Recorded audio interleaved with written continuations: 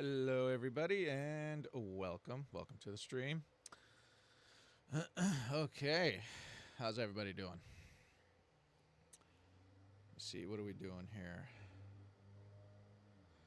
Yes, I fixed where it says no NoMaskGames because it was someone pointed out that it was MoMask. There was a typo and it said MoMaskGames, and I was wonderful. Thank you. Thank you. MoMask. Yes, welcome to the MoMask stream. All right, guys. Today's more of the same. Today, it's chatting, reactions, and gaming. And we're going to continue with more Hue. We're at part 5 now, I think. We're at part 5. I tried streaming it a little bit last night, but it was too late. It was way too late. I got on late, and I was only able to, like, clear one room. I wasn't able to even, like, get anything going. I cleared one room, and it was a really difficult room. Like, this... My brain felt like it was melting from this one sequence of puzzles from that room. But yeah, we're doing Hue part 5. We're gonna play some other games. Maybe, I don't know. There's probably a couple of more trailers or whatnot. Maybe we'll see what's going on. California, I heard things are getting even worse. Something happened with Gavin Newsom. I don't know. We'll see what's what. But yeah, it's the Friday stream, and I know it's late. I was supposed to get on at 5 sharp, but I was on a phone call. Hold on, I'm just making a announcement right quick.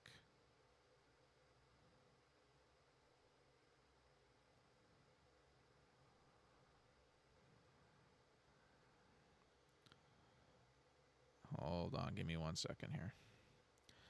Do. See, now I got that stupid song stuck in my head.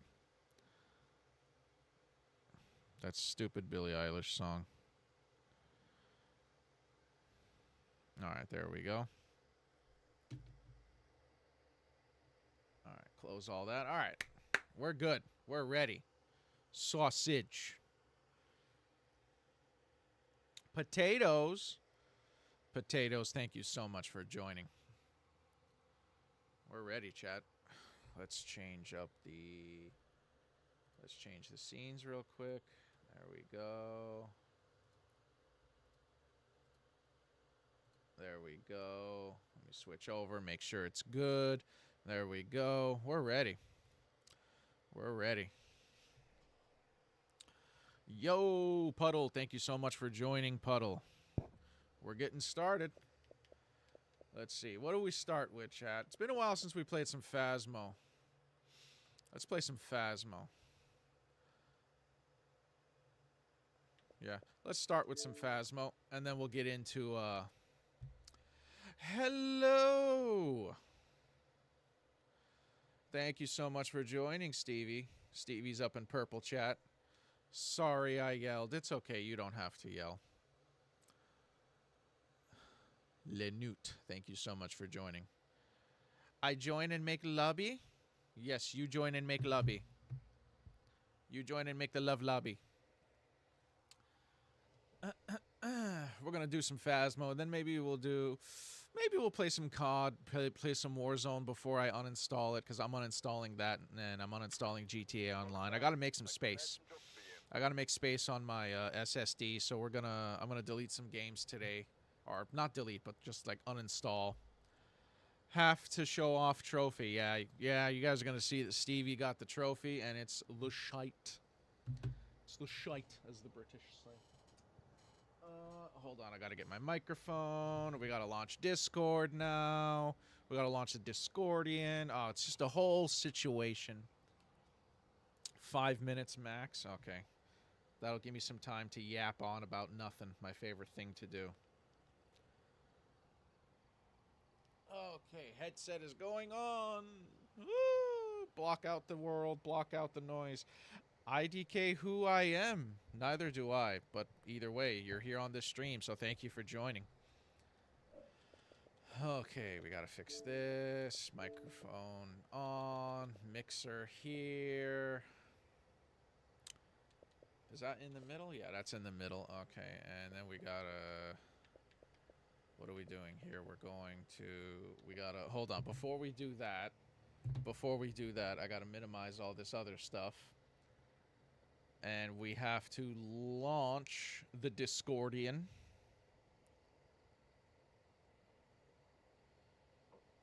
Of course, it's updating on my time.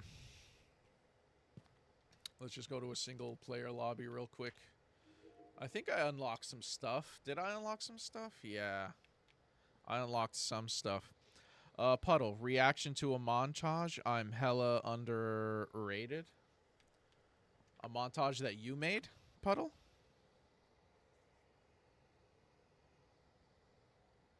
I'm underrated too, man. Come on now. But I didn't make any, I haven't made a montage. I wouldn't even know how... Oh. Like, I just figured out how to just... Not even edit. I don't even call it editing. It's just like, snap to the next scene. You understand? I just figured out how to use CapCut to some degree. Hold on, I gotta change the, I gotta change the HDMI here.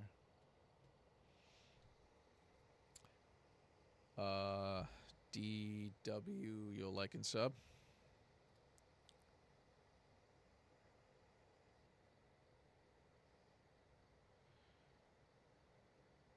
There we go. There's the Discord. Hold on, chat. Hold on. We gotta fix the Discord. Because Discord and OBS hate each other. Discord and OBS just can't stand each other. And I know I say it every single time I go live, but holy shit, dude. Discord and OBS just hate each other.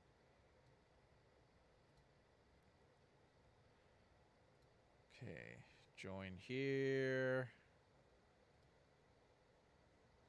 Boom. Okay. Sure, I guess while we're waiting for Stevie. Bailey Connor, thank you so much for joining. Okay, minimize this. Bring all this back up. Bring this back up. Code sent via Thok. We'll put it in the chat and we'll look at it later. Puddle, put it in the chat. We'll watch it later. We'll do some Phasmophobia and then maybe some COD, and then when we get to the reactions part of the stream, we'll look it up.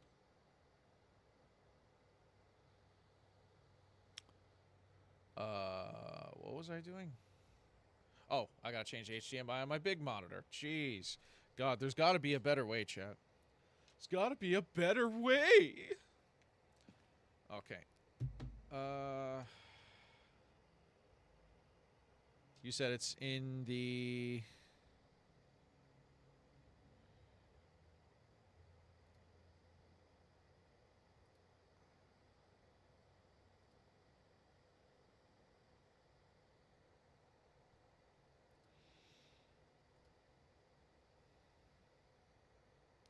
Bugman, thank you so much for joining. We're going to join Stevie here in a second. All right. She sent it. Okay. All right, hold on 1 second. I just have to close...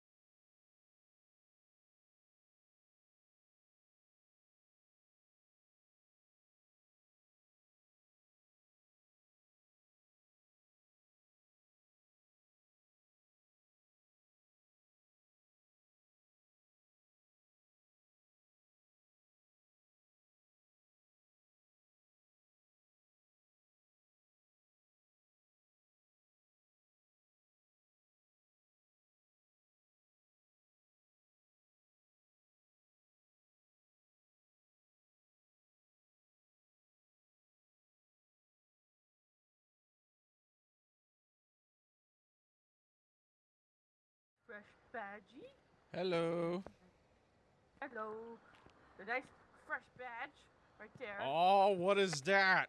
What is that, chat? What is that? Oh my goodness. Hold on. Where is it? Is it over here? Is it over here? Can we see it? Is this it? No, that's from No, the no, stupid it's over Easter here. event. Over here. Right here. Oh, I don't see it. Oh, You it don't? You doesn't should. it doesn't come up for me. Really? It should, because I created the lobby. Oh, it just shows your stupid stuff. Yeah. Maybe if we, like, start a game and go back in. Well, I mean, all right, chat, if you're looking at this, Trey, thank you for joining. You could see it right here. She's got it. You could see it right there. She did the Apocalypse Gold. See, Apocalypse Legend, Apocalypse Gold. I have that one, and this one, and that one. Yeah, she has all of them. She's got all of them. It might change once we do a game. I don't know. Are we doing Discord? Yes, or... we are doing Discord, yes. Let me go in. Thursday 172. Okay, mute that. Now we gotta go into OBS.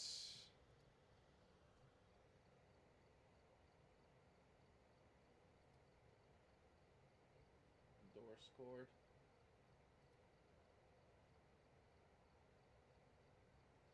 Okay, hold on here.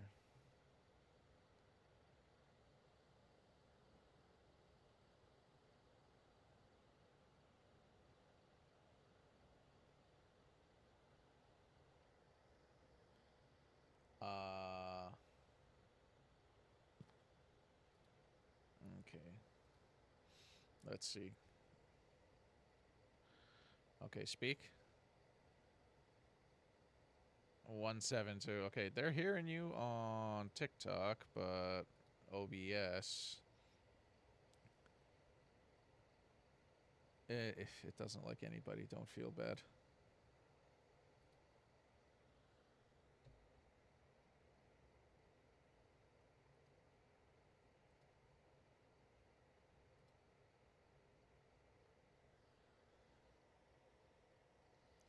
Oh my god.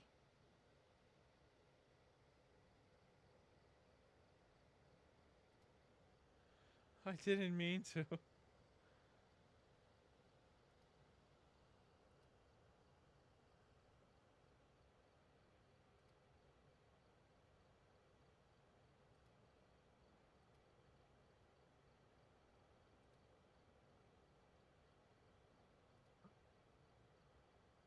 Alright, can you hear? Hello, I can hear you. I don't know if anybody else can. Oh, yeah, let me, because I muted the Did you? stream because it was echoing. I can Yeah. go back in and unmute it. Did you joined stream, right? Yeah. Also, chat, this is a good time to say that there is a NoMaskGames Discord. It's coming up if I switch it to mods, but we're not on mods, we're on stream, but if I'm on stream it doesn't work, so I don't know. Actually, I can hear you. I don't know if it's if I'm muted or yeah. You muted me on the other thing. I can still hear myself on I your. muted you in game because otherwise I would hear you twice. Yeah, no. I can hear myself on purple chat. Okay, well then I guess it's working.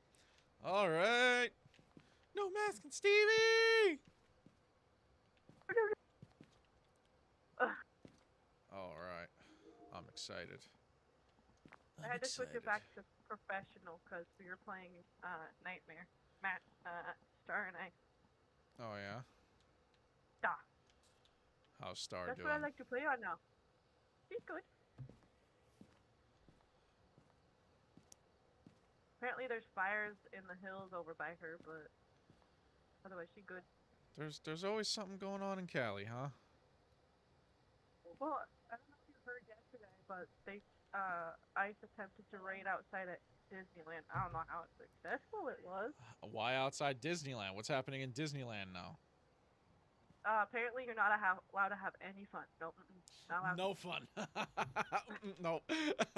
I love the way you do that. Nope.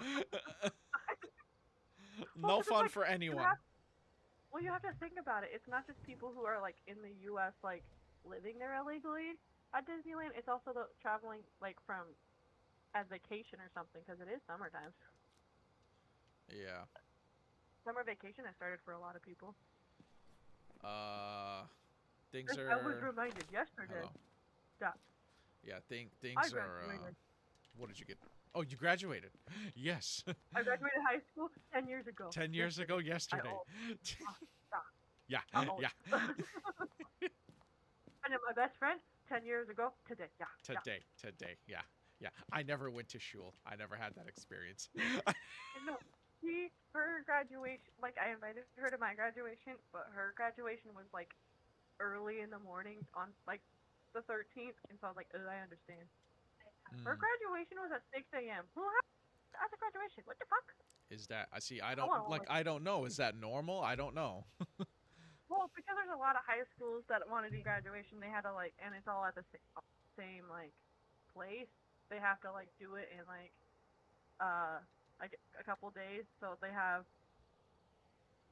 two the day like last day of actual school, and then they have three the following day, morning, mid, or a lot. No, I don't think it's three. I think it's like four, but more the following day, like early, mid, afternoon, and I think evening. Mine was the last day of school. I was exhausted. Cool Me so kid. Thank you for joining. after. See, well, I'm like, no one believes me when I say I legitimately never went to school, so I don't know if that's normal or not. I don't know if it's like, does it happen early, late, in middle of the day? I don't know. What time do the graduations normally happen? It depends on each state, because I know a lot of states don't have like if you're a smaller state with not that many people, they probably have it all in one day because not to not the people, but I don't know. Hmm. All I know is I had school after, and it was like midday. So then I went, got food, went back home, got ready for said graduation. Had to be there by 3 so we could do practice and stuff, and it started at 4. Stuff. Yeah. Are we Russian? And then I almost, this is how clumsy I am. I almost fell off. I fell down the stairs walking off the Right stage. here, down the stairs, right here, Yeah, right here. Like I was like, on this. this I was dusty like, carpet, right here. this is Stevie. This is Stevie. Da da da. Almost, you know. Almost.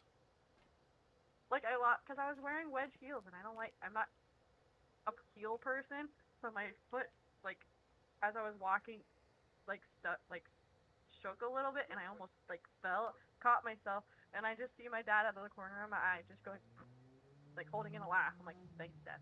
Thank you. Appreciate you. Wonderful. All right, let's ready up.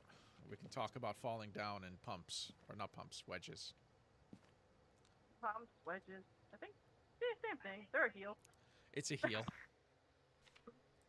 Heel toe do-si do. I asked Star that one time. I was like, "Do you not wear heels?" And she was like, "No, I wear heels." I mean, as I say, if I'm want to wear heels, it's like small ones, or I do wedges because I'm more confident in wedges than actual. You've got more width with a 10,000. wedge.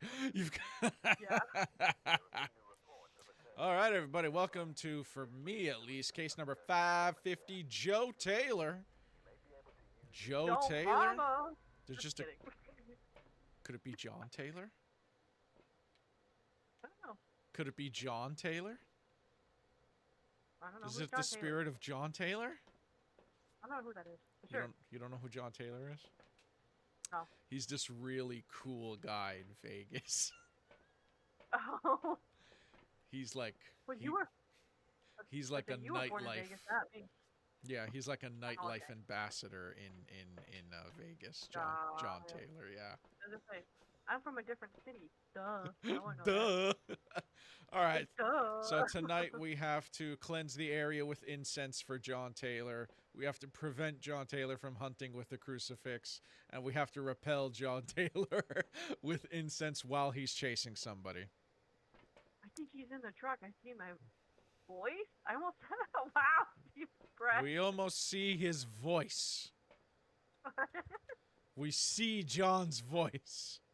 It's Joe. It says Joe Taylor, but is that just like a misspelling? Could it be John? Oh, we have hiding right here. I hide from no man. look, a bone. Boop. A Fine. bone. We have hiding in For the hallway. boner. I'll check the Hi, Chris. basement. Short girl. Thank you so much for joining. All girls are short. Now we That's just have to find actually, Chris that's not out there. true. All the girls in my family are tall. Oh. All the I'm girls in my average. family. I'm the same height. I'm same height as my mom, so I guess I'm. I don't know. In the Discord, like, you look very tall. No, I shorty make short. Well, not shorty make short. I'm like 5'6", which is average. Oh, it's over here. Yeah, it's right here. Dodo, right here. I gotta go find the cursed object. Don't play with it. I haven't found it yet. Oh, we got EMF 5. Oh, that was quick. It said hello. I is writing here. Why you walk away? I said oh. All right, so Ooh, tarot card. we got EMF 5 right off the rip. I found some cards. Nice. Duh. Step on it right. Here's the camera right here next to this plate. What plate down? All right, we need a camera in here. It's throwing stuff. Get a camera. It's right here. It's throw. I heard it throw, but oh, this plate. It's throwing like plates and forks and stuff. It's throwing plates, It Stevie. hungry. It wants food. Yeah. Okay. It's throwing the plates like, The bring me hungry. food, damn it. Fine. I'd like to open this cabinet, please. Here, will a potato suffice you? Have a potato. A potato. I love potatoes. Bro. No! Potato bro fell on the floor. Colton, Here, thank you for potato. joining. Hey, would you stay still, potato? Jesus Christ. Okay, let's see. How would we do this? Put this like right here, right? Where is it? I don't know. I think it's behind you. Oh, it's right here in the sink. Too late. Mother of pearl, fire on the poop deck. Alright, camera is on the blue bench if you need it. Okay.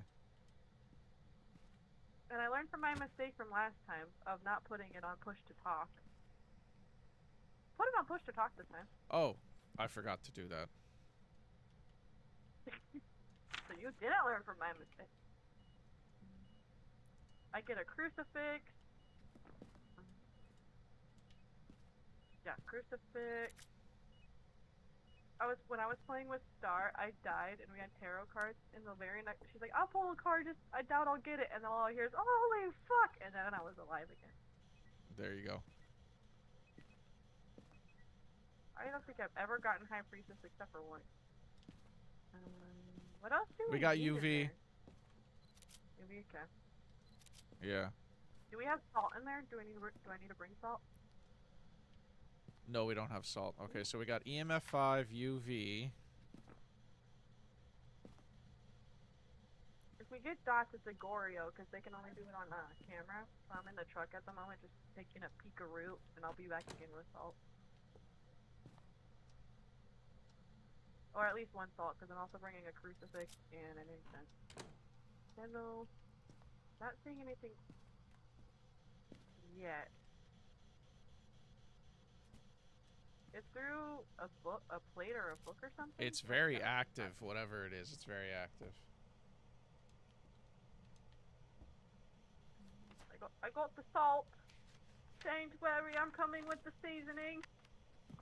We Finally. have to season my ghost. Finally. Seasoned food. Oh, I see where you... Okay, here's this. Is it cleanse the area or while it's shaking? Both. We'll do area first. Ah-ba-doo-ba-dee. Smash Ah-ba-dee-ba-doo for now. I am a tree. Okay, that's been used. I don't know where you want the salt, like right here? I stacked it in the pile of 3. Yeah. Did we get freezing temps yet? Not yet, but it's teasing with temps. Okay. It's stepped. So like I know I put it somewhere. It's stepped. All right, that's it. We're done with photos. Okay. All right, let's check again for temps. 34.5. 36. 33.8. 34.5. 36.6. Yeah, it's like, it's teasing. It's teasing hard. Hard, eh? Alright. I'm gonna, I guess, stay in the truck for a minute. Oh, we gotta check for orbs. I don't see orbs, but I'm checking to see if it's like dots, because of like the whole only on camera thing.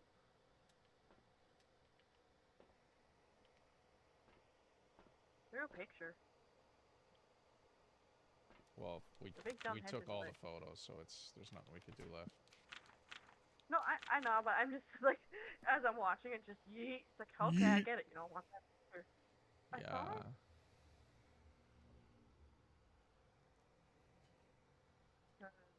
No dots, no orbs. Definitive no orbs, because I'm not... Oh, ghost riding. Ghost Miling. I wonder what it is. Alright, we just need to cleanse it while it's... Chasing. Chasing and crucifix. I mean, we can pull cards. If we get death, it will eat the crucifix all up. Yeah, it will, because we got the tier, or you got the tier 3 cross now. Yeah, I guess just do that. I got it. As I said, I got it because, you know, Apocalypse took me 5 years. Oh, there it goes. Just do that. We didn't even have to. Yeah, didn't even have to. Think it. No. No, Not words. The words. Okay. Well, now that I ate that, we're just gonna take that outside. Yeah, just take it outside. Okay, so if it's in the kitchen, it's gonna start hunting there, and I don't think this is a good idea right here.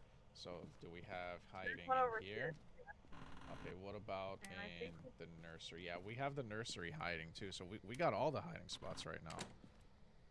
That nursery hiding spot? Oh, fuck it. Fucked with the breaker. Alright, I'm going. Okay, I'll be right here. I'll be right here. I'm doing the brave thing. Going in the dark with my big ass flashlight. Okay. Well, no, because I put my flashlight down over there so you could have it for whatever you needed. So I could grab more. So I want to use the firelight and just be like, hello! Oh, look at the wall. You know what I'm saying? It will be a repeat of the whole basement incident that one time. If you have me. The basement incident. Do you not remember that with Kayana? How I couldn't exit the basement and I was just like, what the? Okay, fine. I don't remember. Because I didn't have my light on me because I was upstairs and I was trying to hide in the basement. I was trying to use my firelight to get out. And it was so dark and I barely could see anything. I just kept running into walls and I was like, how do I exit this stupid place? There you go. And Kayana just goes, are you lost? Do you need help? Yeah, I'm special. Alright, here we go. Let's see what we're drawing. Here. Oh, we're not. Here we go. Yodeling you.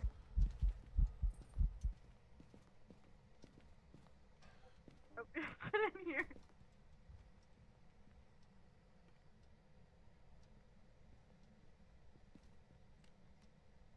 Run. Yes, we're running.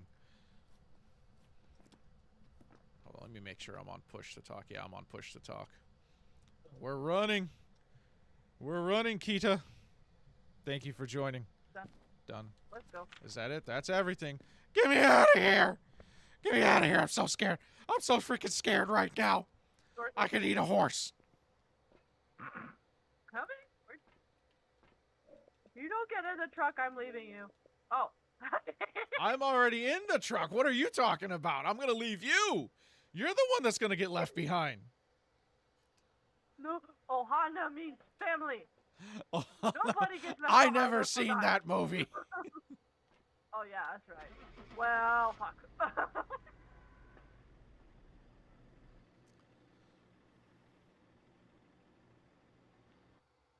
No, he's going to scream in our ears. Welcome back. I've got some jobs ready for you. Dude, even when you lower the headset, it's just screaming in your ears. Let me tell you, man, I do miss using my other headset where I have the mixer and the volume just like right on my ear. I don't have to bring up the thing every single time, the menu. Hey, turn around. Yeah, turn around and look at the trophy case. See if it changed anything. See if it changed. Oh, there it is. There it is. Yeah. Feast everybody's eyes on Stevie's apocalypse trophies. They are not mine, they are Stevie's, just so everybody knows. I'm not that good at this game. Damn hard for those. Okay, Anna, what's happening, love? Oh, now she can see. Toxin C, thank you so much for joining. So we got the orange, bronze, and we got the white, bronze, yeah. and we got the yellow. The gold one, if you can, I don't know if you can tell, but It's like sparkling. Yeah. When I first got them, I came over to the trophy case and the silver one was missing. I'm like, what? So I exited the main menu area where you choose single player and stuff. Turned around, I'm like, oh, there it is. There it is. It was a weird 5-second glitch. But oh, there it is. Oh, there it is. A 5-second glitch? Are you sure? That or just didn't spawn in right away, and the other two did, which was weird. Because, like, I had the bronze and the gold trophies, it just didn't spawn in right away. The silver one. Well, this is how you know that Stevie's a pro now. And if you want to play with her, it's $100 minimum. So go ahead and follow her on all platforms and send her the $100 so she can play with you. But I play with NoMask for free because he let me mod for him. Yep. That was the deal. That was the deal. But there's hardly ever moderation going on.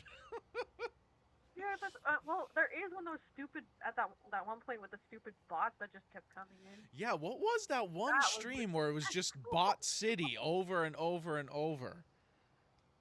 I have no idea. Like, that was straight harassment how much I was getting with the bots. Like, I have never gotten that many bots that much during one stream across all 3 platforms that I stream on. Okay, I'm ready. No, you don't get to fix your loadout. You don't get to fix nothing. You don't get to fix Nathan. Do you want equipment, young lady? No, I don't want... I don't want equipment. You don't want no equipment? I don't want equipment. Primitive run. Primitive run? Primitive run. No equipment. Okay, right, I can Kayana? take everything off. Right, Kayana? That's because you a crazy lady. Well, everything except for the 2 things I don't really use. But if you want Kayana's those, you just add like, them don't yourself. involve me, please. Don't involve me in your craziness. Don't do it. How are you on this cold and gloomy Friday the 13th? Oh, I should have called this the Friday the 13th stream. Instead, I just called it, like, chatting, streaming, and multi-streaming. Chatting, streaming. Chatting, streaming. That's English right there, sir. Yeah. Like, I'm looking at my title right now, and it's just, like, live, multi-streaming, gaming, reactions, chattings, and Hugh Part 5. At least you're not NoMask anymore. Yeah, I'm not now. NoMask, yeah. It's my evil twin, NoMask. He's the opposite of a streamer. I didn't even notice that. That was funny when they pointed it out. I was like, yeah, oh, I didn't notice it. Welcome, everybody, to case number 551, Doris White. Tonight we have to blow out a candle, rappel while chasing somebody, and escape during a hunt. Okay. Okay, breaker's on. Let's do it. Let's do it. No hiding in the garage. No hiding in the garage. You already have temp, so I'm bringing UV. Yeah, I have temp and the camera. I always start with those 2. Well, see, I'm not used to playing, because like the last bunch of times we all played together, it wasn't on Discord. So you were in the house and I was still in the truck and I heard you. I still heard you in my head, and my brain was like, "This is incorrect. Something is wrong." Oh, we got orbs right here. Right here? Yeah, like You're hearing right, things again. I think you need to use. like right between, like right Oh, where, kitchen. like the orbs are right in front of the bathroom. Oh, Ouija board. Here, I guess It's we'll. in the kitchen. It's 5 degrees. Yeah. Here's your fucking thermometer. Thank you. Stupid head. Well, I asked the board where the bone is. Where is the bone? I don't know why we had to curse the temperature gauge, but sure. Where is the bone?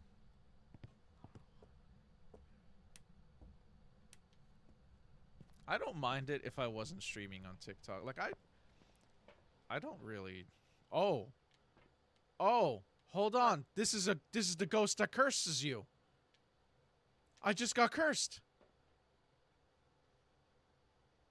We were only in there for a minute, and my sanity's already at 56%. Oh, that's lovely. Well, mine's probably like 0. Probably should leave. No, you're at 90%. It cursed. But wait, it isn't Mylings that are the ones that curse you? We just had a Myling.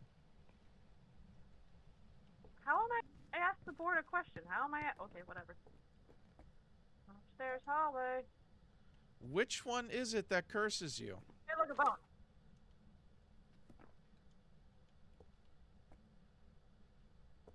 I think that's the, Moroi? Moroi, yeah, we had a Myling. That's like, it's something with an M. I don't freaking know. It's one of the M ghosts. It's one of the M. Oh, forgot to look. Hold on. Hold, please, while your party is reached. Please hold while your party is reached. Yeah, God, I hate that. Hiding. Hiding is up. You have hiding upstairs. Oh my god. Where are you? Hiding in the hall. How old are you? Okay, hold on. This isn't working. I need to put it on text. There is something. Hiding. There should be a camera in the kitchen. I put it right in front of. Oh, we got dots. We got orbs and dots. We got orbs and dots. And it's not a Moroi. I'm lighting up the places that have hiding. So it's upstairs hallway and upstairs blue room. Okay. There's a camera here, you said? Yeah, right here. Oh. I always leave the camera. Did we find the cursed object? Yeah, I used it to find the bone. It was the Ouija board. Oh. So I got bone and I got Ouija board. Okay, we got That's the what two. I usually go in for. Yeah. That's what I'm the professional photographer. Colton Lockhart, thank you so much for joining. That's a college football name if I've ever heard one. Colton Lockhart.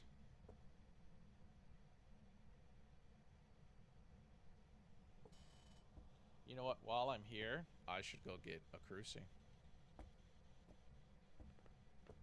You just send a text to my mom real quick.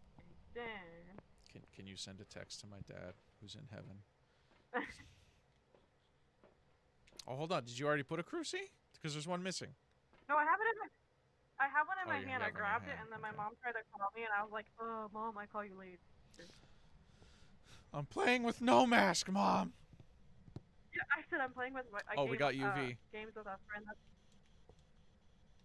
Okay, so yeah, so We have hold on. UV. So it's a banshee. Banshee. Oh, lovely. Then you're the one that decided it. Like, why does it always choose you? Why? Cause let me tell you why. It's my devilishly good looks and my perfect beard. All right, we could turn this off since we already have all the evidence. So we got orbs, dots, and UV. Yeah, usually my mom usually likes to talk on my day off, but she usually calls me earlier than now. That's why I was like, oh, she's busy. She's not gonna call me today. I lied to myself. Do you want another cruci? Oh There my was god, plenty this of thing photos, is right? touching everything at once. I don't even know what to take a picture of. Repel, incense. Oh, we need a firelight. Oh, it's called firelight, salt, and cruci. Sorry. I'm back. I This heard that. thing's being thrown in here too? Did it? It can't. Banshees don't change rooms, so that can't be it. I don't think. I'll put this here. This is it. I'll put this at the hallway. Alright, I got that picture. Delete that photo. Delete what photo? Oh no, you got it. I thought you said delete a photo. Sorry, I was hearing things. No, I didn't delete any photos. How many events is it gonna freaking do? Come on, Ghost. Jesus. Do we want more salt, or is 3 salt enough? Three is enough. Ooh, I am insane. I need to take some juice. I am Yeah, insane. 40. Oh, it just burned. The one in the hallway or the one in The one in the kitchen, it burned. well, no, that's like the one that I put that's like by the kitchen table, or the one that's like in the hallway kitchen area. The one that's in the Okay. kitchen. I don't know how to describe it other than the one in the kitchen. Well, I put one in the kitchen too. That's why I was asking. I quit life. Do you want more salt? No, Also, we have come 3. take medicine. I am. Gonna stab myself. Okay. I'm just gonna get it over with. So, we just need to repel while it's chasing and escape it during a hunt. That's easy. That counts for both. One hunt will count both of those together. Alright, we only need 2 more pictures and then we're done. Yeah, it can be assault if it ever steps through it. Ave Maria! 1 more picture. Oh, that's Hey, Ghosty, you want the party? Come here. I play this lovely piano for you. Isn't it beautiful? Oh, we might want to remove the crucies then. I'll get the one over here. That's cut. Stevie, I have to pee. Go pee! I'm in the ghost room. Well, then go leave the house, and I will attempt to, not die. Sorry, unalive. God, TikTok and their soft language. Are you gonna go outside so you can go pee? Or we're gonna do this first, and then we're gonna pee. And then we're gonna pee in that order. Yeah, and then we're gonna pee. We're gonna pee together. Is it hunting? No.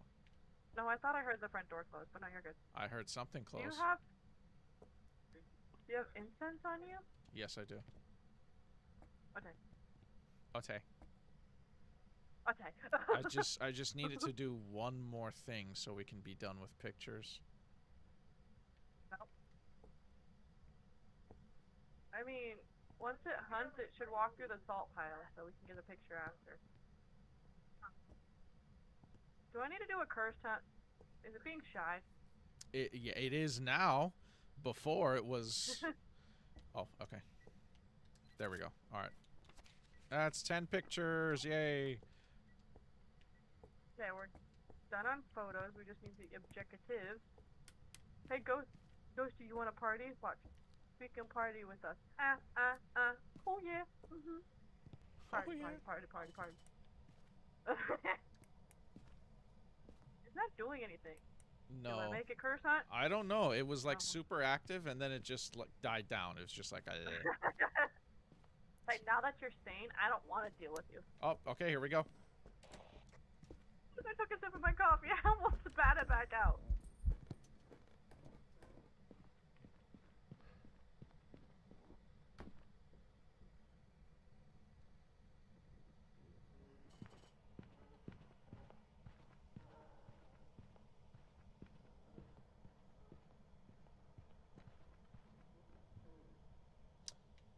So, party with us.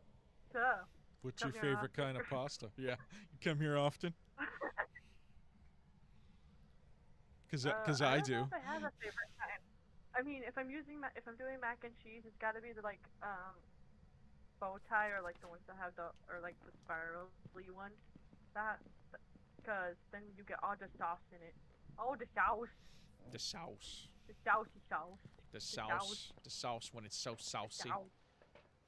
Let me make sure. Yep, we're good. Okay, 3 objectives, 10 photos, and the correct ghost type. Nice. Your sanity is 21, and mine, well, was 21. Yeah, and mine was like 11 for a second. 22 like and the same, 12. like, It's a perfect age gap. That's perfect. I mean, if you're Prince Charming and Snow White, sure. It's the perfect age gap for a Disney movie.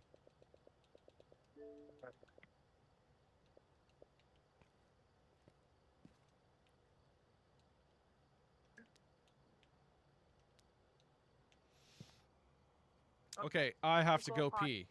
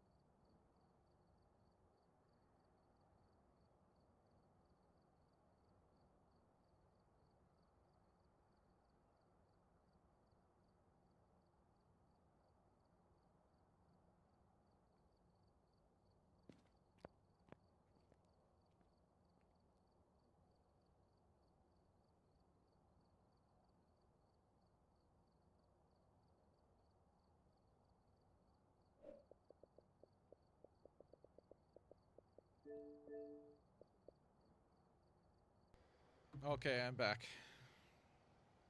Welcome to back. Welcome to the back. Everybody's favorite part of the body, the back.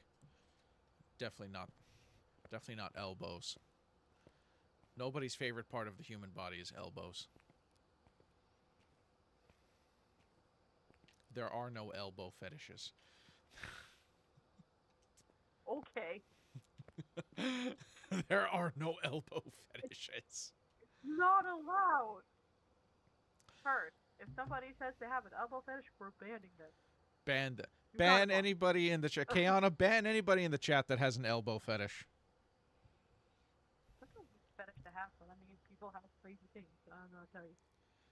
Okay, but see, like, there's a lot of, I guess, which is, like, these days considered normal. And then there's, like, the weird shit, you understand? But you've never run into anybody. Think about it. You've never met anybody who was like, look, I don't know what it is. Elbows just turn me on to the max. There is no elbow fetish. And if you have an elbow fetish, you're lying. Welcome, everybody to case number 552. Raymond Corrigan? That's a name. More incense, parabolic microphone, and witness an event. Okay. You're an event. I'm an event. I am an event. I am an event. Just you wait. I'm gonna be making more money off this than Amaranth. Hey, look, a bone. Because I gotta do this the hard way. God didn't bless me with giant boobs, so this is gonna be difficult for me. Oh my. Oh. What? It's okay. Listen, it's a curse having those.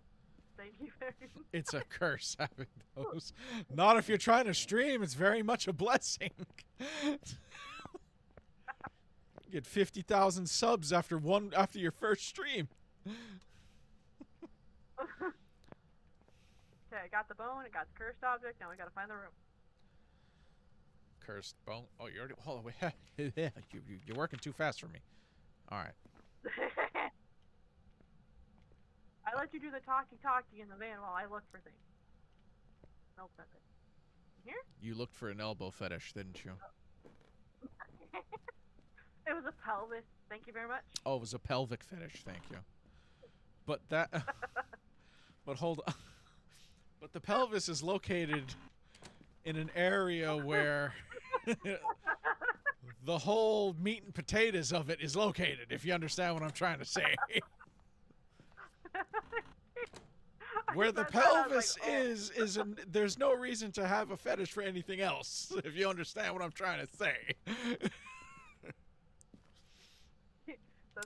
Gens, thank you so much for joining. Okay. Well, I'm going No. upstairs. If only I was a No? girl with giant boobs, I would have like 50,000 subs already. I mean, wouldn't we can even make have that to edit possible. any videos. I would Sure. just one stream. Hey, everybody. What do you mean? No, there's nothing wrong with my shirt. You know? It's currently taking a shower, and wow, just threw that in front of me. Thanks, ghost. It's upstairs in the. It's not, yeah. I I was guess just the about room. to say it's not down here. It's in the potty. Ooh, freezing temps. It's in the bathroom? It's yeah. So we got freezing And we got temps in the freezing temps. bathroom? And we got orbs. Yeah. We got orbs and temps? Yeah. Okay. The only reason I knew it was this room is because the shower was on. The shower was on. That was the only reason. Oh, I'm so. I didn't knock. I just. Oh, and we got barged UV. in. We got UV right here. Take a picture. Is that it? Will it count as a picture of you, me? It's a Yeah, that's so Hantu. weird. Well, we need. What Hold else on. do we have? We have orbs, ultraviolet, and freezing temps. So we need spirit box to make sure it's Whoa. not a mimic. M word. M word, yes. That is actually banned. That is actually. Blame Anthony. It's his fault. It is his fault. Yeah, I like walked. That was just perfect timing. I'm like, oh, I found the room. Check Why do you- temps. Oh, look. Why do you keep dropping Negative your flashlight? 0.2. Hi, Stevie. Kayana's Because- saying hi to you. I don't know, because I like carrying a lot of stuff. Okay, well, I put your flashlight right at the door for you. And I'm gonna go get my own I flashlight. like leaving it upstairs so I can grab it. Well, fine. No, I don't can have want it, to I touch don't that care. flashlight. Oh, you might have done some. Wow, I You might have can touched fuck- it in some kind of weird way. I got dots. Book writing and spirit of boxing. You got dots? Why did I grab dots? We have no.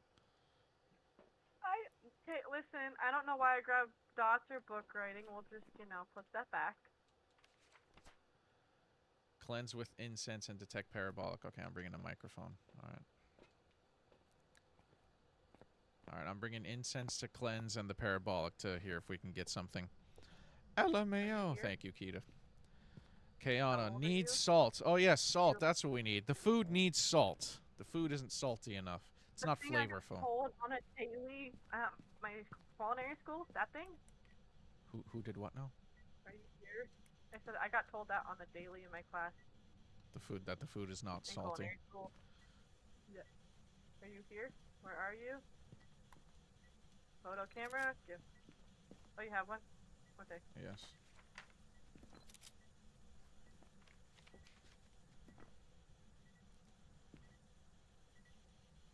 Okay. We got dirty water picture. Fine. It's a dirty foot picture.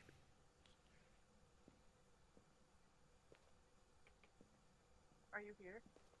How old are you? Where are you? Are you here? Doesn't want to listen to me. Delete that photo. What was it, this door? Yeah, it was that door. So that means that there's also a handprint on that door. Oh, I got it. Well, bam. Okay. Okay, we need one more photo. Well, bam. Photos are done. Okay, photos are done. Oh, That's there's a ghost hunt. event. Oh, that's not a ghost event. Okay, I lied. Oh, crap. You'll survive. I believe in you. You'll survive. You faced worse. That ball. I faced worse. You faced worse.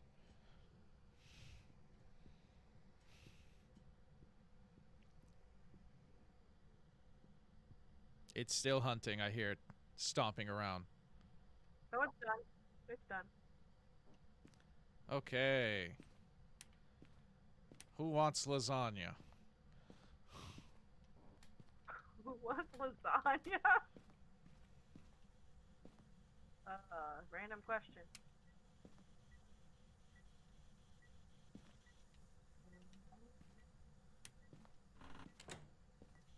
We need incense. Ooh, we need to taking some pills. I am insane.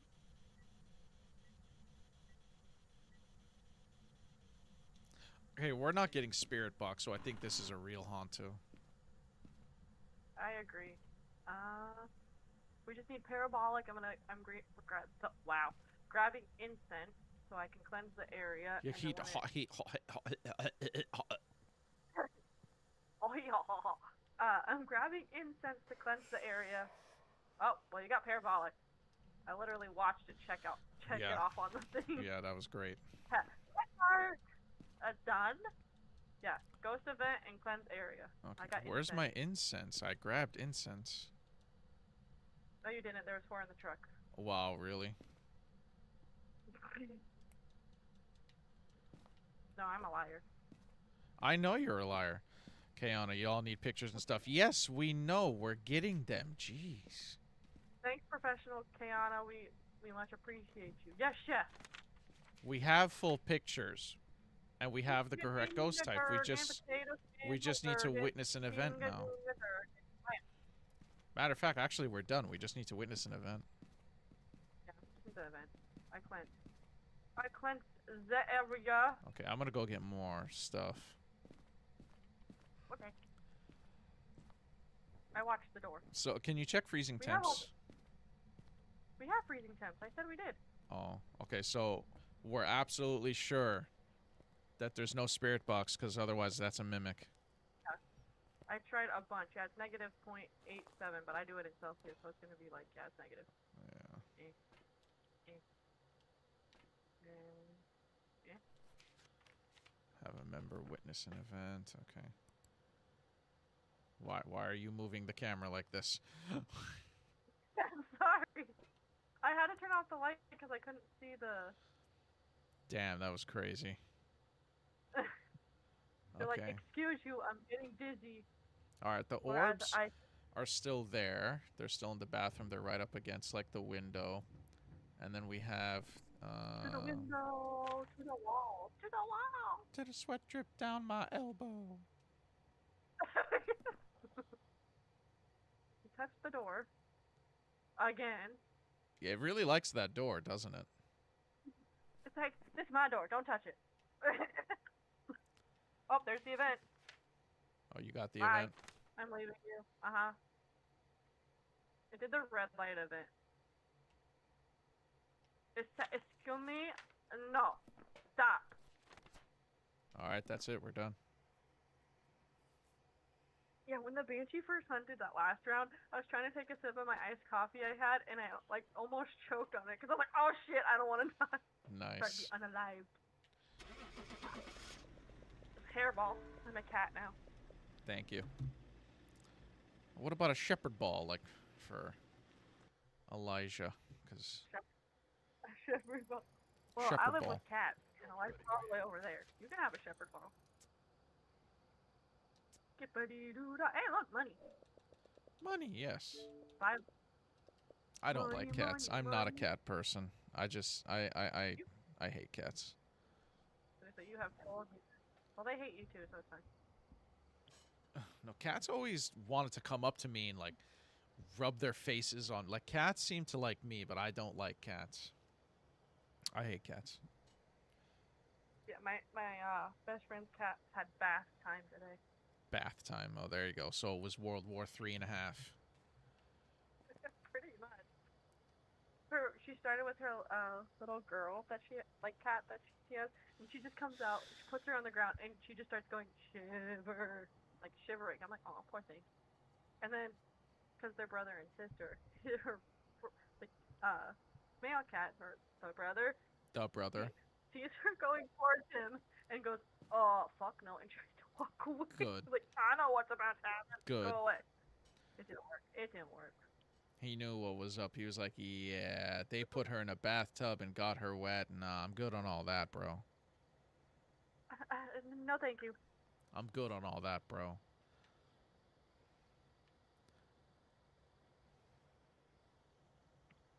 What is it? It's almost 7. It's 6:45. Where's Star? She had to do errands. She got off with me at like 4:30 and said she had to do errands. You guys get off at the same time. That's amazing. No, I had today off. She had today off. We played Phas for like a couple hours together since I couldn't do it with her last night because of the storm thing. Because the storm set. And yeah, thank you. You guys really connected, huh? The three of you.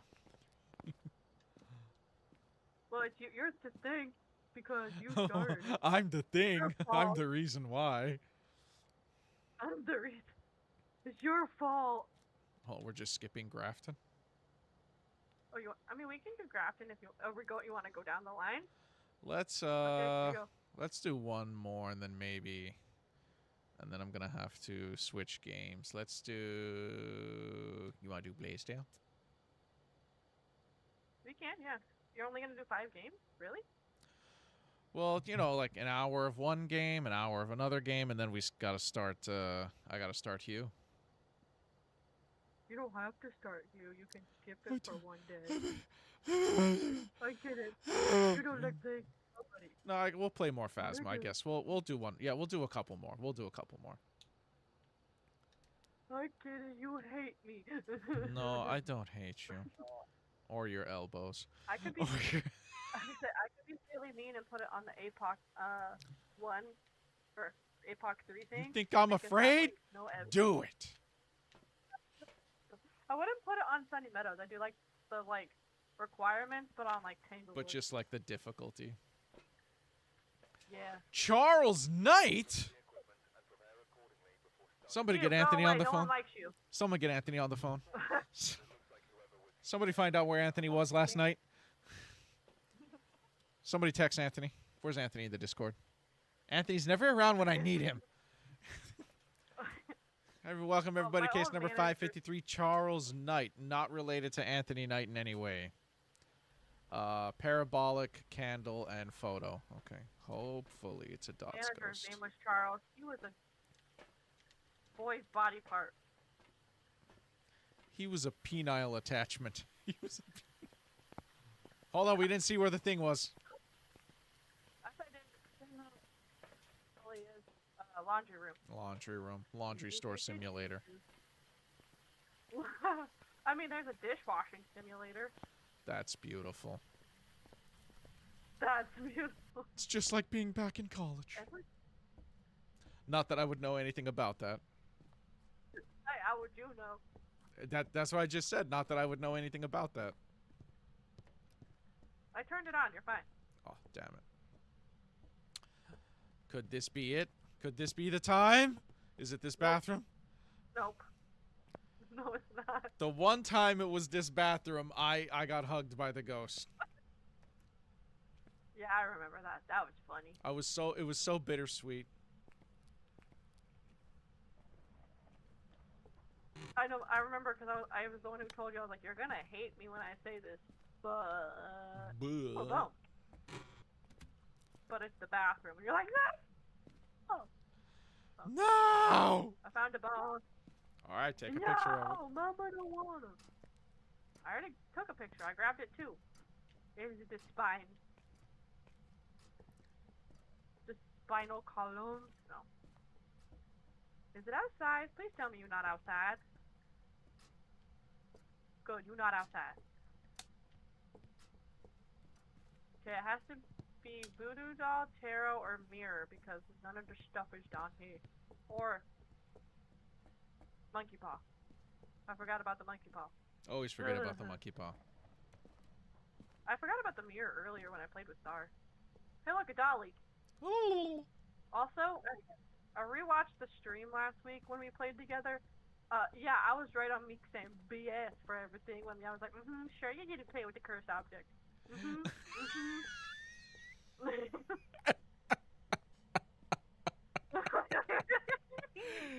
was like, I don't believe it. I rewatched it, I'm like, okay. I said hi.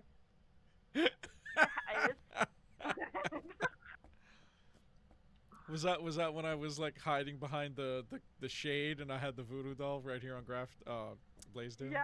Yeah. Is it in the hallway? I swear I saw my... I'm so confused. I don't know where I am right now. I legitimately don't know where I am. Okay, here I am. I found myself. Yeah, I was hiding like right here where the like what covers are, and I was just and I threw it behind this little like briefcase so that you wouldn't see it. Yeah, that was like, I swear I just You was watching that and you were just like, yep, that's what it was. That's what... Today is the day Stevie learned that she can never trust NoMask again. No. When it comes to the cursed object, you can't trust me. But see, I never used to mess with the cursed objects. It was y'all that made me like that. You're welcome. I never even used to mess with the cursed objects. It was y'all shenanigans that made me that kind of Phasmo player, the one that's always sneaky with the cursed object. Sitting in that hallway because I originally saw my breath there, like the hallway by the bedrooms and trophy room, game room thing. Because I saw my breath there originally, and then no, maybe not.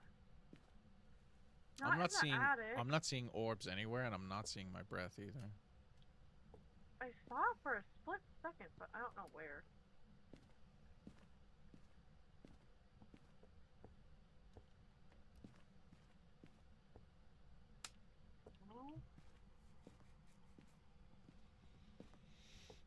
Help unlock, where it is. No?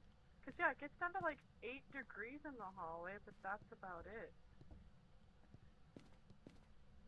Let's check the place no one wants to check. I checked the attic. You didn't check it the way I check it. Okay, well, have fun. I'll come with you. Moral support. It was like 15 degrees up here. Yeah, 16 degrees. You're lying. It's 59. Oh my god. Okay, Mr. Fahrenheit. They call me Mr. We live Fahrenheit. in America! Imperial system, please! I want to be in America. You know, it's like, 40,000 degrees in here. 40,000. So now we're just doing like degrees Kelvin. That's like the scientists like, okay, measure. Any degree, but the actual one you want. 13. Is it back downstairs? Because I've checked everywhere. Like when you're driving, do you use the kilometers instead of the miles? Okay, are you like, No, I'm doing the speed limit. I'm doing, 80 kilometers, which is, like 30 miles an hour. When I learned this game, because like it started in Celsius, Celsius. I just kind of stuck with it. Okay, that's Ever since you started playing Where Phasmo. is this ghost? Yeah. Where the frickety frack jackpack is this ghost? This ghost is Oh. outside because it's not anywhere in the house. This is an outside well, I will ghost. check. It's an outside ghosty?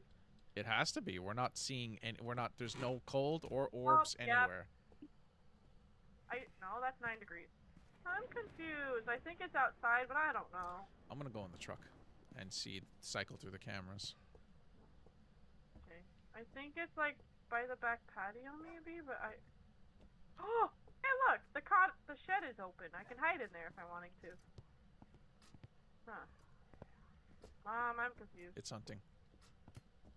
I'm dead. It got you? No.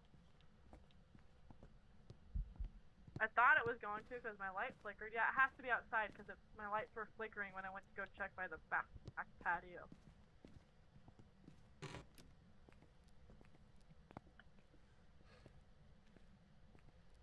It's chasing me. Is it I'm a dead. poltergeist? It's throwing a lot. I know, I saw it throwing a lot though. Could be a poltergeist. A poltergeist. I don't know where it came. I don't know where it came from. You were outside, and I was right in the I was right next to the. I was standing right in front of where the kitchen is in the piano room in the living room, and then it started hunting. But I don't know where it came from. Weird. Okay. So it's in the house. Okay, so it is in the house. I think it came from the kitchen. Piano room? No. Oh no. There's stuff thrown in the dining room. No, not the dining room. No, it came into the dining room. Oh, it's the kitchen. It's the kitchen. I think you're right about it being a polty, though. It was like, I looked at the stairs, and the stairs were just being shitified. Yeah, that's why I was like, Angie Prolty, what did we do to piss it off? Jesus. I hid in the shed, because the shed was actually open on the side of the house. I ran into the bathtub. I know, I saw it, your lights start flickering, so I did the whole, like, attract it thing, just so it would get away from you, so you wouldn't be unalive. At least not yet, anyways. I have the hiccups. Oh, okay. Yep, it's... Shit. It's yep shit? I'm dead. Okay, I'm dead. I got dot, crucifix, and book. I'm just dead. To be safe. I'm dead. The whole... I'm dead. Uh-oh. I got this, don't worry.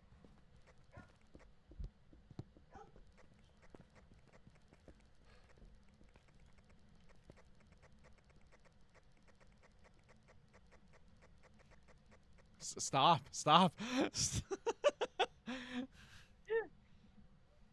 Okay, I had to break line of sight. It's in the, it's not the dining room, it's the kitchen. It's like the actual kitchen. I know. I said that. You did? Yeah, I hear it throwing left and right. It's over. You're good. Okay. You might want to go to the truck and take some pills. Don't tell me. Yeah, I'm pretty sure it's a polty. Holy my god. Holy my god. Holy my god. That's a statement. My god of the holiness. Yeah, oh, wait, it moved to the dining room then, because, like, I'm seeing my breath in the dining room part.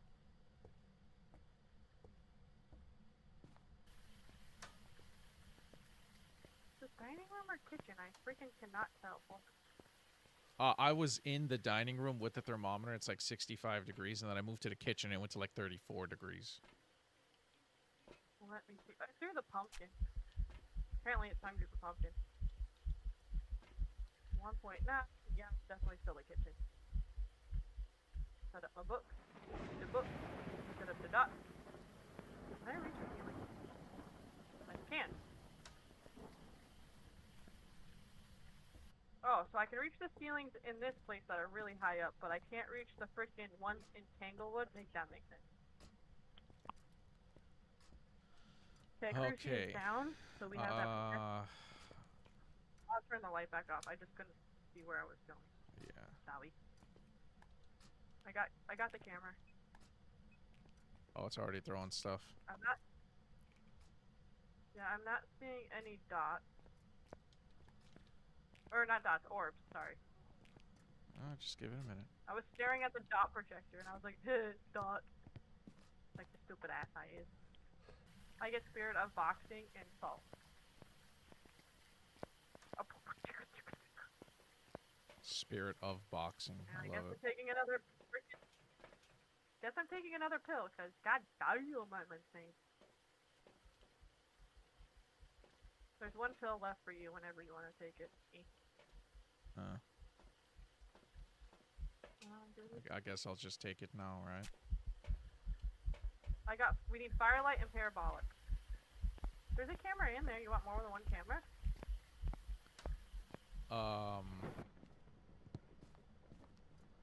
There's a you had a camera camera in there, I you set say? it up in the kitchen. Oh. Yeah. I didn't know. Here, we'll just do this. Okay. We'll just do like that. I'm gonna put this right here.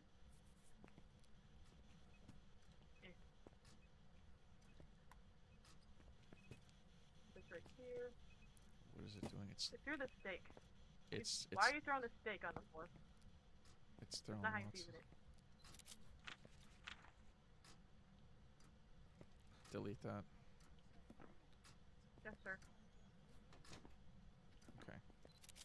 You have to get it at like the right angle. Is like, this no. So there's no UV because it just stepped in that. Is this Yeah. multiple salts? Is this 3 salts? Yeah, there's 3. I stacked them. Is it a mimic then? Mimicking a multi? No, no freezing temp.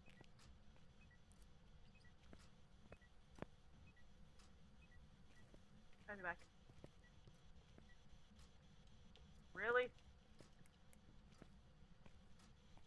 You want to turn on the breaker or do you want me to? You go. I'm gathering evidence.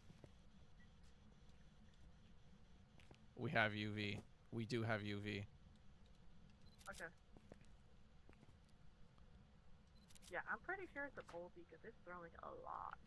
Okay, so we have UV. Okay, breaker is back on.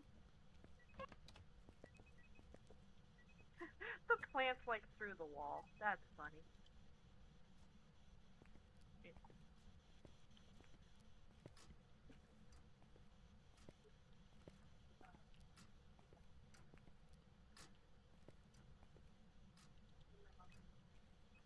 Oh, that's an activity.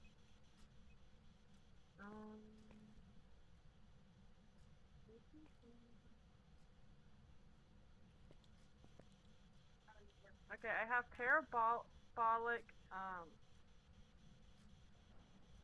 what's it called? The motion sensor instant. We got dots. Yeah, I got check. But Yeah. it's not a full C.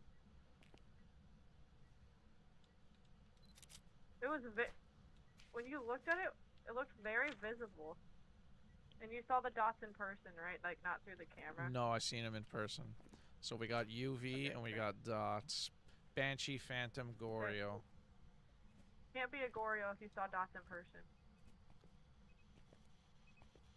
Has to be a Banshee or a Phantom then. Hold on.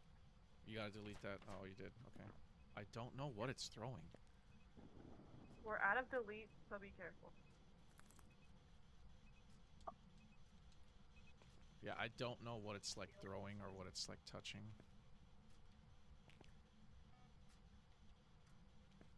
Let's see if I can get a scream of Banshee.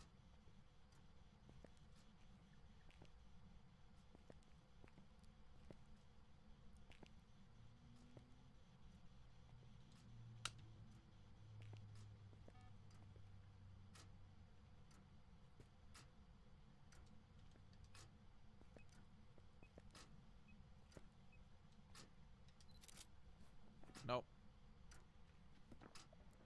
That was just a whisper, so maybe a Phantom? I guess we'll have to, like, make it... Well, we're out of stuff, but so we're not gonna get perfect, but that's okay. I don't know. It's like it's touching the sausages or something, but then when I take a picture of it, it says there's nothing there.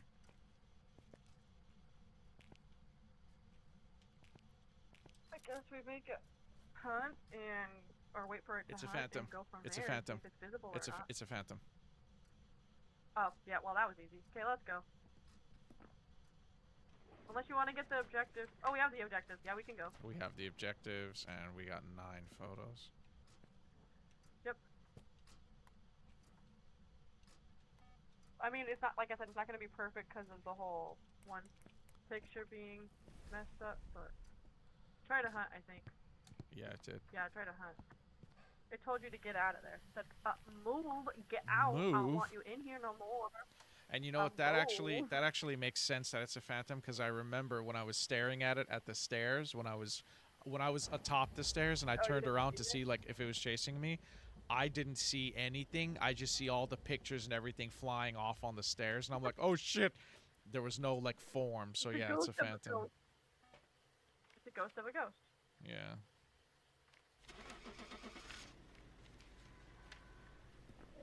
No, it's clearly a pumpkin, because if you look at the ghost photo, it's a pumpkin. It's a pumpkin. It's a pumpkin. Sorry, it's a gourd. Welcome back. There's some jobs ready for you.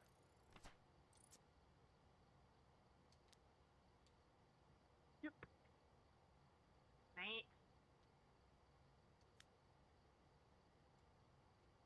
We can go camping, Willow Street, and then if you want to call it, I guess I'll allow it. You'll allow it, yes. I'm just kidding.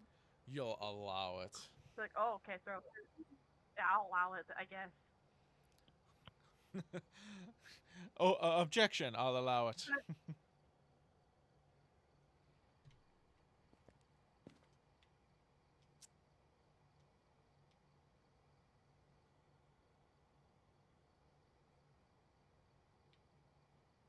Oh, yeah. Monday was a series of events for Stevie because I got my apocalypse, and then shortly after I got my apocalypse, I got a text from my friend back home, and she told me it's my best friend, other best friend. She's gonna be, she's pregnant, and I'm gonna be an auntie. Check the equipment and get set up before it's Nice. Congrats. Yeah, I was like, David yeah, I get to spoil my child. Spoil. But did you say you got hexed? No, I got texted. Yeah, I got hexed. Oh, you know? okay. I was like, Dummy. what Yeah, kind I of got a friend hex. is she? If she's, like, getting bird carcasses and, like, samples of blood and trying to hex you. She's like, hex. By the way, I'm pregnant. Hex. Yeah. Firelight, witness an event, and cleanse the air in here and using incense. Okay.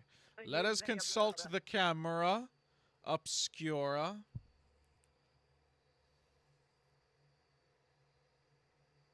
Not Carzo Tarot. Let's gather around this campfire and sing this campfire Yeah, there's nothing there. Okay. This and this. Ooh, barrels of death. Ooh, board of weed. Let's ask important questions. Board of Ouija? Where are you?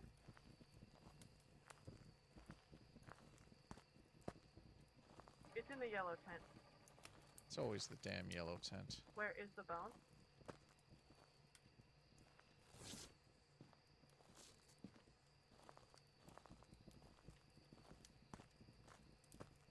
Goodbye. Okay, ask the important question. Where's the bone and where it is? Yep. Okay, so Important question. no... Yeah, those are the important questions.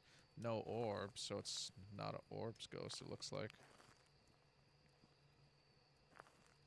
Oh, I forgot to turn on the breaker. That might be helpful. The breaker is on. Oh, it's on. And we do not have the god tent, but we have the coolers. I think it touched the cooler. This cooler right here, the ice chest.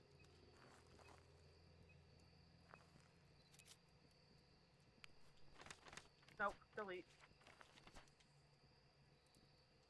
It said yellow tent. Did it move? Because it's 8 degrees. I'm not seeing. No, it might take a minute to like cool down. I'll just put this stuff here. Oh god. What do we do? Where do we go? Behind the coolers, if you can make it. But it sees us. We're here. Oh. Nope. Not gonna get me. Mm-mm.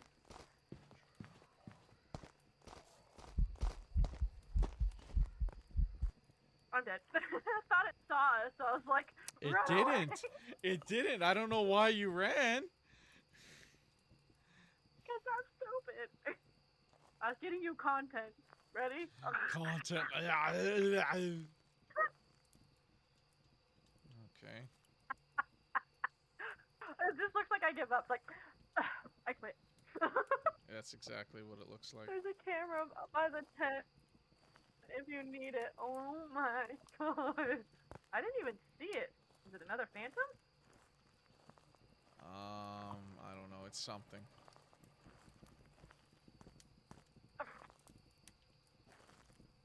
I was an idiot, that's why.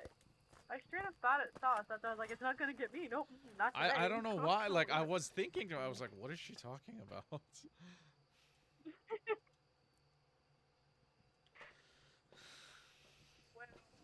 Whale shocked. This is my emotional support football. Good to know. Sorry, American football.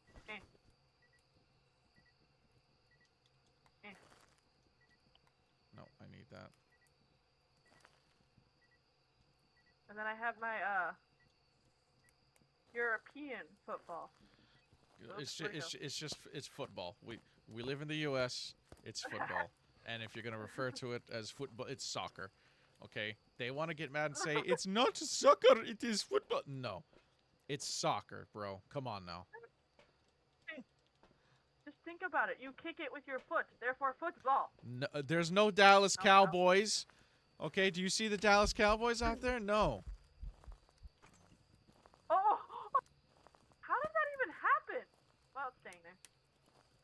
Oh. Okay. Is it eventing or is it hunting? It's both. It's an eventful hunt. What?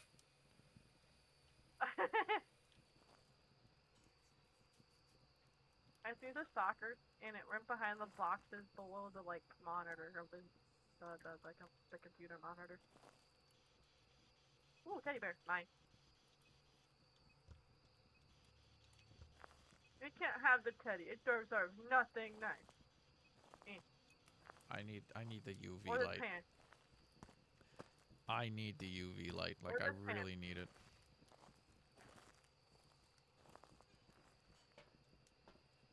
Or this knife. Can't have that either. Or the spoon. Or this fork. Not allowed to go picnicking. Taking all its utensils. There you go.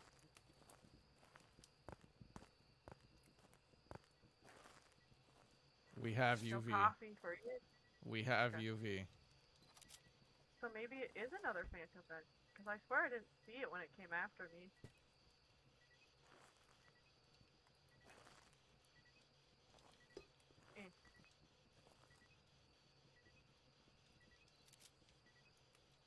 I think no book for you. Can't be knowledgeable. No, not allowed. Can't be knowledgeable. No other book.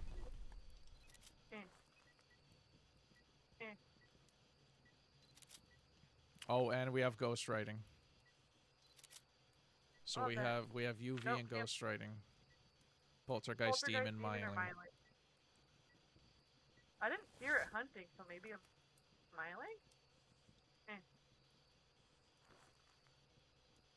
An elderly victim. And a spirit box. Oh, spirit box. So it's Poltergeist. Okay, we It's gotta my blow cat. out firelights.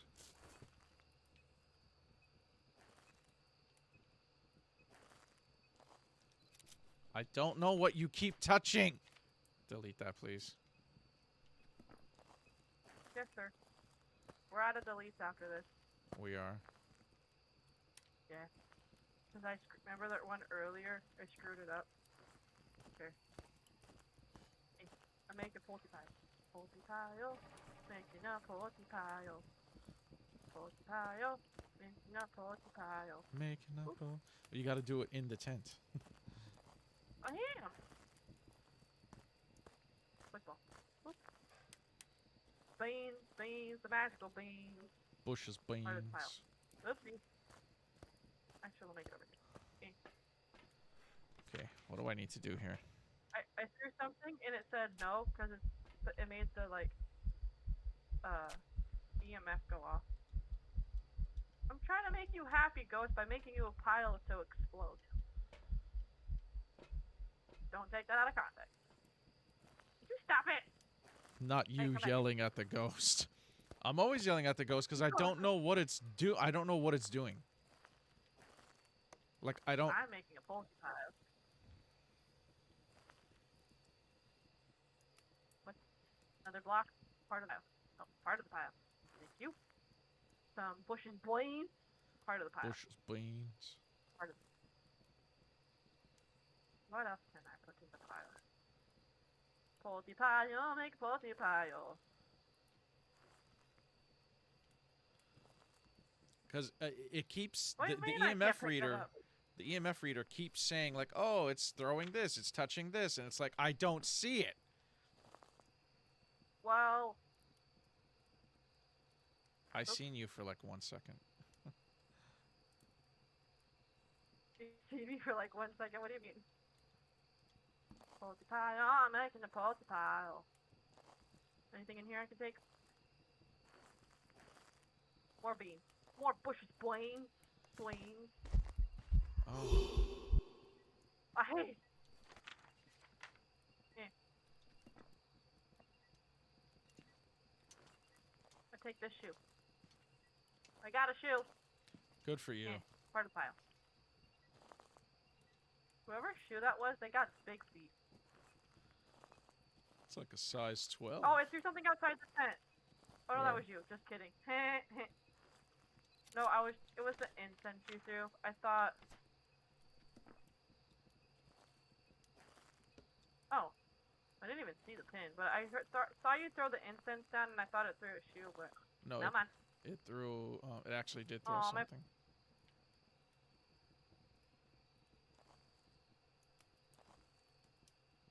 My shoe.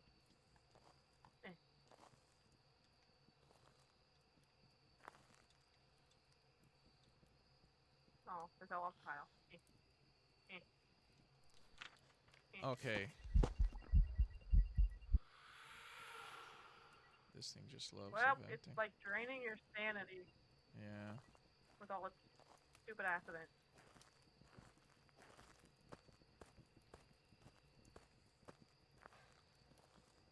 If I throw another shoe on that, it's gonna fall over. So, Blaine's it is. Which is Blaine's. Bush's beans.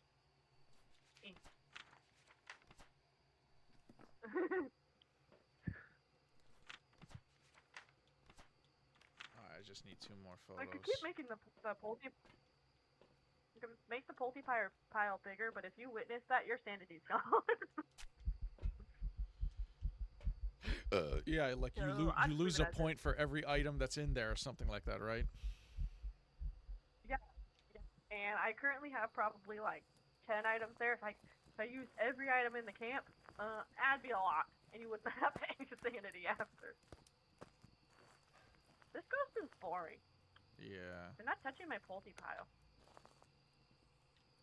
Okay, hold on a second here. Fine. I Because you need- like this pin, if I put this pin on it, will you explode it? No?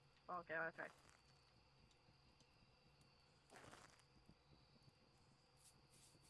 What about this pin? Alright, we don't If I need. put this we pin don't on need it, will you this. explode the pile? No. Shut up. There we go.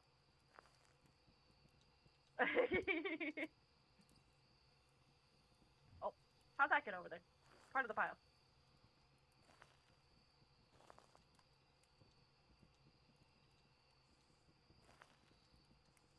Did it use a victim's blood to write? Because that's a lot of red. I see red. Right. Red! Fire!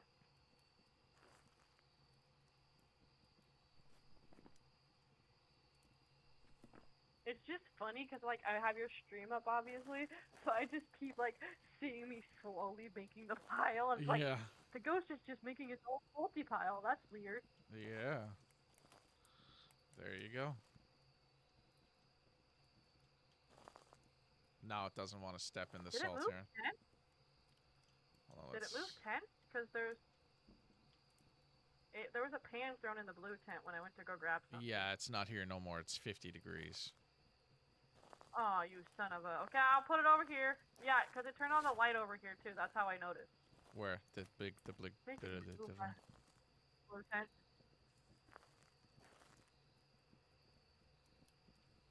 Yeah? Is it in this tent? It's not cold.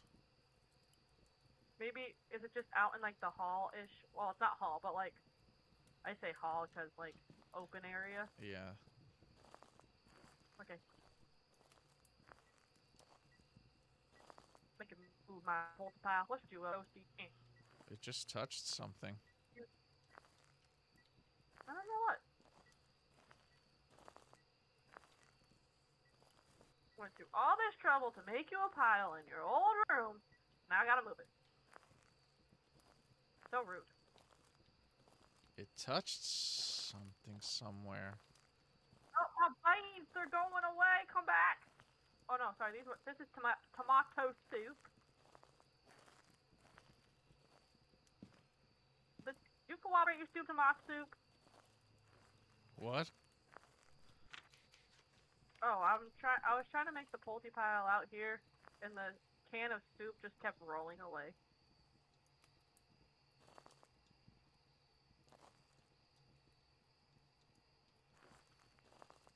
Stupid freaking. Okay, hold on. I need to do something. 54, 53, 58, 58, 57. No? Where'd it move to then? 55, 53.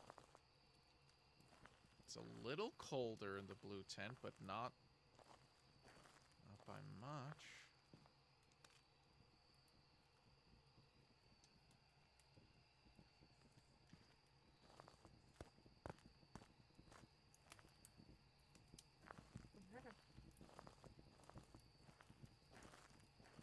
Is it in the white tent? Okay, you know what? It's just right here, because there's a... It's 70 degrees, and then I come here, and it's 55 degrees. So there's a 20-degree difference right here versus as soon as I leave this area. Yay, bigger room to make a poultry pile. Okay, so this is it. This is it. Continue with what you were trying. He's moving around. I make you my poultry pile. I'm glad. Well, what else I'm am I happy. supposed to do? I'm happy for you. Stay here pretty alive. Goodbye, shoe. Goodbye, Shu. Football. Nope. Foot Thank you. of the ball. Swallow foot. Some bite brains. Bushy brains.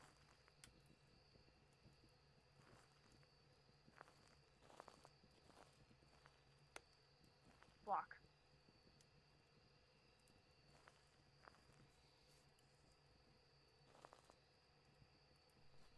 Polties are not you call orbs it? ghosts, right? No, they are spirit box, UV, and writing.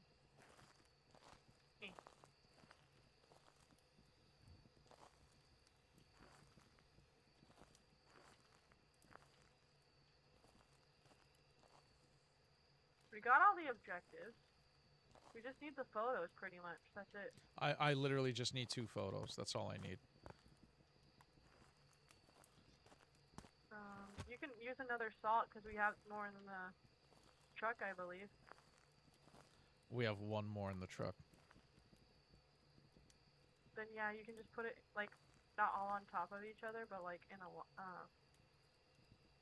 line, so that way if it once it walks, you'll see which ones it walks through to take pictures.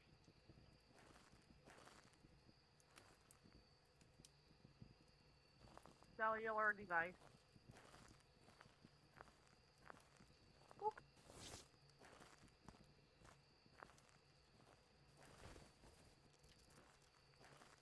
It's funny on your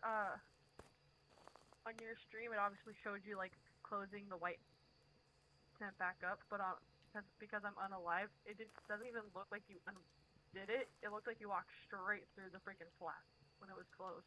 Nice. Yeah. Why can't I pick up the pen? What some malarkey is that? Malarkey. Yeah. There's a pen on the table, but apparently I'm not allowed to touch it. Don't touch it.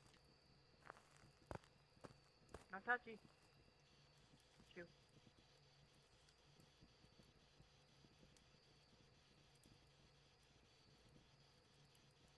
Another shoe. Or I guess wait till it hunts and like lure it that way and like lure it over here past the salt. I have no idea where this thing is.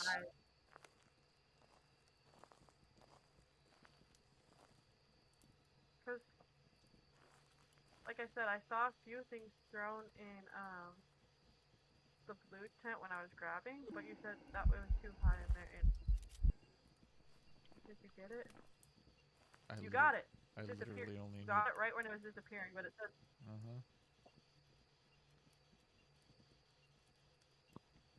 Blow out this light. Blow out this light, please. Blow out this light, please.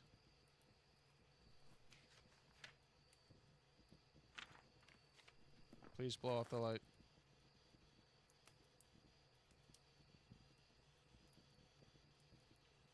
Well, since you asked so nicely.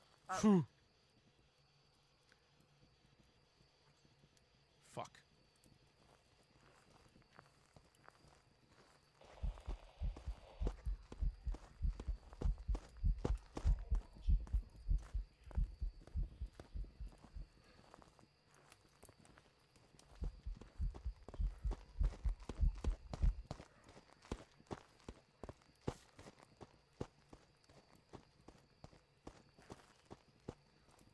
Gave you enough things that there you go.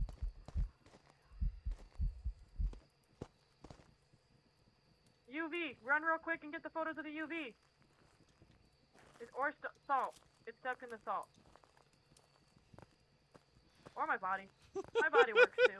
I forgot I could do that this whole time. I was waiting and struggling. I forgot I could just take a picture of you. Yeah. All right, let's go. I straight up thought. I'm in the truck. I straight up thought you already did. No, I didn't. I wasn't saying anything. I didn't. I totally forgot that I could do that. Oh, that was funny. I literally like watched it go around in like the big tent, and I was like, I put enough stuff in the pile, you can yeet that. Nope. Jeez. It did not want to. You were making a really big pile. It did not want to do it at all.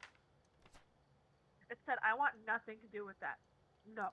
I don't know what. You was doing that for like 30 straight minutes, and it was just like, nope, we are not interacting. And I don't. I appreciate, but no, thank you. Thank you, but yeah, not thank I appreciate you, the gesture, but no. No.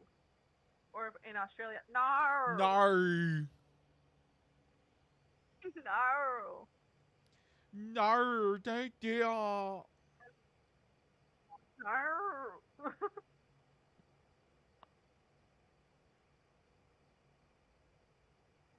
That was funny.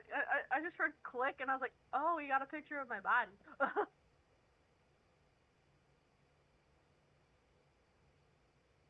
Told you it was content.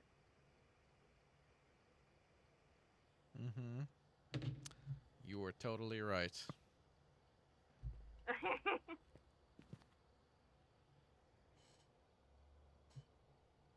Let the bodies hit the floor. Let the bodies hit the floor. Blah, blah, blah. I'm on top of the world.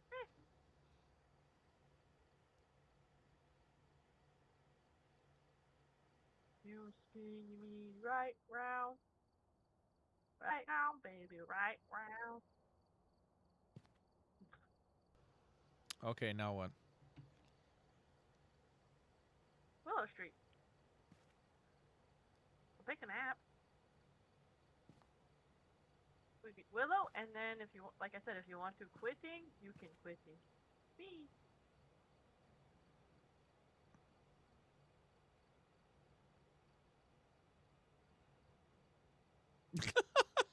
Oh my god. What? She just texted me what she's making for dinner, but she spelled it wrong. I can't. Oh. If the TikTok Oh. stream wasn't up, I would say what she said, You would but totally- I can't. Ah, that's funny. Well, okay. Say what she's supposed to be making without the mistake, and then I think I can take a guess at what she spelled wrong.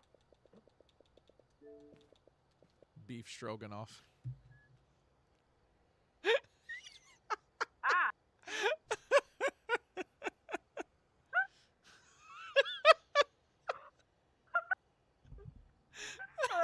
Oh. You can imagine what That's what, like, if came you- out. Yeah. Oh, that's funny. Oh, that's good. Oh my god. That's why I'm like, if you say the actual dish, there's 10 out of there's 10 chance I'm gonna know what to spell it. Whoops. How? What did you think it was? Tell her that. Excuse me, ma'am. That is not. No, I know. Well, I was like, depending. Well, I didn't think it was anything. But I knew it was like gonna be a, like O spelling. Once you said that, and that's why I was like, okay, well, what did it? Oh. Yeah. You can fill in the blanks. Well. Tell her that's not family friendly and it's against chat rules. Oh, I told her what's for dessert. Winky face. I told her what's for dessert. That's funny. Oh my god. She's like, what are you talking about? Oh. Committed now, damn it. Oh. Committed. Welcome everybody to the last case of the day, case number 555, Mary Watts. Didn't we already investigate a Mary Watts? Didn't we already do Mary Watts? What is Mary Watts' problem? She is lonely, okay? What are we doing here? Cleanse with incense, get low sanity, and prevent from hunting. All right. You prevent it from hunting. I'm not doing anything. No. Ooh.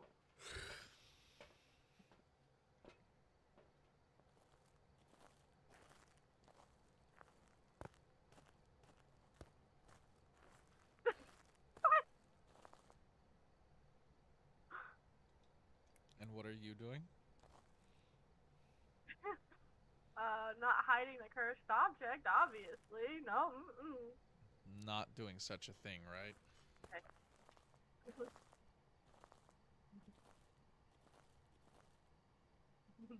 Goodbye. Right, and you're totally not going to use it as soon as I walk in the house, right? It's not in my hand anymore. It's not in my hand. Watch. I'll Yeah, pick up sure. my camera. See, not in my hand. Anyway, I'll go turn on the breaker. Breaker 190. Alright, we got orbs right here. Wow, okay. We still need to turn on the breaker. Yeah.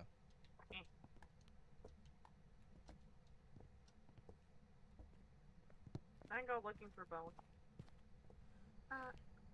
No mask? Stevie? Don't you freaking do it. I can't go get Oh, more things? like, don't you freaking... No, you're allowed. Just stay away from the corner. Oh, okay. Yeah, it's in that area. It's in the little hallway. And what are you doing over here? Waiting for me to walk in? Away. No, I just don't want you touchy. Go away. Don't touch it. No, don't touch it. Mine. That's fine. I'll loop it. I can loop.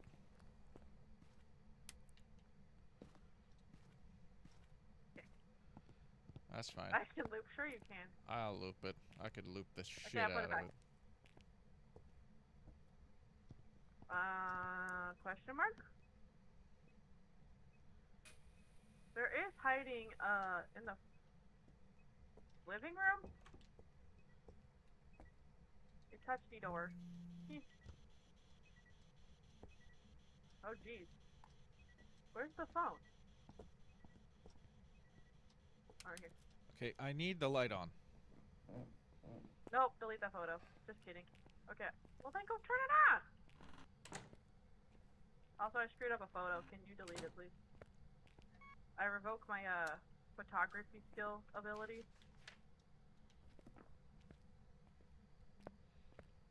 Oh, and there's also hiding in the garage by the thingamajig. The hootie what's it? So where you done it? Oh wow, it threw something in here. Okay. I took a picture of it. It threw that bottle in the bathtub.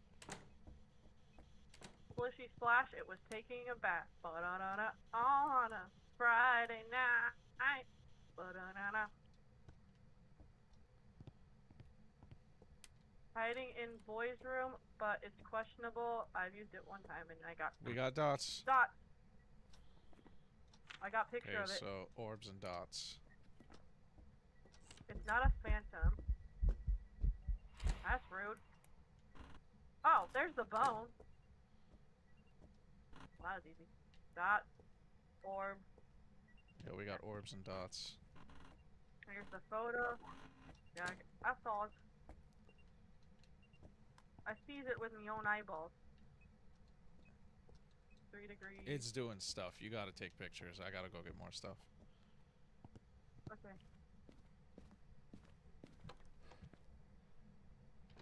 It's also hunting. You see that? I'm dead. I see that. I'm dead.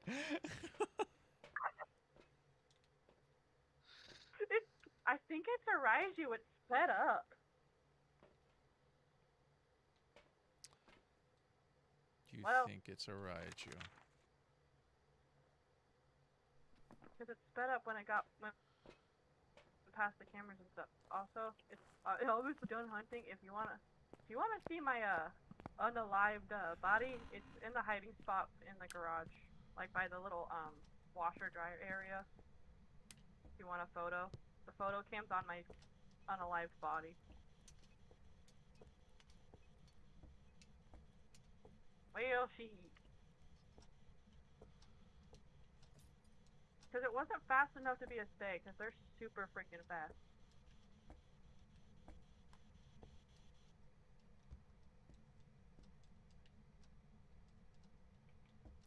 I'm just gonna take this knife and leave. Oh, Goodbye. sounds good. Did you have a camera on Actually, I stabbed the couch. Yes, I did. Okay. I told you. Okay. Forget to take a picture of my... There you go. Yeah, you need to see that picture. Oh, jeez. Well then. That was a fun unalived position. Stab the thermometer. I missed. Die, thermometer. Die. Sorry, unalive. I'm pretty sure you've seen this, but did you hear about the glitch on this map? No, there's a glitch on this map. I can be nice and tell you about it, or I can be the mean person I am and make you do it. Your choice. Am I being nice? Or am I making you do it? Wow, angry. Hold on.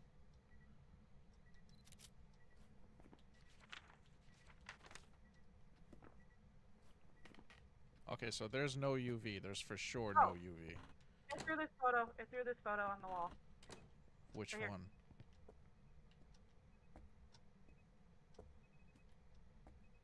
My knife! It threw my knife! Can I pick it up now? Is that EMF 5? No. Okay, mine. Oh, and we have ghostwriting. Oh, okay. So dots, orbs, ghostwriting. It It's a was thing. okay, maybe we aged it a bit then, and that's why? Nope, Okay. it's very Okay. aggressive. Did we get everything? No, Hey, we didn't. come back here. Oh, we did get everything. Yeah, we did. Can you go into the bathroom and pick up the soap for me? Why? Just do it. No. Please? Go pick up the soap dispenser. Okay, hold on. I'm at 0 sanity with a they. Okay, well then take your medicine and stop complaining and go. You're the No, I'm not picking up the soap. I don't know what that is about. I don't know what's gonna happen with that. Please? I didn't use any of the cursed objects to like a good person, so will you please do it? Like a good person, okay. Like a good neighbor, State Farm is there. I even hit it, so I wouldn't be, It's not hidden one, if you I know didn't trust exactly you. where it Two. is.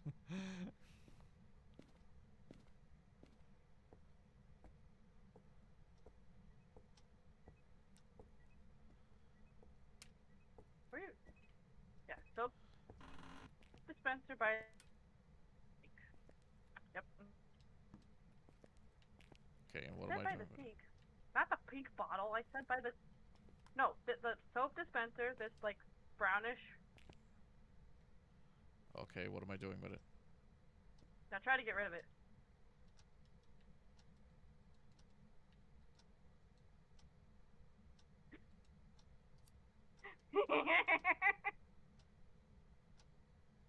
You can't get rid of it, can you?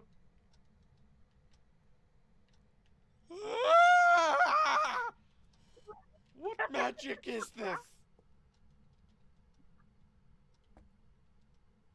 Why? I Why? don't know. I was just watching another streamer that has done games with like B-Town before or whatever, and B-Town? they did it, and yeah, I don't know. It's a What? weird glitch that you can't, once you pick it up, you could cycle through your items and still use them, but you can't put the soap dispenser down. Thank you. You're welcome.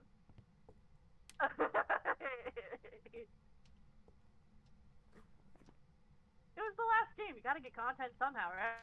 Right, Hey. yeah. Knife. Okay. I made the knife stand up, down, like up. Now just go fall on Upright. it, right there. Upright. Yo. Yeah, that thing. No. Okay, we can leave. Taking my soap dispenser. This is a marble soap dispenser. This is $1,000 soap dispenser.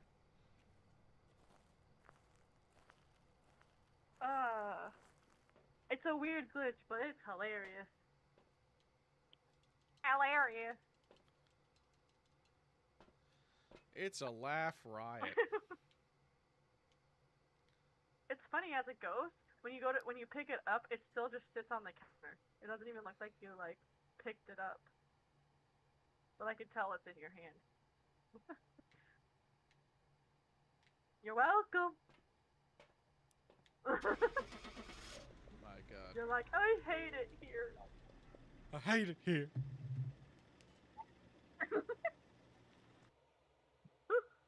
That's funny. Welcome back. That's why I said I could have made you do it while we were still trying to get stuff. But I'm like, that will just screw you up, so I'll just wait till you're done. Oh, look, we're done with getting everything. Can you go pick it up, please? Yeah. I didn't know what you was gonna do. It wasn't anything bad. It was just, yeah, funny glitch. No, I thought you were gonna do something bad.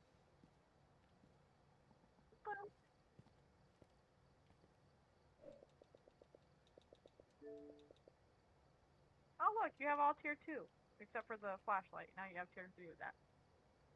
Yeah, I got one tier 3 thing. How do you know that? How do you see that? Oh, My I'm watching your flashlight and my EMF reader are tier 3. Which I literally just unlocked this, just as you were saying it. EMF. Well, I literally just got it just now. That's what I was like. And then obviously, I can get tier 3 headgear and sound sensor, but I don't use them, so I just thought it was stupid. Stupid. Hey, look, I have 37,000. I wish I had that much in real life. I've got 10,000. If I had 10,000 right now, I'd never leave the house. You'd never leave the house? I would never leave the house. That's funny. Hello, I thought you left to go make our beautiful dinner. I'm leaving now. I had to make a meal plan because I don't want to keep going to the store. Hold on 1 second, Or chat. did she go to the grocery store or whatever?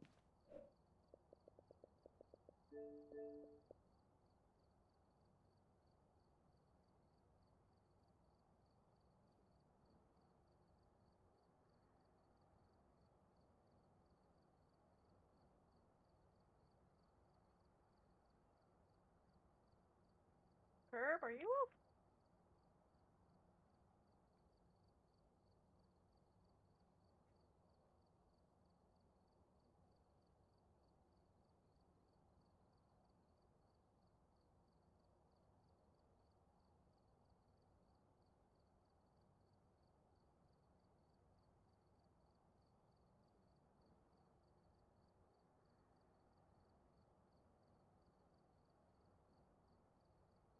Dun, dun, dun, dun. Dun, dun, dun, dun.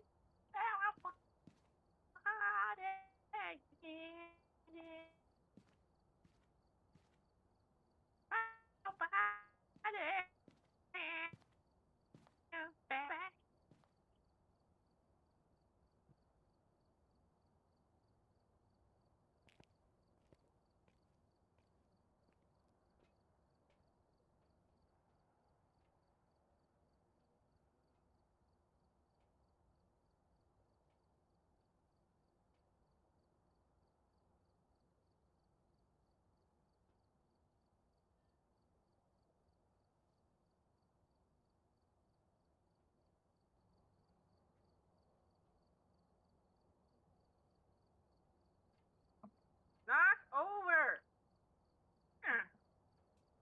What is this bullshittery? Stop it. Seriously? There it goes. Simba! Oops.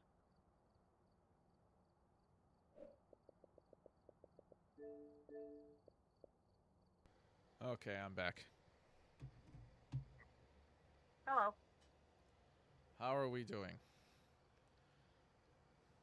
Stevie, what was you doing while I was back? How are you? What do you say? Why is Kayana freaking out in the chat? What do you mean? How is she freaking out? She's freaking out. Like freaking out good?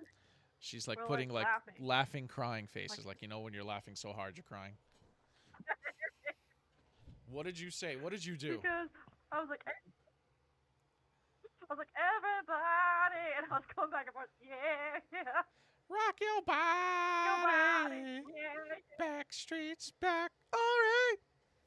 Like back, all right.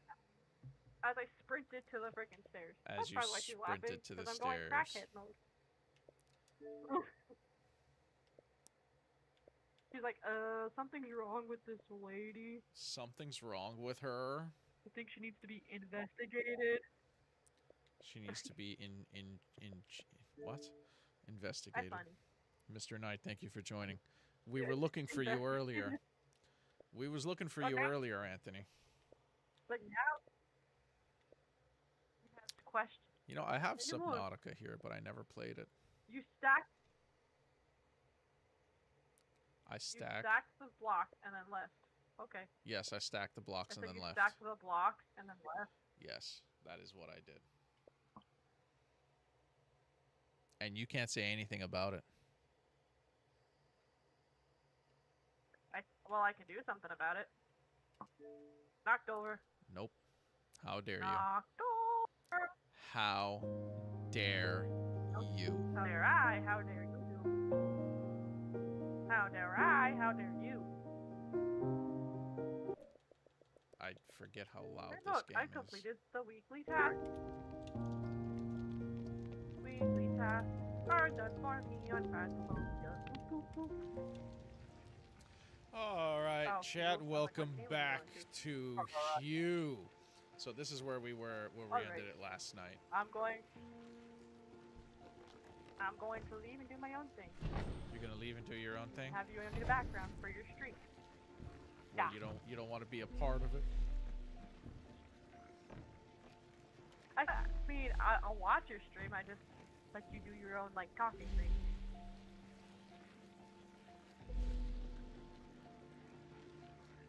So for everyone who's been watching, Bye. bye. For everyone who's been watching, okay, for everyone that's been watching, and if you know, then you know. Okay, hold on a second.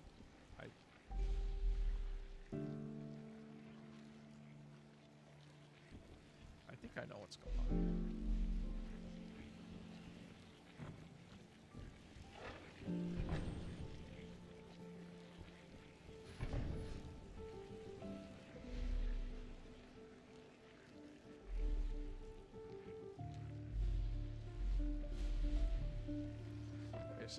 Wait a second.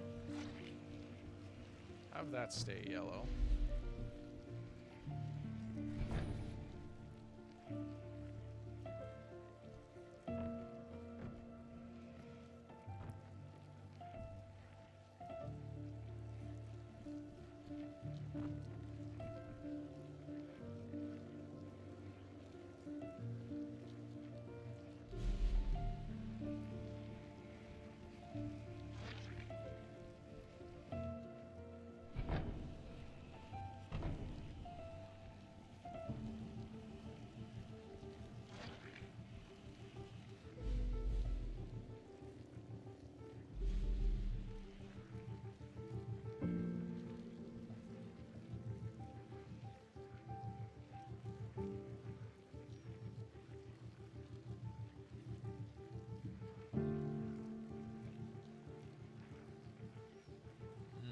Okay.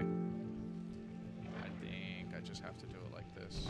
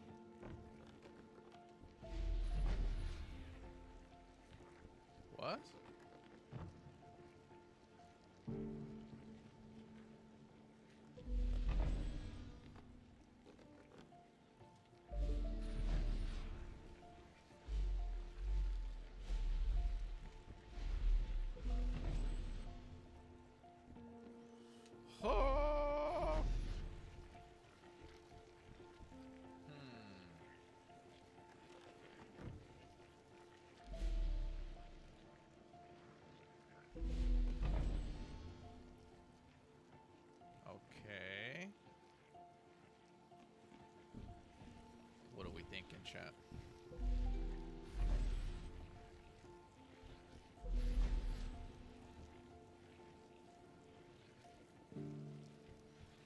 How the hell do I get up there?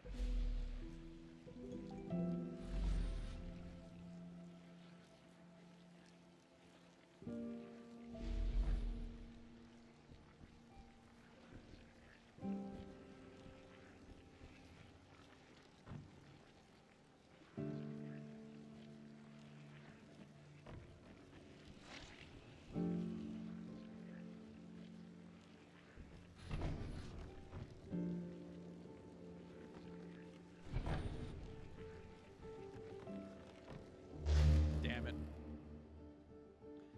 Okay. Okay, so what? This one? That opens that one. Okay.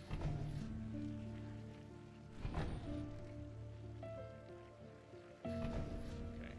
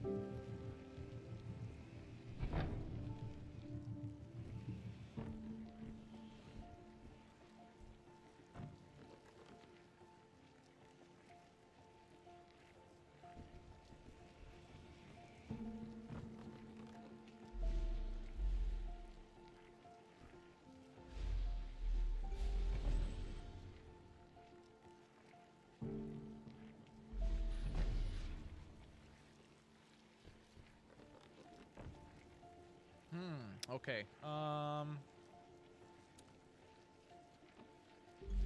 Interesting. All right. I think.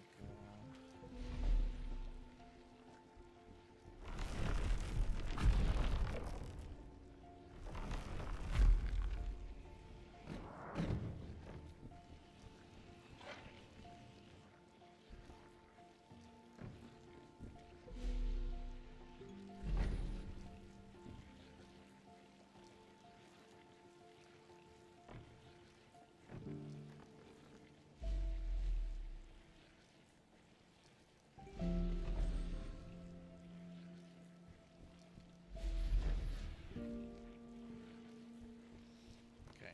I see what's going on now.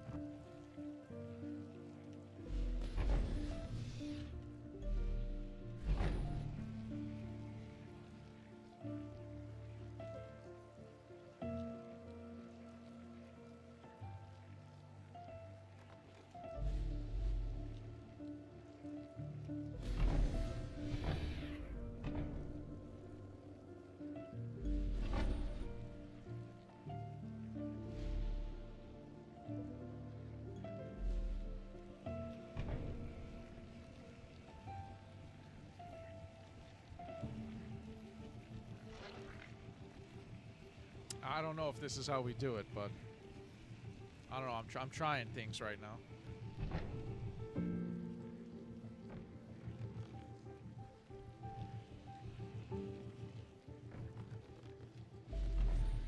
we go. That is how you do it. Okay. Now to get across.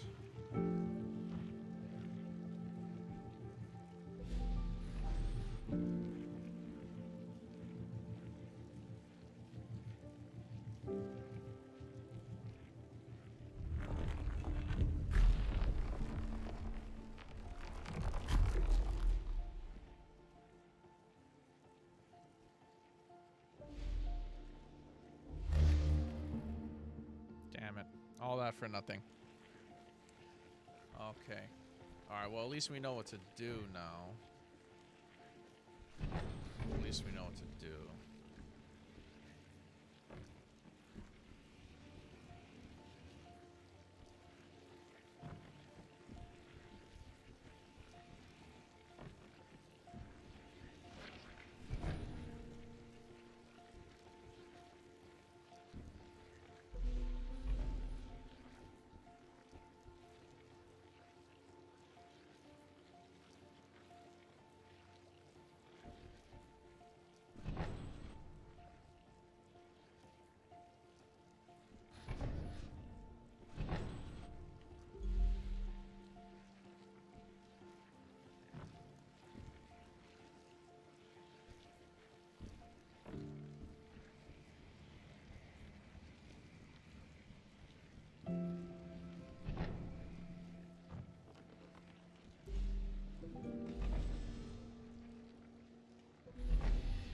There we go. Now we gotta go back and make it real tedious.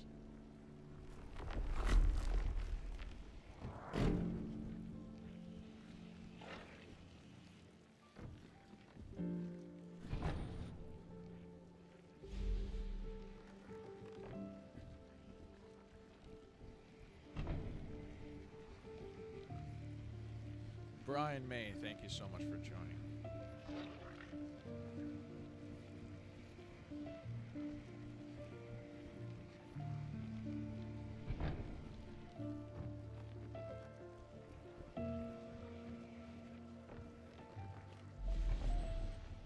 Okay, we got the key.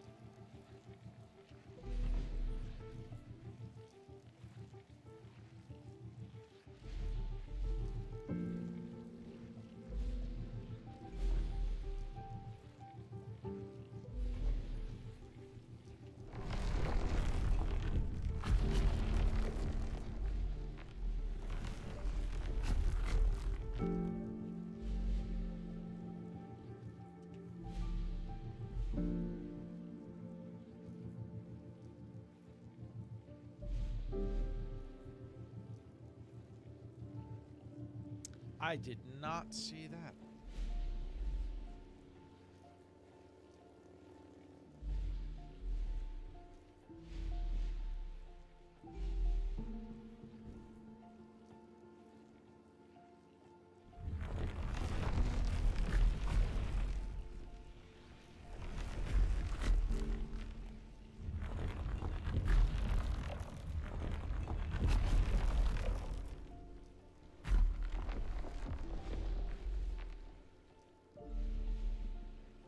There we go.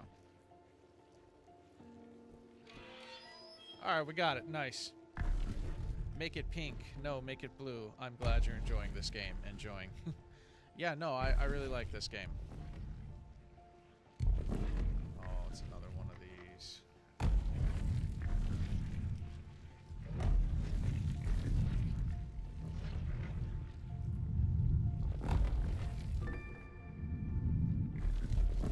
Oh, this is the hard part.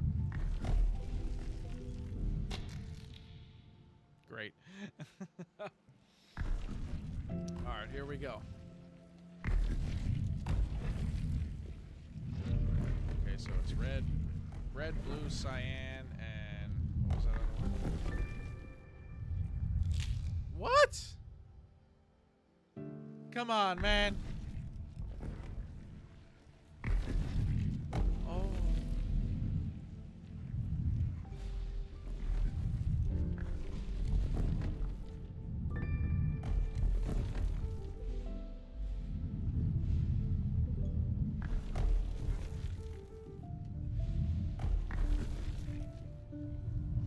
Oh my God, come on.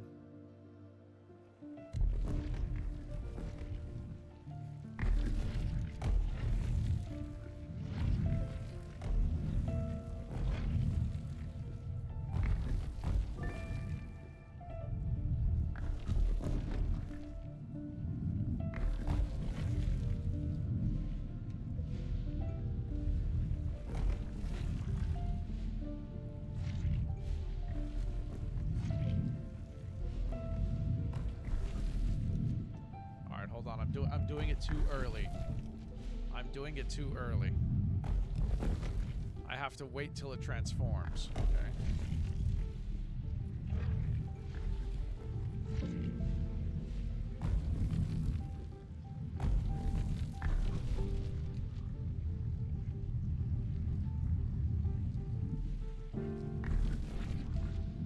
Okay, all right, we got it. We got it. Woo! That was close. Oh, that was so close.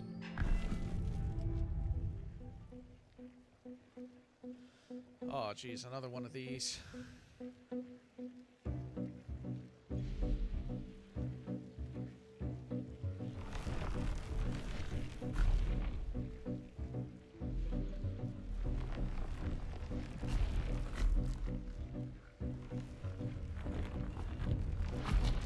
Okay.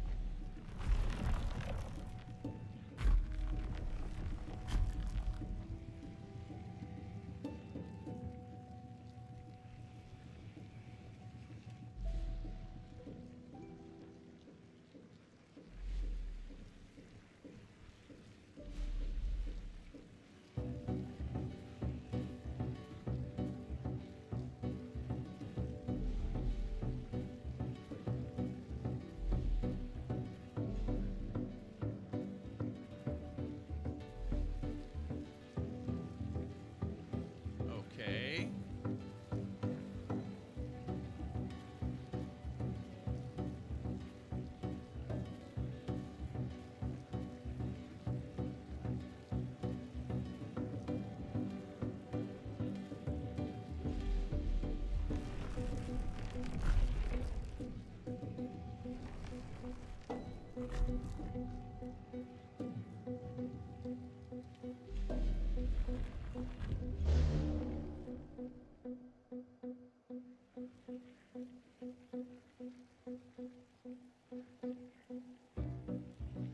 Okay.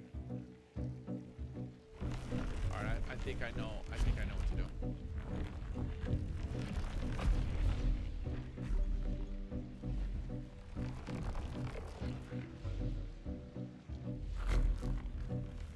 Oh, I messed up.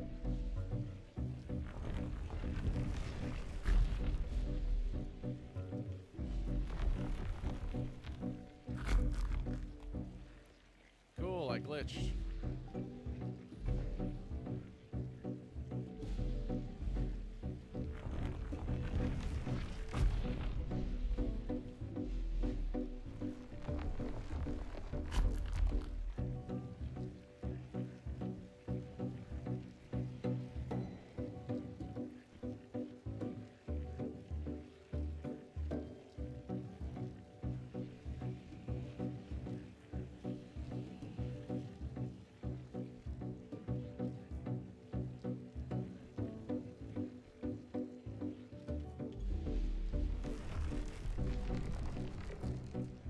Wait for 1 second. Wait for 1 second.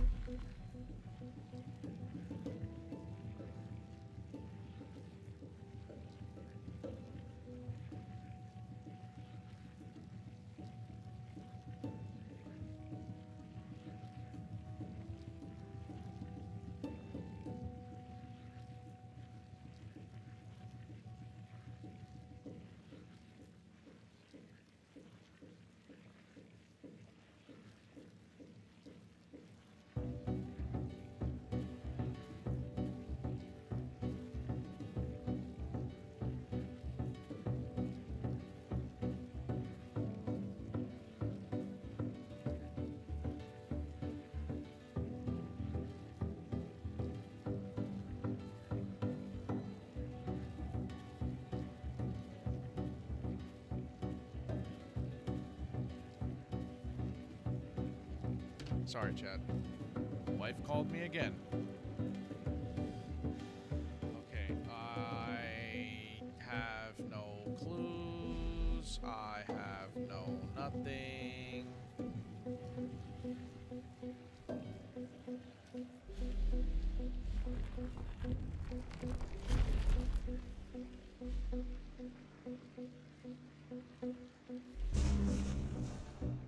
I don't.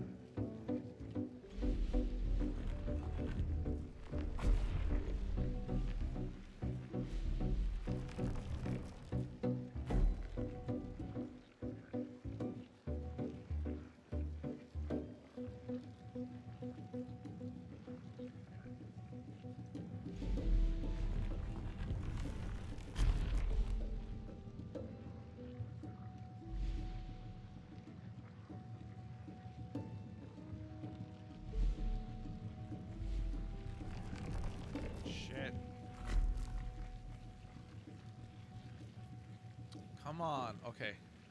She's so needy, yeah. No, like, whenever she leaves the house, she needs to call me, like, 7 times.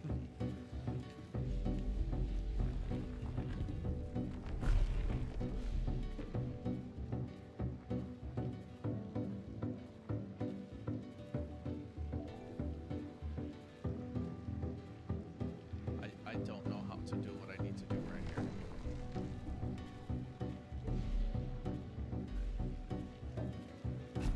I,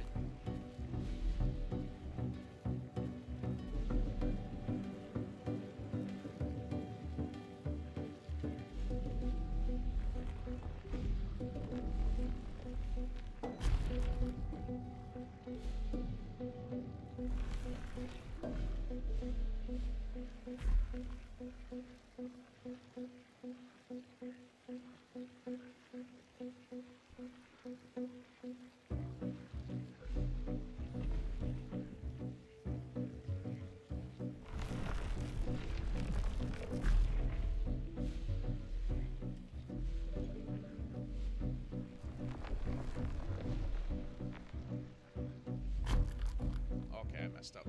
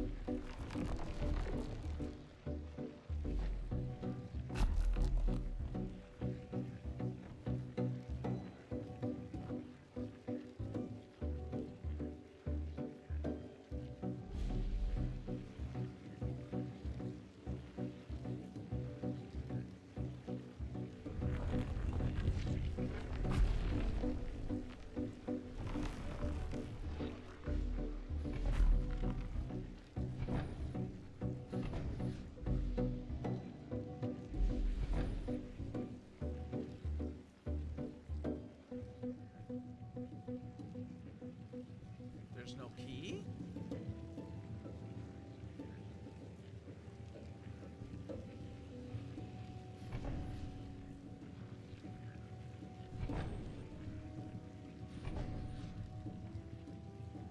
There's no key?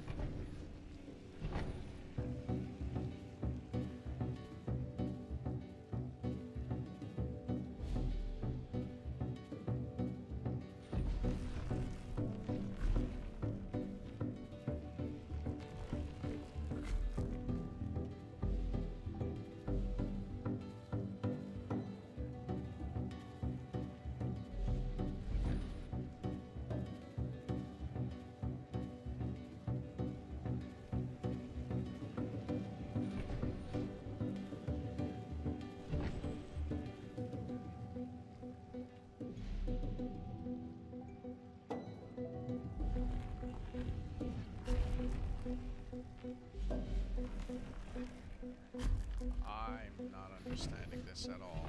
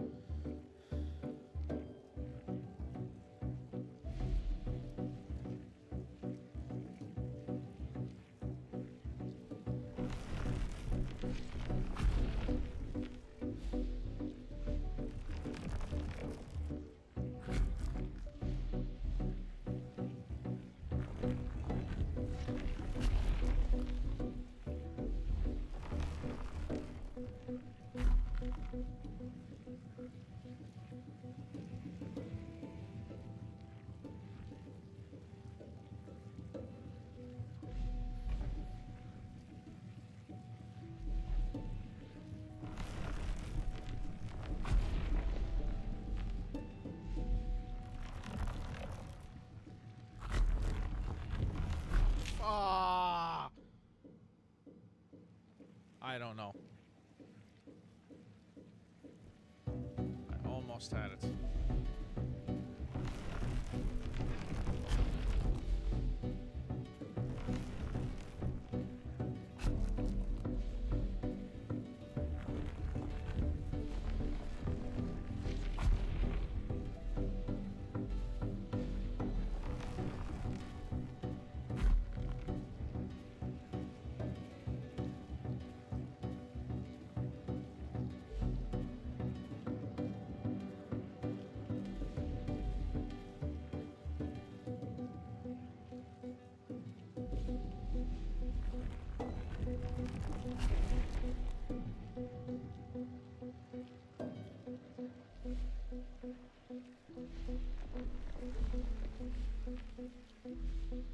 Oh, messed up.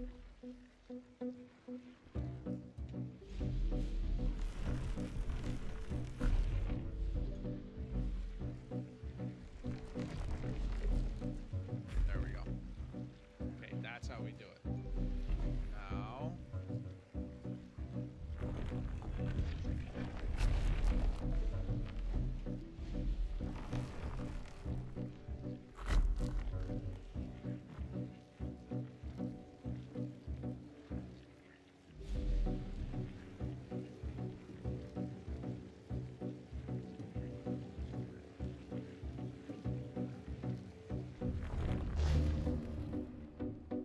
I don't even know what I was trying to do right there. Like, I don't even know what I was trying to do. I wasn't even thinking right there.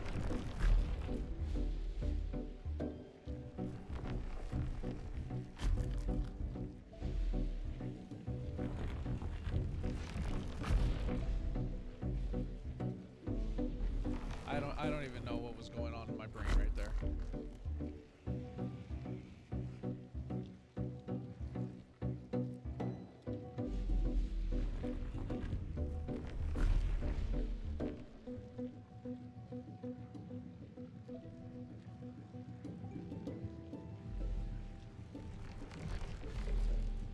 Okay, there.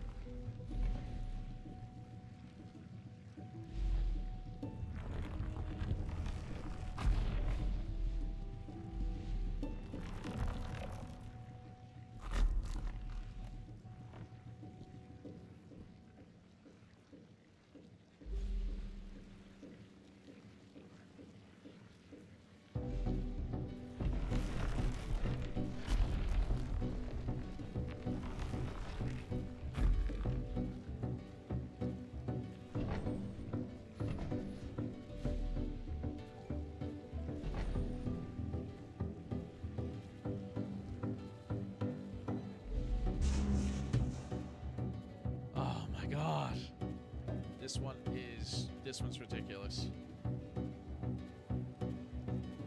This one's really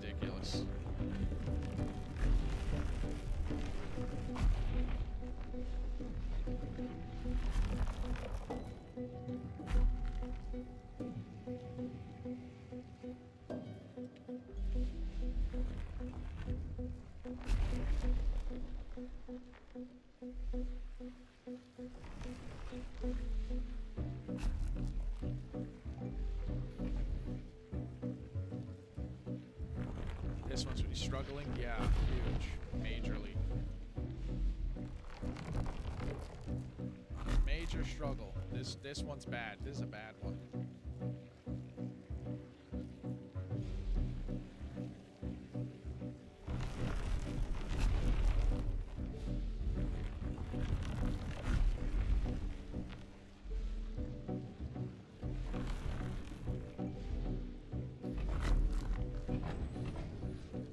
Okay.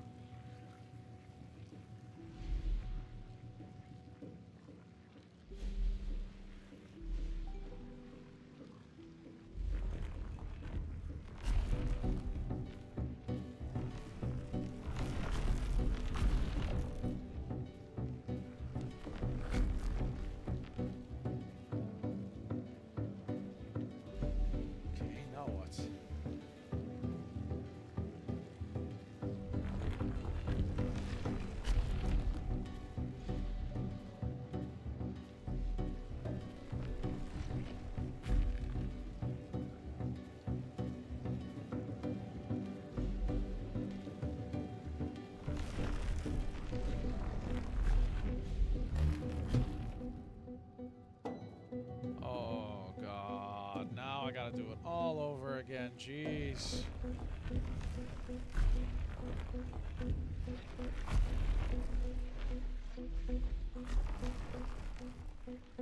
This one is bad, guys. This one is bad.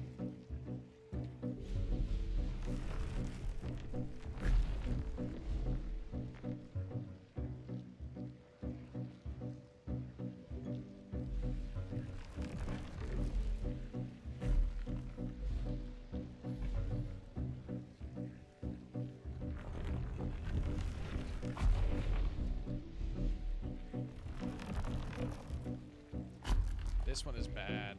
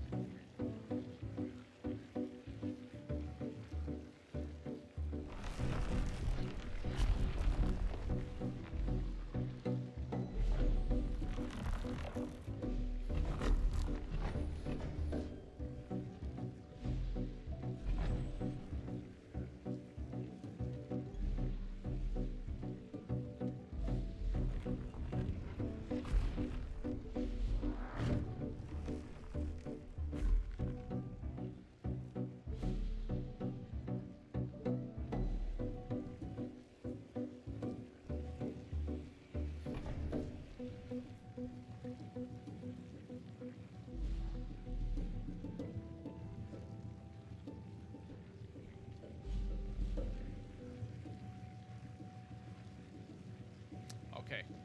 So,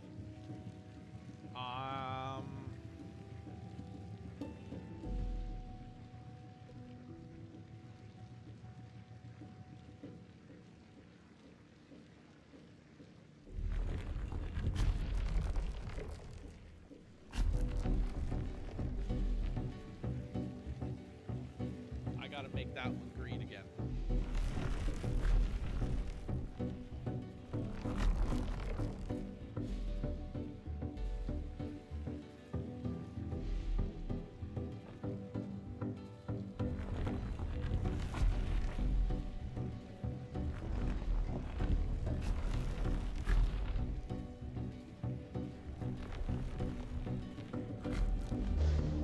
Oh my god. My god.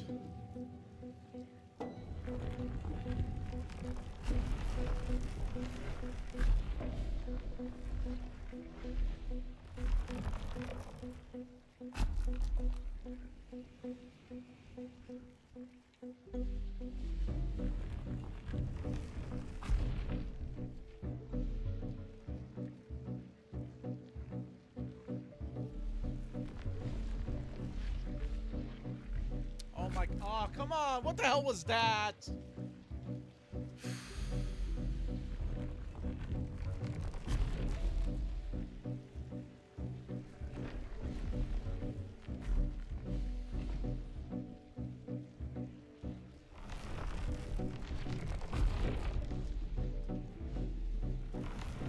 All right. I just gotta.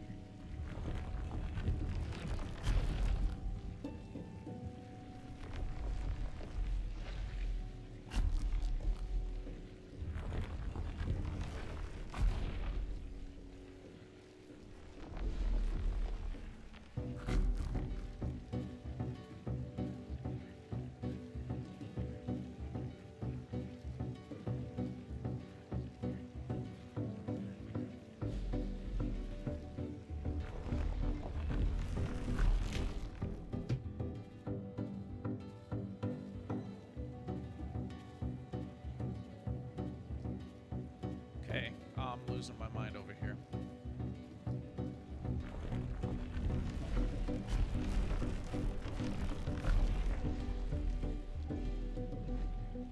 I'm straight up losing my mind over here, chat.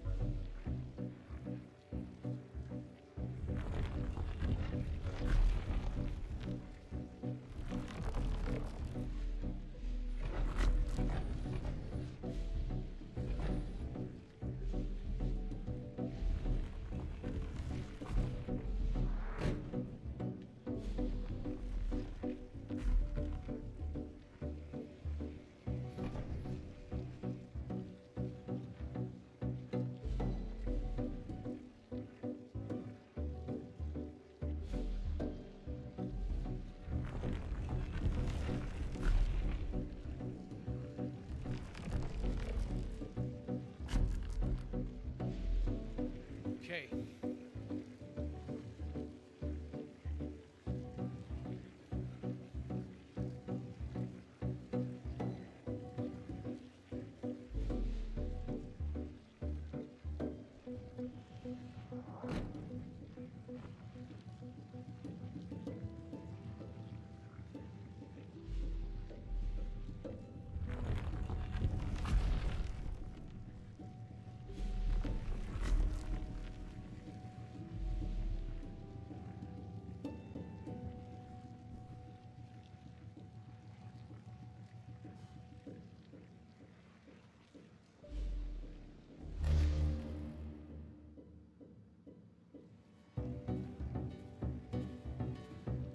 I'm turning it off. I'm turning it off. One more and we're done with this. This is just ridiculous.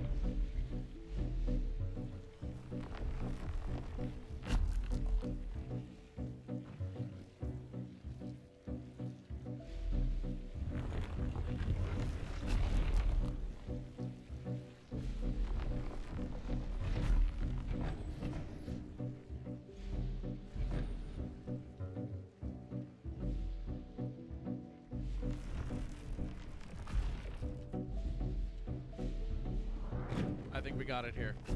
I don't blame you. I'm watching you, and I don't even know how. No, I think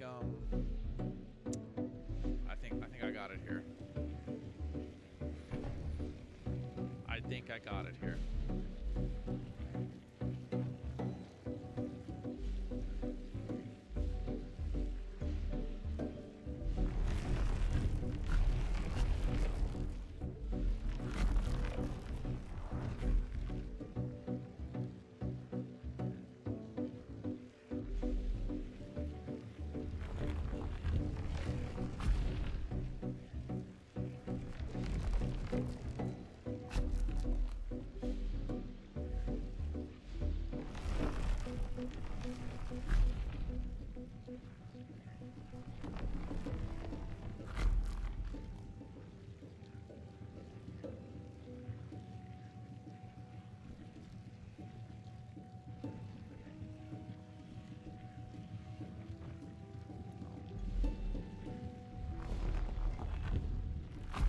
Oh my God. Okay. All right. We're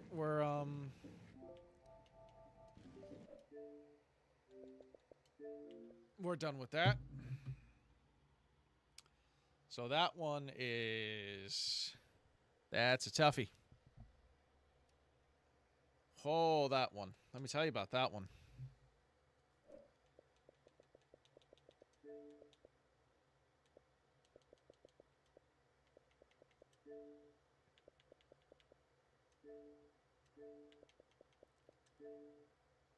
Let me tell you about that one. Extremely aggravating. Extremely aggravating.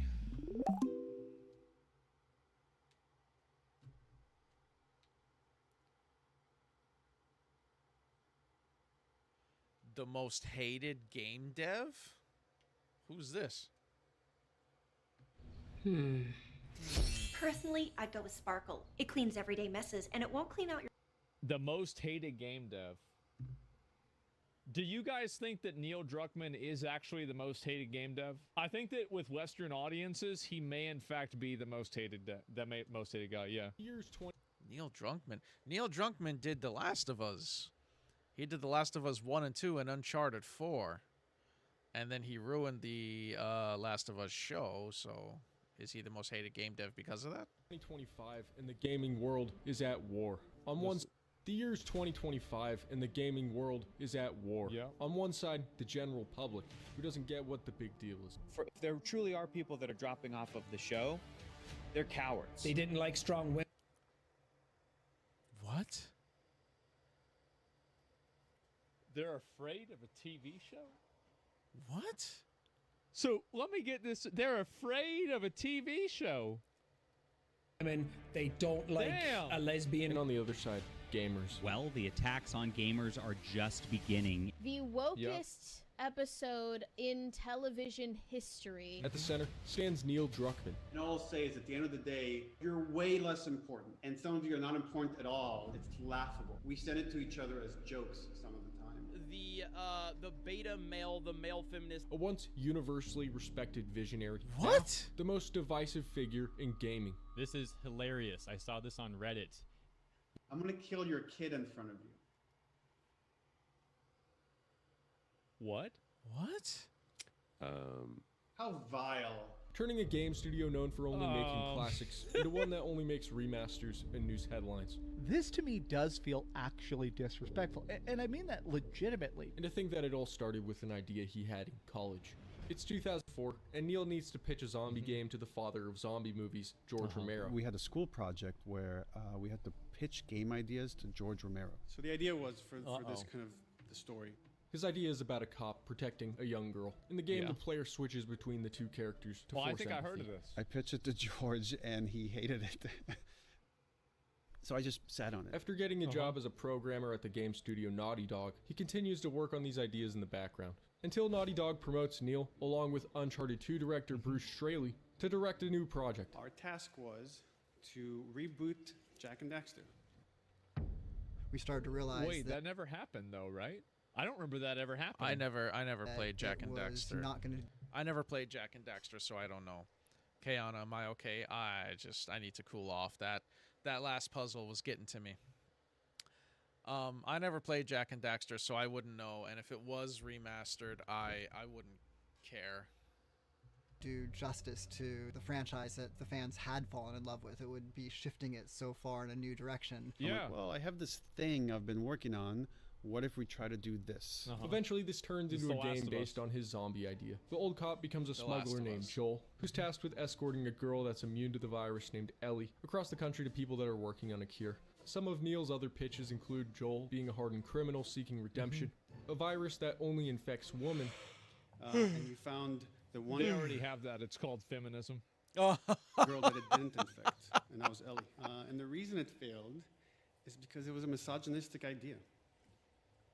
A revenge plot where Joel's old partner Tess hunts him across the country, and a climactic scene where Ellie comes in and saves Joel from being by Tess. What the game's fuck? director, Bruce Straley, rejects the revenge elements. Quote, revenge just wasn't a strong enough motivation for someone to travel all the way across an apocalyptic country for an entire year. At the time, Neil agrees. I'm pretty dark. I wanted to kill Elena in Uncharted 2. Bruce is the one that would balance me and push for more levity. The partnership works. It's a delicate tug of war, but the end result is lightning in a bottle. People are constantly critiquing each other, and that's the culture we try to cultivate here at Naughty Dog, because it helps make the game better, even if sometimes it can be frustrating and hurt your ego, but at the end of the day, it's all about the game. The game launches in June 2013, and both critics I and feel like everybody, like this game, in my opinion, has done irreparable damage to gaming, because ever since The Last of Us came out, everybody has wanted to make video games into movies. Yeah. Like, I really don't like that. I think it's shifted the way that, because I see there's so many games that are like this now. And yeah, it's the first movie game. Yeah. Like a Kojima. Yeah, no, but like, I mean, I'm not saying all of them. Here's the thing is that everyone kept saying The Last of Us would be a great movie. The Last of Us would be a great movie. But here's the thing is that The Last of Us is so good on its own, I don't think it ever needed to be a movie.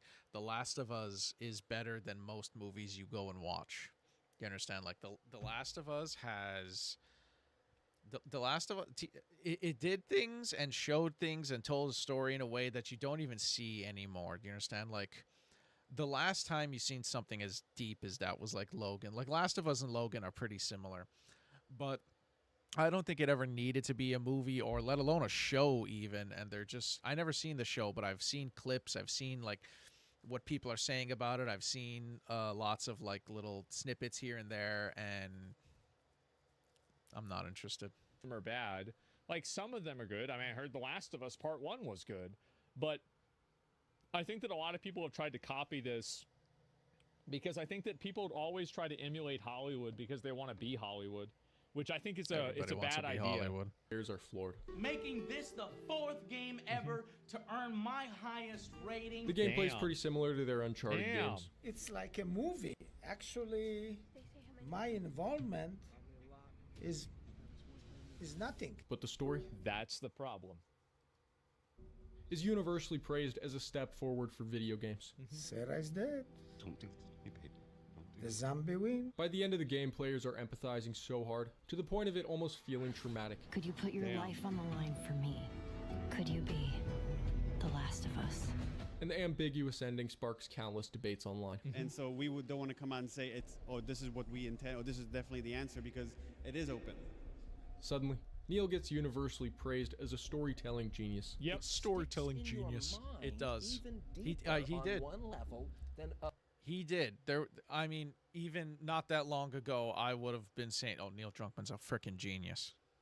a great work of literature or a cinematic masterpiece to some extent. But their success comes with consequences. Oh, in 2014, right in the middle of production on Uncharted 4, Amy Hennig, one of the key creative forces behind Uncharted, leaves Naughty Dog under controversial circumstances. It was very upsetting. Yeah, Amy she was had the been brains. replaced. I don't know whether this is public knowledge or not, but that was not her choice. It was the company's choice. At the same time, Neil gets promoted to fill Amy's spot and reworks everything. Is it tough for you to go into the set and work with Neil Druckmann, or you just have to be professional and try and leave your opinions and resentments outside? Yeah. Isn't it crazy how like people can work with other people that they disagree with without completely crashing out? Like, and it's like most older people know that, but it's been lost on younger people. Yeah. Yeah. The development crunch is so brutal that nearly 70% of designers quit after shipping due to creative burnout. Oh my God. Among them, Bruce Straley, Neil's creative partner and Damn. filter for his darker impulses, is gone. As Neil rises in the ranks, he grows more comfortable with confrontation. After getting some backlash for including LGBT content in The Last of Us DLC, he takes to Twitter. For each one of these bigoted and sad posts, I get thousands of positive ones from amazing fans. Some might say arguing on the internet is unprofessional. Bigoted? What? Bro, it's an opinion. And it could leave you vulnerable to having your personal information stolen. I think that in general, if you try to push out a narrative like this and you try and do something like that, that's fine. But I think that a lot of people get frustrated by it whenever it's not really done in the main story, and then you add it in afterwards in order to get like virtue signal points. Kind of like what happened with Dumbledore. That's why you should be using Surfshark, the sponsor of this video. It keeps your online data safe and private by encrypting your internet activity. Whether you're at home or using public Wi-Fi,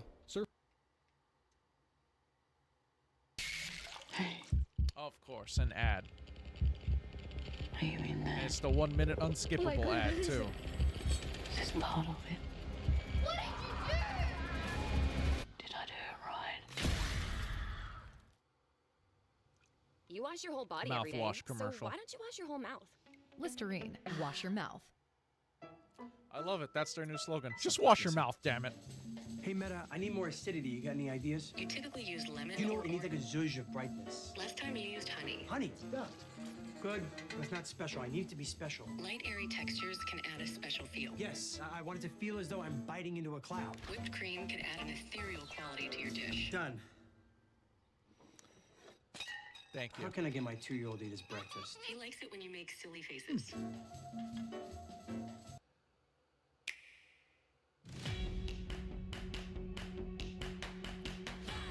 There we go, finally. I don't know how they all make money. Tools like Surfshark Alert, which notifies you immediately if your email, passwords, or credit card information ever appear in a data breach, so you could company. Now he has full creative control and a fresh team of developers. It's time to get honest. The writer's responsibility. You have no social responsibilities in your writing. The only thing you have a responsibility is to tell the truth. Just in time to start working on their next big project, The Last of Us. Part 2. Part 2. Oh! The whole world applauds. However, some fans remain skeptical.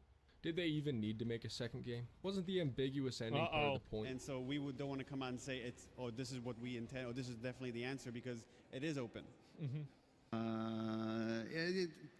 I know there's a lot of people that feel this trepidation about revisiting what that ending means. No one loves these characters more than we do, and we would not do this if we didn't feel like we had the right idea. Right off the bat, it's clear this is a Neil game. All of Neil's rejected ideas for the first game are back. The revenge plot, the switching between characters mechanic, and his idea to kill a main character from Uncharted 2. The extreme crunch is also. So let me get this straight. So Baldy was keeping him in check. Yes. Baldy gets removed. Yes. This guy makes his own game the way he wants it to be, and everybody hates it. Yep. Yep. 100%. Where are we on getting physics on these strands? That explains a lot. So for next time? For next time? Yes, yes. They released a story trailer and gameplay demo, and the hype train is now at full speed. Wow. The It visuals are really stunning. was. Every square inch of the world is drenched in detail. I see this. It reminds me of every single Unreal 5 game. Dude, they did the lips so well. Yeah, that actually looks really good. Wow.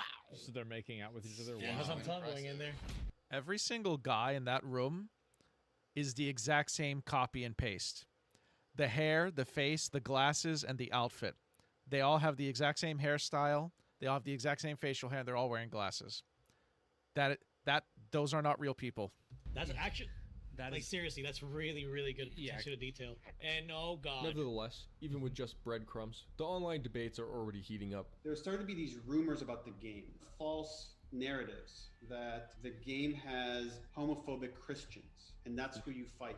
And then there's like a series of like YouTubers and websites that just run with this stuff. Neil knows the creative choices aren't going to please everybody, but as long as no one inside spoils anything, he thinks the backlash will be manageable. And I was able to dismiss it, and then the leaks happened. And then all of a sudden it's like a flood. With only a couple months until the game's release, someone leaks the biggest spoiler in the game, Joel's death scene in full. Plus the fact that you play as his killer for around half of the game. The YouTube video gets taken down at around 1,000 views, but that's enough. Neil braces for impact. Just want to say on behalf of everyone at Naughty Dog, a lot of you have sent us very sweet, encouraging messages along that time that have been really helpful. We make this thing. And that was the lowest point in my life.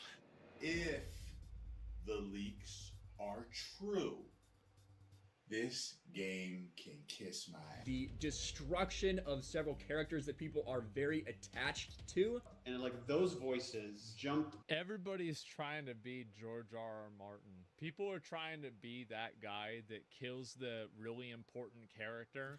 And it's like, you know, like to write the story where like Gandalf dies in like, you know, the Fellowship of the Ring or something. Yeah. Like they're trying to do this. You know, like, and you know, you saw this happen, and it's not that nobody can do it. I mean, they did it with Expedition 33. I think, but hold on. I think Walking Dead was doing that before, because like I don't think not Last of Us. I was gonna say Guardians of the Galaxy. I don't think Game of Thrones is what I was trying to say was a thing before the Walking Dead started, because Walking Dead started like what was it, like 2013, something like that. I think Walking Dead first started that, like where you started to see main characters get killed off. No spoiler. Well, I'm not sure. I'm not saying they started it. I mean, there were other games and movies that did that before, but I'm saying like to make it so that every show now has one main character that doesn't make it. Included, but they did it. And it's not that you can't do it, but there's a lot of people that try and do it and they fucking fail. On Joel dying and the fact that you played Joel's killer, and in the fact that they said that like Joel's killer is transgender. If you think that game could be spoiled by a couple screenshots, really? No matter what you've seen or heard. After you hear that was just them doing damage control, because a lot of that game was just being draggy. I mean, it was a masterpiece, I think, either way, but a lot of it was really just draggy. Like Joel doesn't make it, right? Joel gets killed, and then it's a lot of just like dragging after that. That's just hours and hours of dragging after that. You're not going to want to pick up this game. Nothing compares to playing this thing from beginning to end. Joke throughout production would say is like the downfall of Naughty Dog. This is it. This is the downfall. This game is the downfall of Naughty Dog. What? The game releases in June 2020, and within hours of the game's release, hundreds of negative reviews start flooding the game's page. This is the kind of shit that really is confusing. Hours of the game's release. Hundreds of. You look at this right here. This right here is the problem, and this is like this happened a few years ago, right? Like at this point, so like this is the reason why games journalism died. This right here.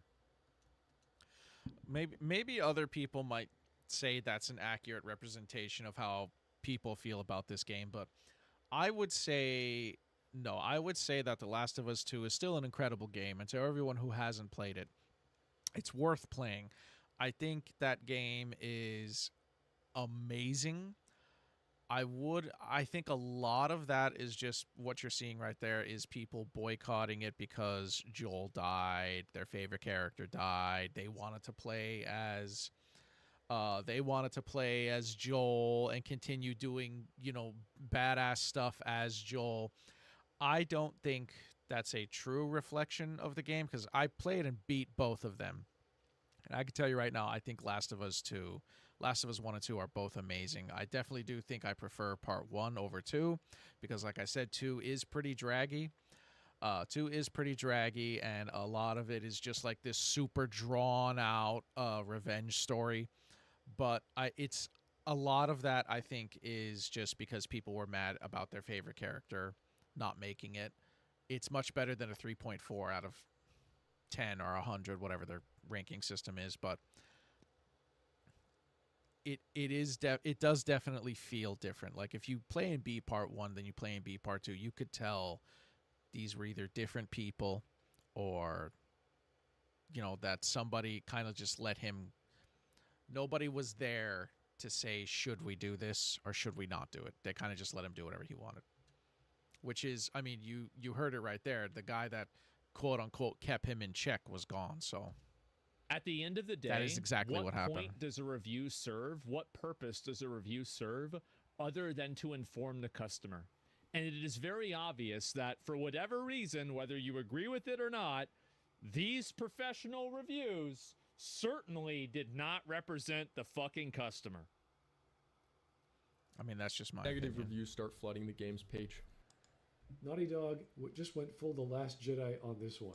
Considering the game is supposed to be 20 to 30 hours long, the number of negative reviews raises some eyebrows. In response, some people even publish research articles dedicated to proving it's a coordinated attack. Sony Yeah, it was a coordinated attack, but it probably also was a coordinated benefit because a lot of journalists and people, they put a very high value on things like diversity and different types of like social dynamics that are being represented in video games or in media, but that type of value isn't really represented by the public. So how is it fair that they overvalue it, but it's unfair whenever the players and the actual consumers undervalue it or anti-value it? That's the issue, and that's what's so confusing about this, is that it's very obvious that these people make it like, you know, like the Dragon Age the Veilguard getting a 9 out of 10. There's no way it was a 9 out of 10 game. Like, nobody thinks that. Nobody believed that. And IGN gave it that rating. Same with like Black Myth Wukong having an 8 out of 10 because of some bullshit thing that like wasn't even true. It was based off a bad translation. And so I haven't played Veilguard, but I heard kind of mixed things. I heard some people really liked it. I heard a lot of people were like kind of looking at it and being like, what the hell is this? I did see some clips here and there, some snippets. You know, I've seen a lot of moments of scenes, and it really seems like, in my opinion, that game, like,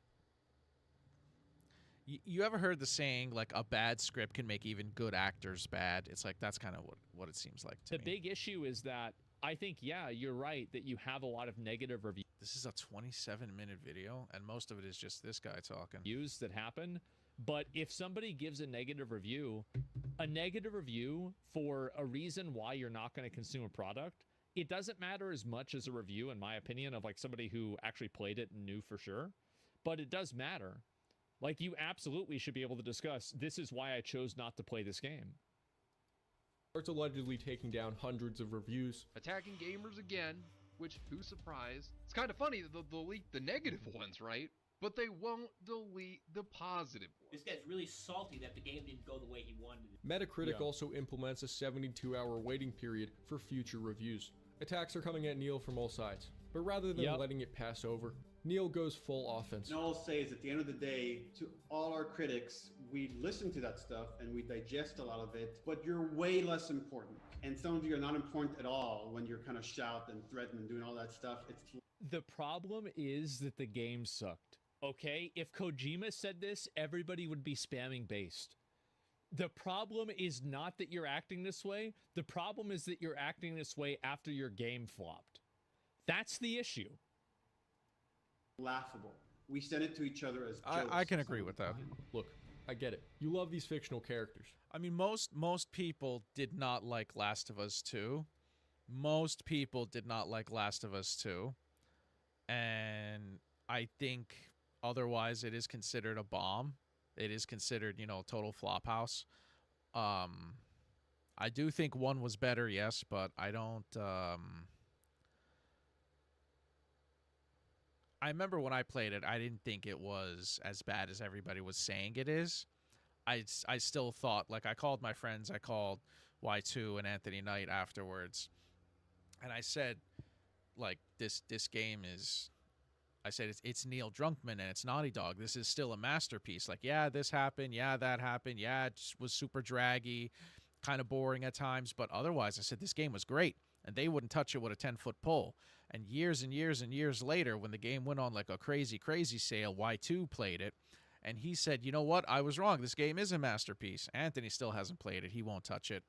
But I don't think it's as bad as they say it is, but 1, I think, was better. But they were still great games. They're still great games. I would still have both of them. But they're not real. You do know that, right?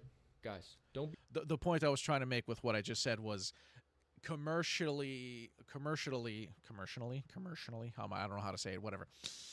The gamers of the world feel that Last of Us 2 is a pure suck fest and that it's horrible and you should not play it, you should not go around it, it's horrible. Be scared of therapy. Think of it like working out for your brain. But What? soon, bad reviews aren't the only Hold on, what was this guy saying? This way after your game flopped. That's the issue. Laughable. We send it to each other as jokes some of the time. Look, I get it. You love these fictional characters, but they're not real. You do know that, right? Guys, don't be scared of therapy. Think of it like working out for your brain. But soon, bad reviews aren't the only Wow. What an ass. thing on Neil's plate. Some of the more observant fans notice lies in the marketing, mainly that Joel is added in post to make it look like he's a bigger part of the game. They also make him look different. I don't know why they would do that. Just have scenes in the trailer with Joel in them. That's not hard to do. They went out of their way to cut clips to make it look like Joel is involved in the scene. Fans call it false advertising. So they're trying to bait people in there by knowing this is the character they like the most, and then they're gonna kill the character that they like the most, and then somehow this is gonna be what the fans want. But Neil says he just didn't want to spoil the surprise. Metal Gear Solid 2 is one of my favorite games, and I know some people hated it. By the way, that's a completely justified reason. I don't mind that at all. For him to say that, that's totally okay. I loved when I played Metal Gear Solid 2, and I saw those trailers. You were deceived, right? Because they moved boss battles around. You always saw Snake. They never showed you Raiden. And I remember like, oh, I'm playing a whole new character. This is fucking awesome. However, fans bring up an IGN article from 2018. A great example with this too is that it's Expedition 33. Like it's a kind of a new game, so I'm not going to spoil it. But it's very obvious that, you know, I mean, I had no idea that was going to happen. Everybody keeps talking about this Expedition 33 game like it's the greatest thing since sliced bread. I have to check this game out. I had no idea at all. And it's because of the way that it was advertised. And that was a good thing. Neil is saying Ellie will be the only playable character. To make the situation worse, as the Game Awards approach, when The Last of Us Part 2 is nominated for Game of the Year, Neil tweets, "The Last of Us fans, activate. For every vote you cast for The Last of Us Part 2, a hater loses their caps lock." This wasn't a good tweet. First of all, it's crazy how this guy, you know, heel versus babyface went on that pronouns rant about Starfield. And it's like, again, it's like one of those things where like it just gets, it's like an appreciating asset. Like that rant becomes more relevant and more people resonate with it every single year. It's a very passive-aggressive tweet, particularly with his emoji at the end. He apologizes, saying it was all a misunderstanding. Stop defending Neil Cuckman. Well, no, I was just saying that I don't know, like I'm just talking about this, I'm just being fair, right? Like I'm saying like, oh yeah, that would make sense to me if you want to give people the impression this is what's going to happen. Like, yeah, I don't think it's bad to say that. I want to come across as someone who dislikes criticism. My tweet was meant as a joke, RE trolls. Yeah. Essentially, we're living in his head rent-free. But none of his former fans buy it. Multiple YouTubers report receiving strikes from Neil over videos critical of the game or the leaks. Not only did Naughty Dog strike down my YouTube channel along with so many others, they also are responsible for my Twitter account being taken down. Come September 2020. Where's the fucking receipts for something like that, you know? Neil's ongoing battle with fans hasn't died down, and Naughty Dog hasn't announced any new games. Fans are getting impatient, but it gets worse. In 2022, they announced a $70 remake of The Last of Us Part 1. Yeah, called The Last of Us Part 1. For a remake of a $20 game that's already been remastered. Well, at least it's... Oh yeah, that's right. I forgot about that. So The Last of Us 1, after sometime after it came out, I think when the PS4 came out, because it was a PS3 title, it got a remaster, and that's the one I played because I have a PS4 back in Vegas. I played it on my PS4, the remastered version, and then a second remastered came out. What was it, last year? And it was called The Last of Us Part 1, right? Because it was The Last of Us, and then the second one was called The Last of Us Part 2. Like, Part 2 was in the title, as everybody knows. And then the second remaster was called The Last of Us Part 1. And it was just like, I remember looking at that and thinking, like, did we need to remaster this game for a second time? And then put Part 1 in the title? You know, like, what the hell? They got to have that money. Yep, they need that money. Part coming 1. to PC. Hopefully the port is okay. Yeah. That was another thing, was that it was going to be for PC. Players booted up. Wow. And it's, well... Wasn't that the Prime Minister of Canada? After over an hour of waiting for it to build shaders, frame rate issues on the most high-end computers, textures not loading properly, and cutscenes where all the characters are wet. How does this one even work? If you plan on buying The Last of Us 1 remake, you're an idiot. You don't deserve to call yourself a gamer or ever play video games again. Gamer? In fact, you don't even deserve to peek at a video game again. And quite frankly, I hope your hands cramp up. After 2 years, who is this guy? Sales disappoint. Critics I didn't call know it people hated it. unnecessary, and the goodwill in Neil's haters all but evaporates. Yeah, I remember when this came became out. an egomaniac after The Last of Us, and lost his sense of humility. Fast forward a year, and things aren't looking much better. In terms of games, just remasters. Yeah, I think that a lot of people don't like Neil Druckmann because he comes off as the most pretentious theater kid, like, you know, trying to put on and project the image of being this, like, tormented, you know, like, writer or, like, you know, like, creative mind. It's like this guy's Vincent van Gogh, but the only thing that he did was stab himself in the chest. There you go. Wonderful. You know? Or cut off his ear. But Neil feels good. He's been promoted to head of Naughty Dog, and HBO launches The Last of Us TV series. Before it's released, Neil announces major changes to the story, with no input from Bruce Straley as far as anyone knows. That's For example, convenient. the Bill sequence works very well in the game because you're fighting the infected with Bill. I think if we had adapted that exactly as is for the show, maybe a thrilling episode, but dramatically would have been a lot less interesting than where we've ended up, which we changed it quite a bit. His ex-fans are primed to hate it, but in the end, it's actually pretty good. In fact, HBO says it's one of their most popular shows that year. Neil becomes somewhat of a mainstream celebrity. New fans start pouring in, game sales spike, and he finally feels like he has some people on his side. Until season 2. It's crazy because that's exactly what happened with the game. It's almost like if you tell a story, like this is a big fantasy that a lot of people that are in media believe, is that the average modern audience cares less about these social issues and different types of dynamics than gamers do. But the reality is that, in fact, it's the opposite. Gamers and, you know, like online people are much more accepting and open-minded of things like non-traditional gender roles, non-heteronormative relationships, like all of the things that, you know, people complain about woke stuff with. There's a lot of like average Walmart Americans, and they just see that on the TV. They said, "Oh, this is weird. What's a? Oh shit! This is. Oh, I didn't watch this game. Okay, what's this?" And they're done. They don't even think about it. Walmart if people. you push it right, like they're not even like. It's not like they're getting mad. They're not writing like a whole thing about it. They're just like, oh, this is weird. I'm not going to watch this. And that's what an average person, I think, does a lot. And I think that what these people believe is that average people, because they think that they're average, but they're not average. This is like a very unique viewpoint that they have. Average people are totally okay with this stuff, but they are absolutely not. That's something that I think you see a lot, and no one ever calls them out on it, is a lot of people who are like super liberal and supportive of that ideology and the ideology that they follow. Not that there's any problem to follow an ideology, but they feel this is the normal thing, and anything besides that is the weird thing and the untraditional thing and the thing that is not the norm. And it's like, huh?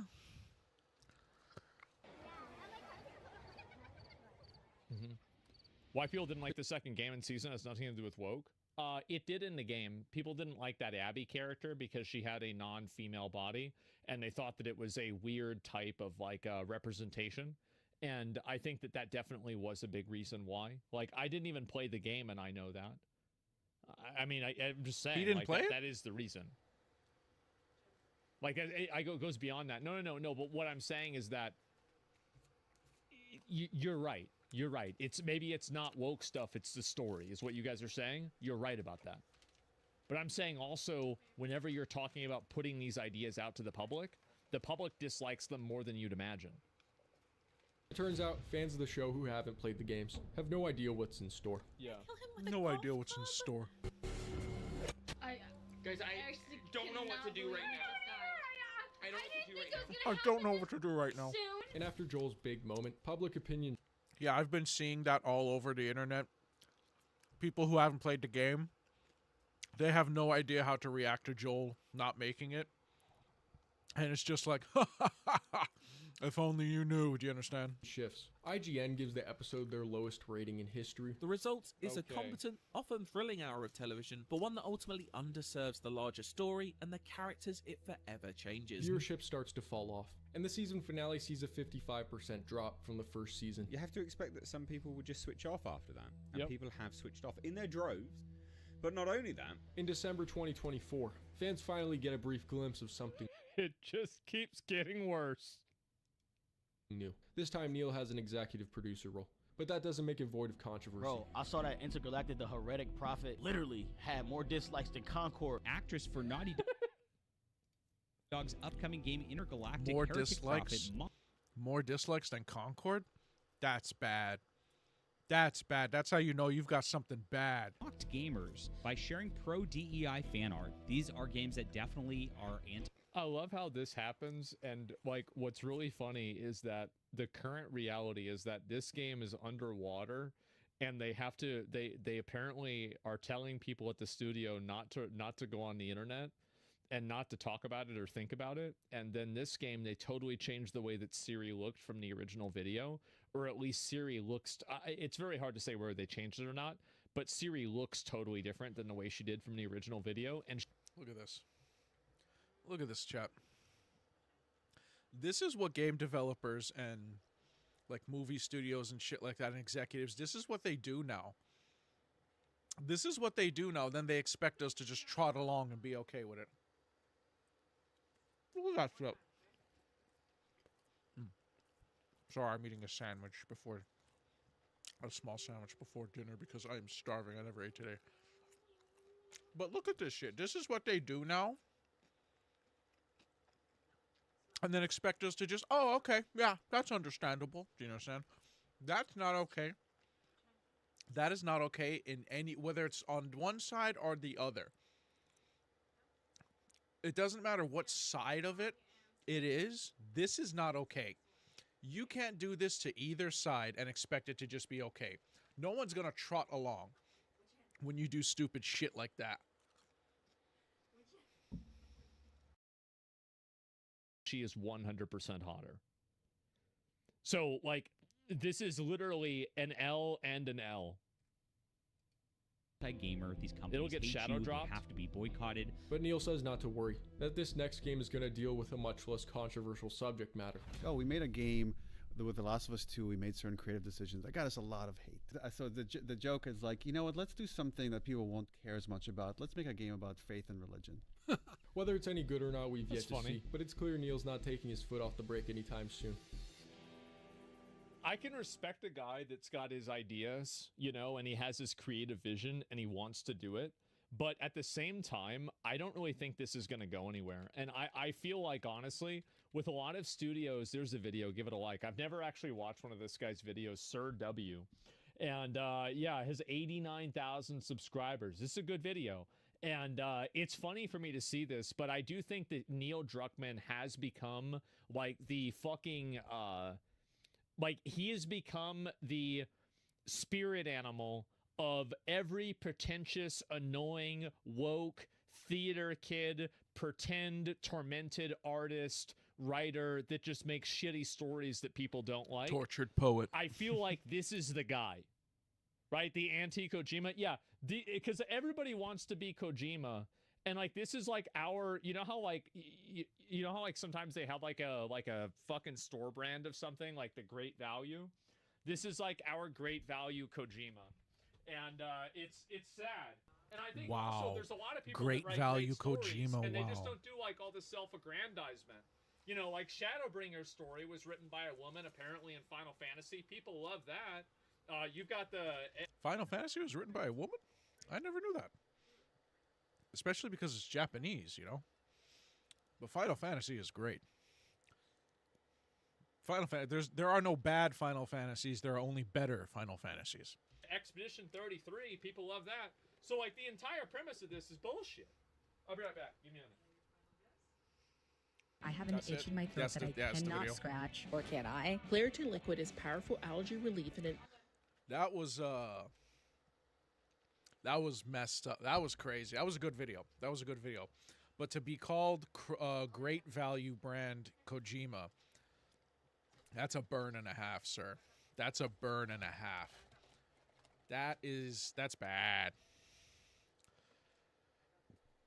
You are going to ruin your appetite, young man. Ooh, Stevie, come on now. You don't know me like that, Stevie. You don't know how much I can eat. Me and food, we go way back. I didn't know it was that bad. I didn't know Neil Druckmann kind of, well, ironically, got drunk on power. I thought, like, yeah, it's Neil Druckmann. He's the shit. You understand? But then Last of Us 2 came out, and I can kind of see why people were like, oh, dude, what did you do? You understand? Then the show came out, and I thought the show was going to bomb because typically whenever they do movie games or game movies and TV shows, they never involve the original creators. Like, never. Never. It's always a thing. It's been a thing forever.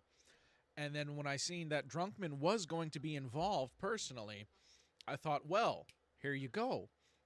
For the first time, they're going to include the developers, include the people who made the game, or at least the main guy that made the game, you know what I mean? But it didn't matter because it kind of... I mean, I don't plan on watching it. Maybe at some point...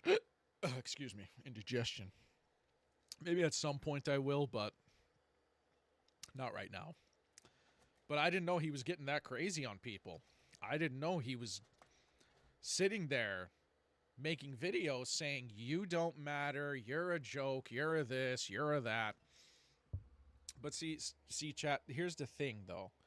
So much, and I don't know when this started.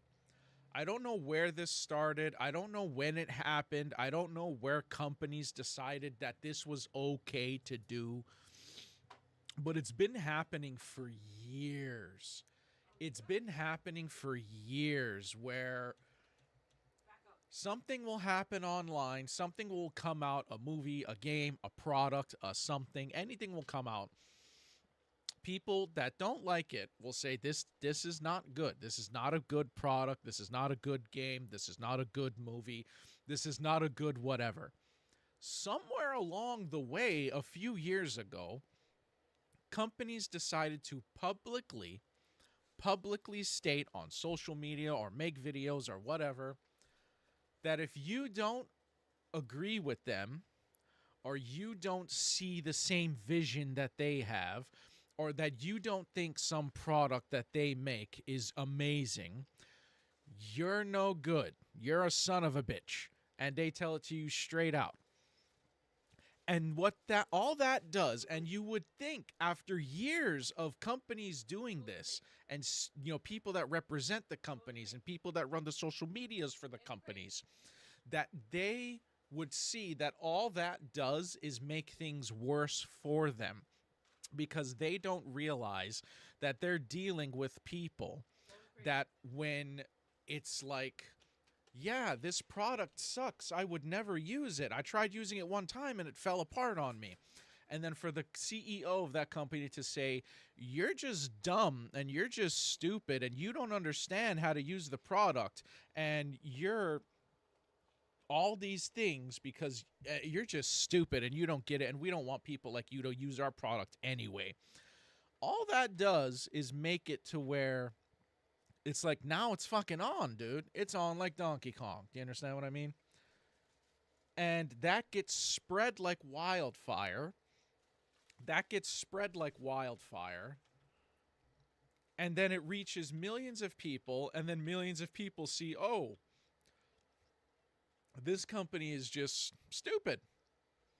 And then it leads to this massive boycott.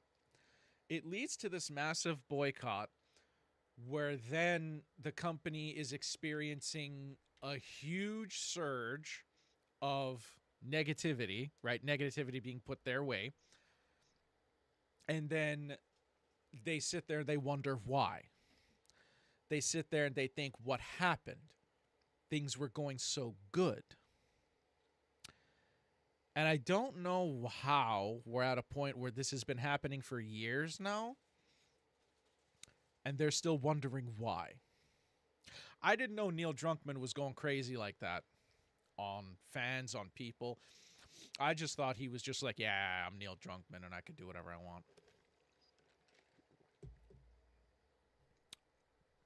I didn't know he was like getting that drunk off of the short period where everybody was calling him a genius.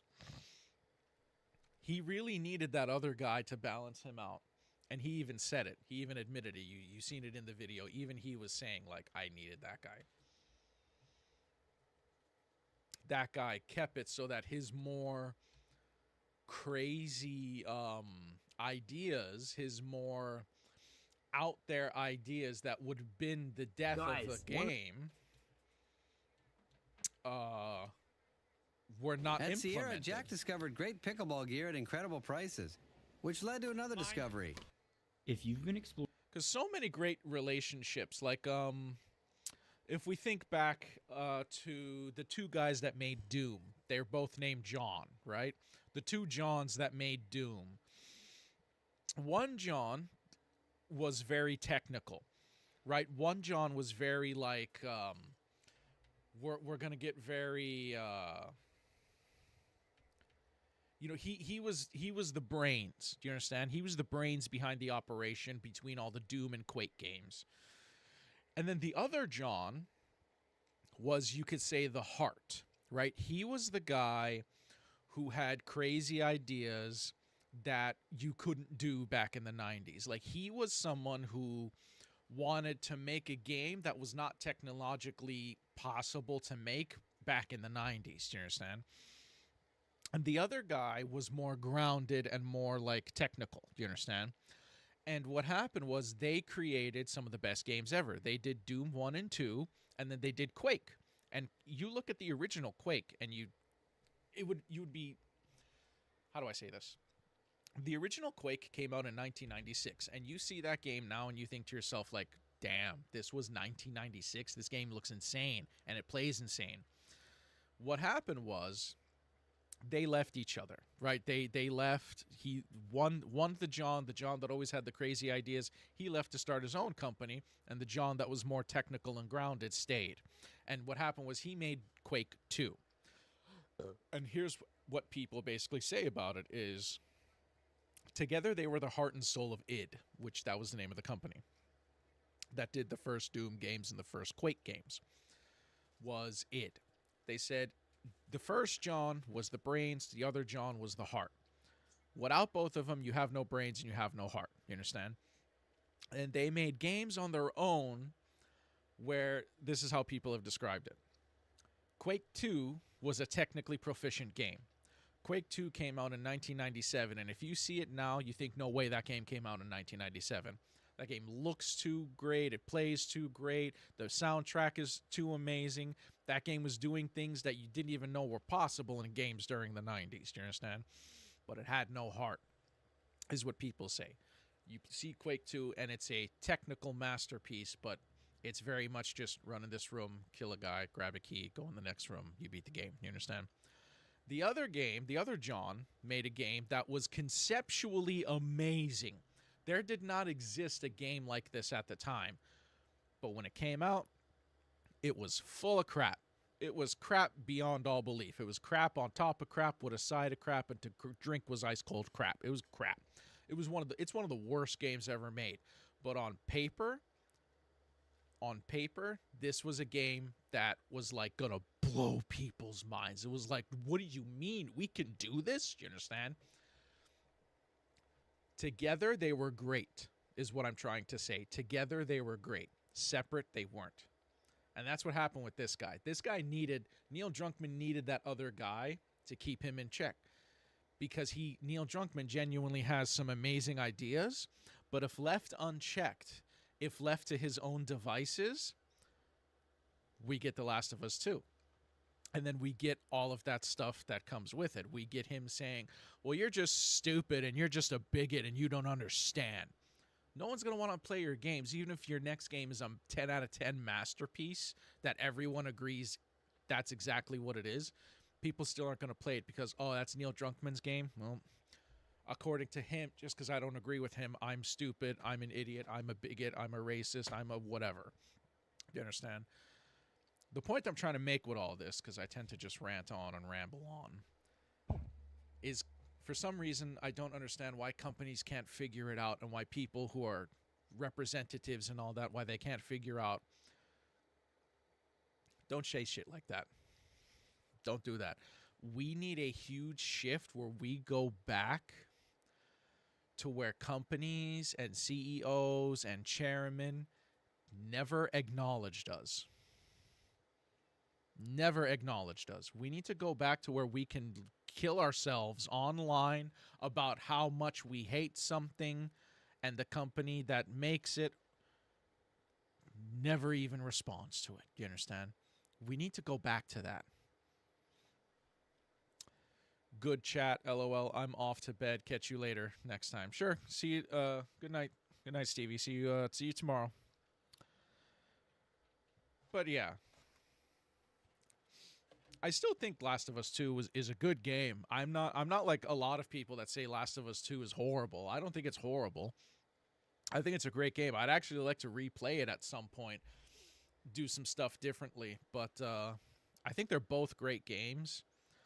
But when you have the audacity to just sit there and say, "Oh, you didn't like my game?" Well, that's because you just didn't get it, and you suck, and you're stupid, and I'm great. I'm a freaking genius, and I know exactly what I'm doing, and we don't care about what you think. Do you understand? It's like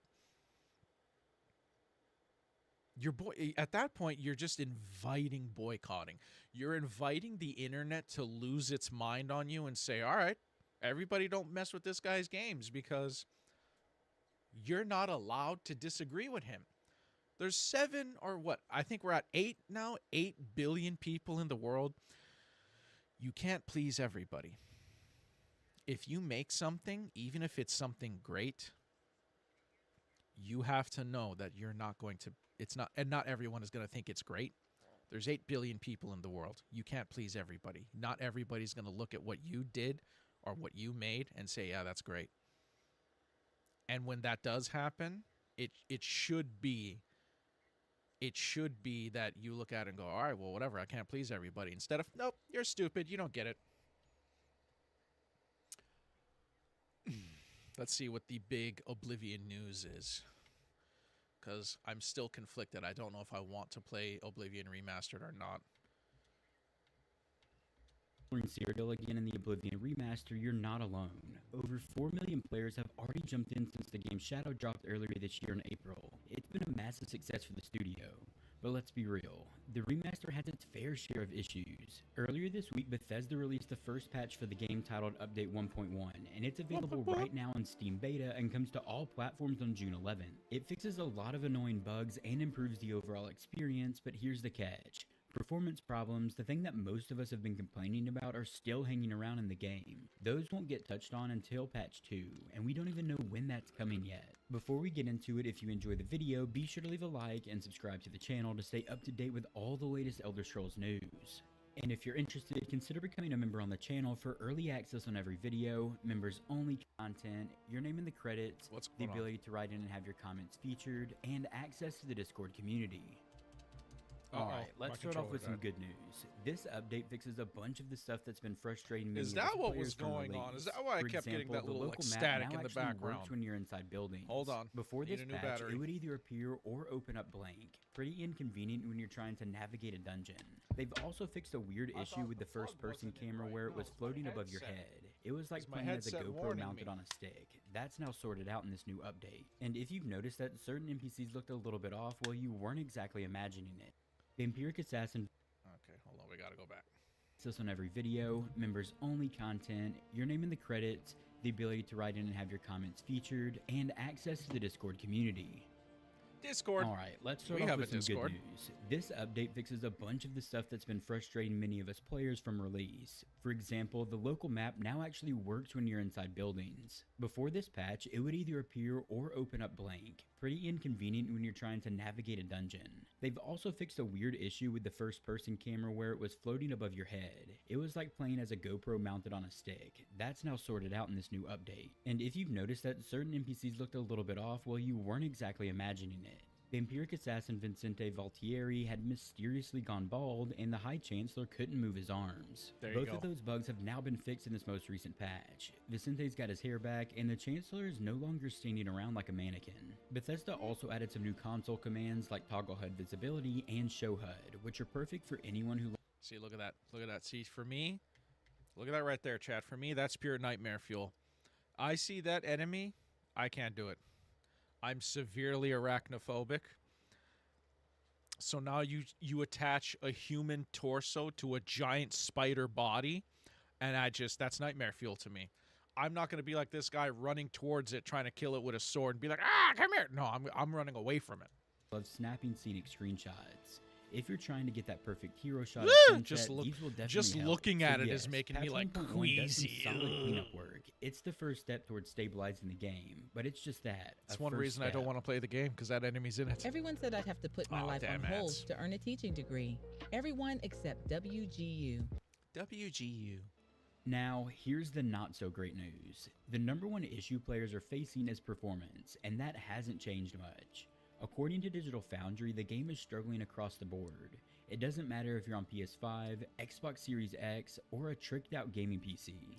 Everyone's getting hit with frame rate drops, traversal stutter, and random crashes. The longer you play the game at this point, the worse it gets, especially if you're switching between different save games. It's likely tied to some sort of memory leak. One of the Yeah, I seen that in a Digital Foundry video. They were saying they were testing performance, and across all platforms, the longer you play the game, the worse the performance gets. And that the only way to fix it is you have to like save, quit, come back, load in, and you're back to like a 60 FPS experience. But the longer you play, you could sit there and like even in the same area, you could be in the same area and you'll just drop to like 40 FPS. You'll have a 20 frame drop, because there's something wrong with the way the game handles the memory, where the longer it stays on, the worse your experience is going to be. I actually seen that. I seen the video for that. Danger bugs happens after you've been playing for a while. If you ride a horse, your camera might be stuck too high, like you're floating above the saddle. You can fix it by resetting the game, but that's not exactly a great solution. And in their analysis, Digital Foundry called the PC version dire. That's a strong word, and not one you want to hear for a game that's supposed to be a technical upgrade. Their verdict, stability and performance needs to be the developer's top priority in these upcoming updates. Bethesda says patch 2 will focus entirely on these performance issues, but there's no timeline for this update just yet. And until it arrives, this remaster just isn't running the way that it should be. Here's the thing that makes this all more interesting. Even with the bugs, performance issues, and crashes, Oblivion Remaster seems to be a smash hit. Sales have blown past expectations. In fact, it has sold more copies in its first week than the original Oblivion did in its first 15 months. Wow. It's already the third best-selling game of the year in 2025, right behind Monster Hunter Wilds and Assassin's Creed Shadows. People clearly love this game, and it's not hard to see why. The remaster looks fantastic, and it runs at 4K and hits 60 FPS when it's behaving, of course. And comes with updated animations, cleaner menus, and way better lip sync for the characters. It even has a much improved third-person view and new dialogue that fleshes out characters and scenes. Virtuous, the studio behind the remaster, did more than just slap on a new coat of paint. They rebuilt a lot of the game's systems, made the game more playable by modern standards, and gave it a whole new vibe, without of course losing what made the original game so special. Some players are even saying it feels more like a full remake than a remaster, so yeah, it's buggy and really does need some fixing, but it's also a love letter to one of the most beloved RPGs of the 2000s, and players are responding accordingly. Here's a pretty funny stat though. Even though millions of players are playing the Oblivion Remaster, hardly anyone is finishing the main storyline for the game. On Xbox, according to achievements, only 2.9% of players have actually completed the main story. Wow. On Steam, that number's a little bit better, around 4.4%, but still, that's tiny. Why, you might ask? Well, obviously that's pretty simple. Most of us know. Oblivion is one of those games where the main quest is just one small piece of the entire experience. Players at this point are far too busy doing everything else the game has to offer. Exploring caves, joining many of the guilds, I'm the kind of guy that usually does all that afterwards. It's like I gotta beat it first. And closing Oblivion gates. You name it. They're doing all of it except actually completing the main quest at this point. Some people are even putting off the Kvatch quest, which kicks off the Oblivion crisis and can be kind of dangerous because of the game's level scaling. If you wait too long and level up too much, Kvatch becomes a brutal challenge. So the community's advice is do Kvatch early, get it out of the way before you're fighting Daedra that hits like a truck. Then there are players that just refuse to do anything in a straight line. One person even spent hours escaping Cyrodiil's borders just to explore other regions of Tamriel that aren't exactly in the game, like Hammerfell. It's really just a landscape that's not rendered or designed in any way, but it is there. And in a typical Bethesda game style fashion, another player lined up hundreds of books just to knock them down like dominoes. And someone else is trying to close every single Oblivion gate before touching the main story at all. But of course, that's what makes games like this so special. There's no right way to play them, of course. Whether you're doing arena battles, role-playing as a sneaky Argonian, or just picking up mushrooms in the forest, it all counts. Say hello to the new Topo Chico Hard Max with more margarita flavor and 8% ABV. There's a lot to like about this remaster, but Bethesda can't afford to rest on its sales numbers alone. The game needs stability. It needs better memory management, and most of all, it needs patch 2 to land soon, and land well. We need some amazing performance updates that actually improve the game. The community is definitely invested. People want to keep playing this game, but they also want to stop restarting the game every hour and not have their PC blue screen. They want to explore without worrying that the next save load will crash to the dashboard. If Bethesda and Virtuous can pull off a strong second patch, they'll have one of the most successful RPG revivals in years. But if they don't, even loyal fans may start walking away from the game, and they probably already have. It's a balancing act. Right now, nostalgia is doing a lot of the heavy lifting for this game, but at some point the technical issues have to be handled, and the sooner the better, of course. Oblivion Remaster is a beautiful mess. It's full of charm, mystery, and the kind of open-ended freedom that made people fall in love with the Elder Scrolls series in the first place. I didn't fall in love with this one when it was new. But it also is full of stutters, crashes, and bugs that make it hard to enjoy for long stretches. Patch 1.1 is a good start. Dude, this guy is just taking freaking everything in that room, and he's not getting over encumbered.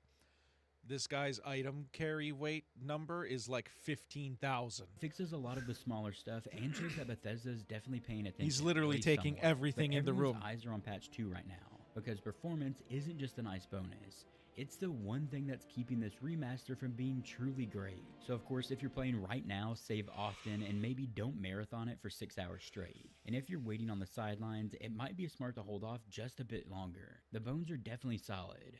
The world is still magical. Now it just needs to run like it. Now before I close this out, I will speak a little bit on my experience playing the Oblivion Remaster. I haven't had hardly any issues, but I am on a decent PC, I'd say. And most of the issues that people are having, like stuttering with FPS issues and such, I've kind of fixed with mods, I think, because I rarely even notice stutters at this point. But you can look up some different mods and stuff on YouTube videos. I'm not sure exactly what I have that's working, but I have several different ones. But yeah, the stutters are not really a problem if you can. But see, not all of us want to play with mods, and I feel like that's what people who play with mods don't understand. Get around it with mods, I guess. But the one thing that everybody seems to be having issues with is crashing. I don't think there's really any way around having crashes in the game at this point, so hopefully the performance updates can help fix that. At this point, I think I've crashed about 5 or 6 times in about 30 hours, so not as bad as some people that I've heard. Some people I've heard they're literally crashing 5 or 6 times per playthrough, so that would just be unbearable if you're facing that. So hopefully they fix that. It's not fun, but I definitely save often. Pretty much every 30 minutes to an hour, I'm making sure I throw down a save game to make sure I don't lose 10, 20, 30 minutes of gameplay.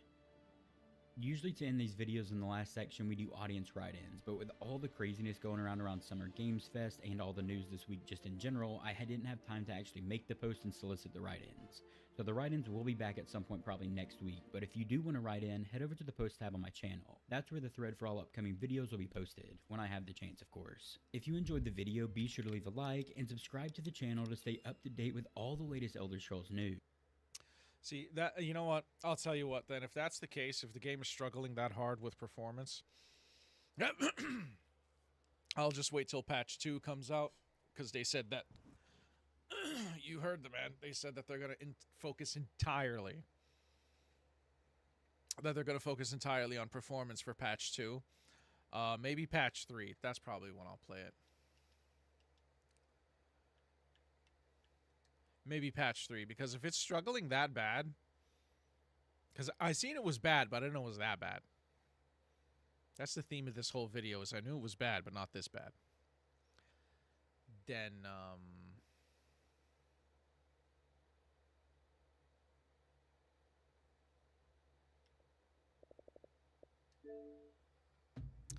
then I'll probably play it like patch 3.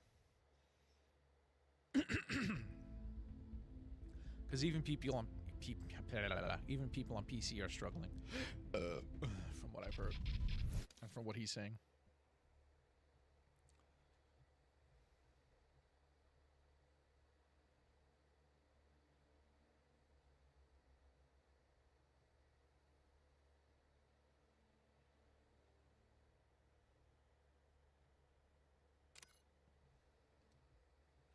Update requires restart. Yeah, sure.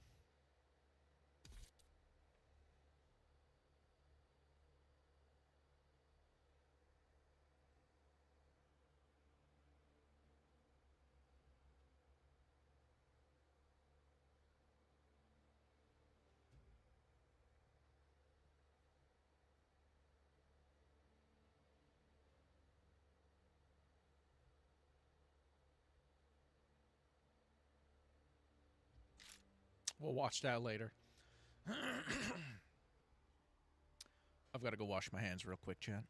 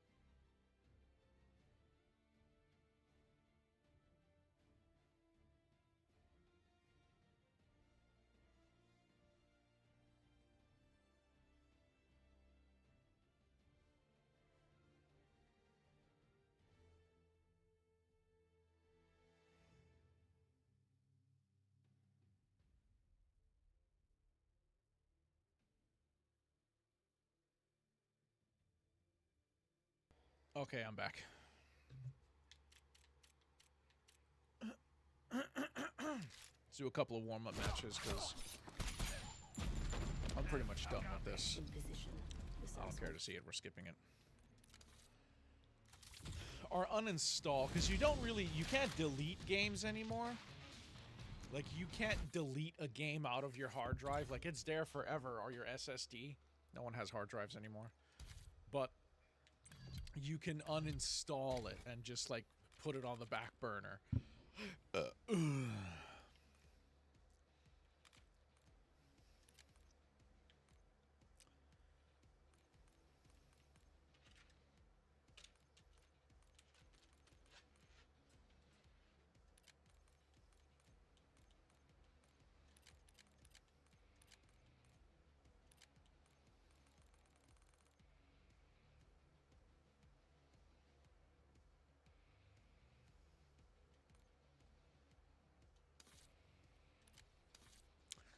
Does anybody, like, is there anyone that misses being able to do that?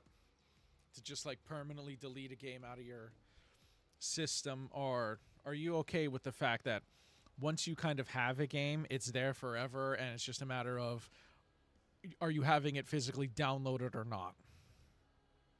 Like, I can't delete Call of Duty out of my Xbox, but I can uninstall it. I can uninstall it and make it so that it's, you know, whatever, it goes into the library as an uninstalled game, but I can't delete it. I can't ever sit there and hit delete and it's gone out of the system, never there. Do you understand? Do you like that better? Or do you like it more because it's like, well, if I ever want to go back to it, it's just a matter of installing it. It's a matter of, is there space, you understand, to do it? Reanimated reactive ultra skin.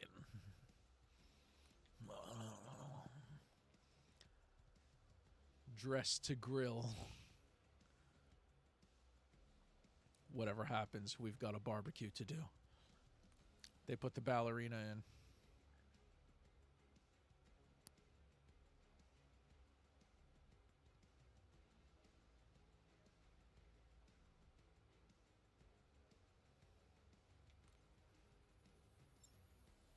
Champs.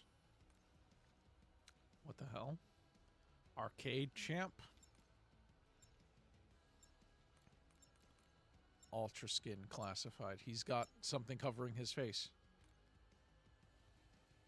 What? Why did it do that?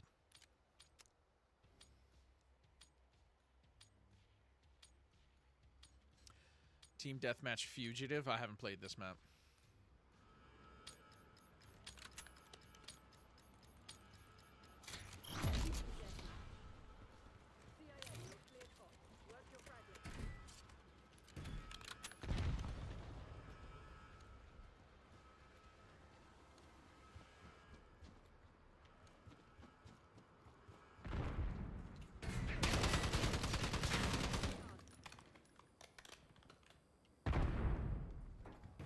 Yeah, I'm a pro.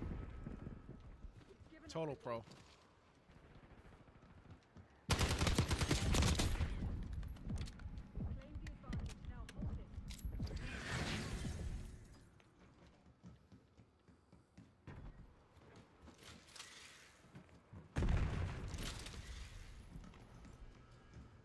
Yeah, he got him.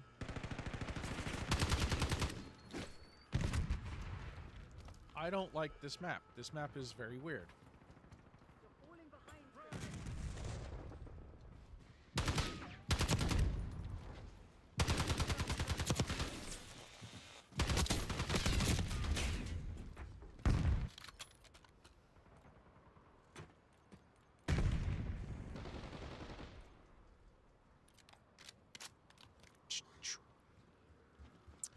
I'll play some Warzone.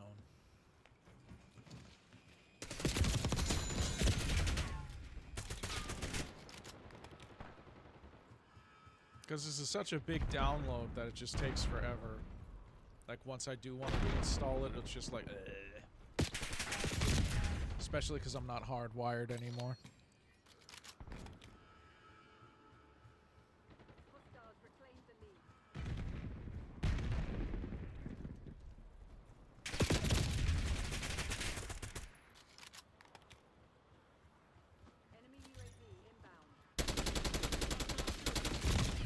Impeccable aim.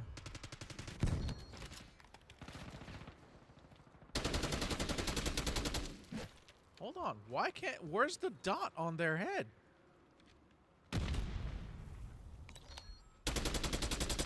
Okay, something's weird going on. Something's weird going on? That's proper English.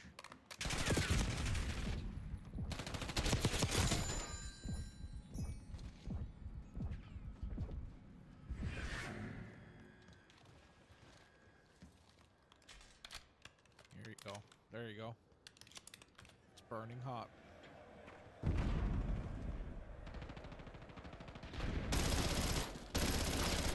See, like, where's the dot?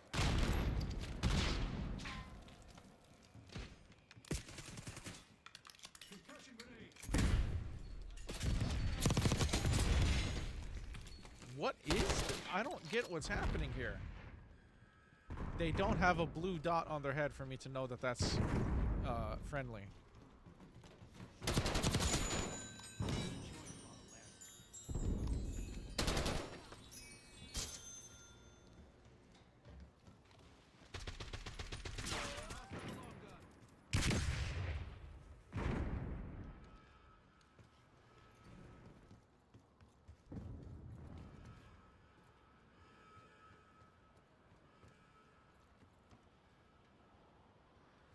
Hey, what is this guy doing? Sausage.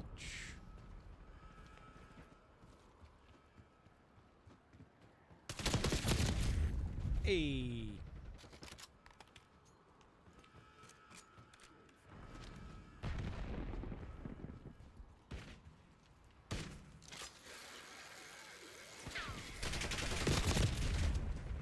He had a blue dot on his head. Oh, this is bull.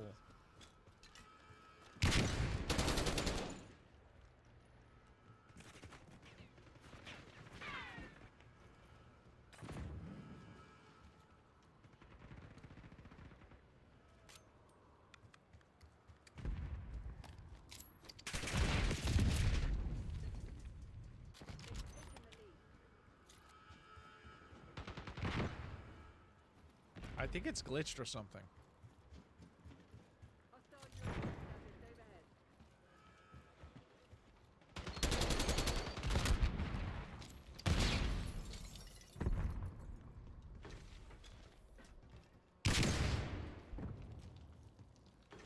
Because why don't they have blue dots on their head? The good. Why don't the friendly players have blue dots, like, on their head? I'm shooting everybody, and I don't know who's who. I legit don't know who's who.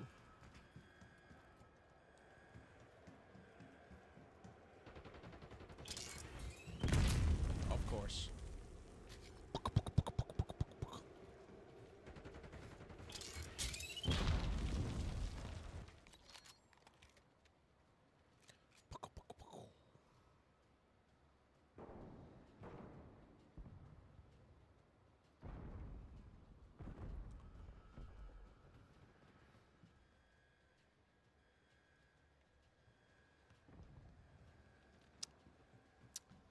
This match is taking forever.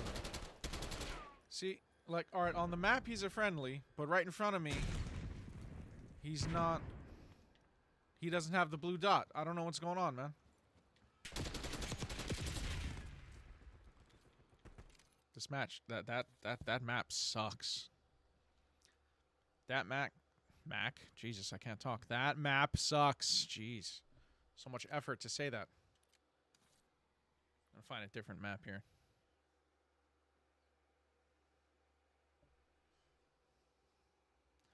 That map sucks hard.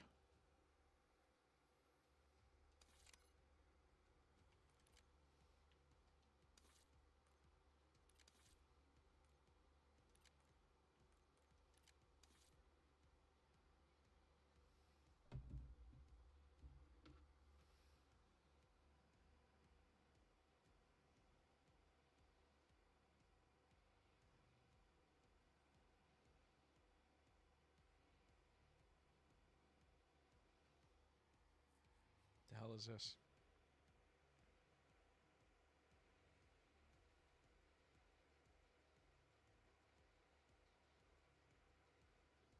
Oh, God.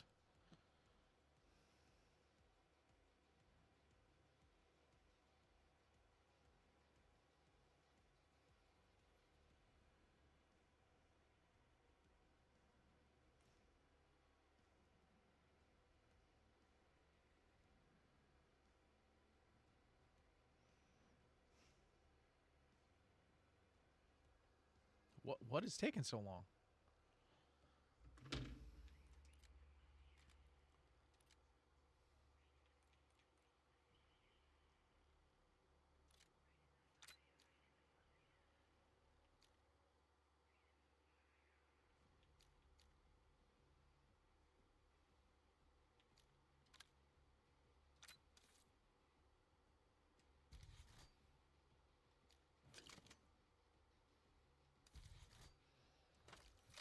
Long barrel.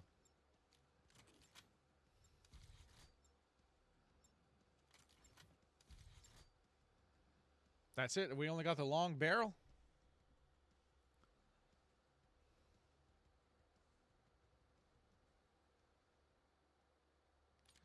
$19.91.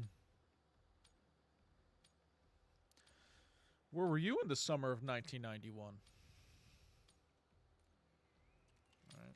Some people be like, bro, my dad wasn't even born yet.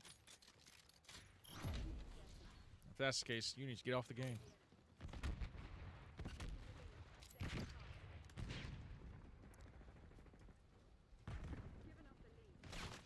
Oh, he got obliterated.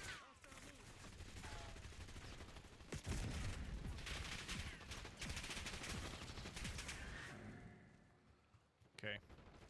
I don't know why that guy has so many bullets.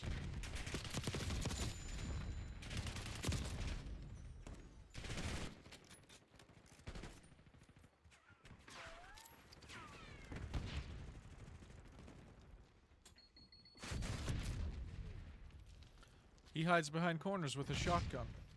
My favorite kind of player. See, I don't... Okay.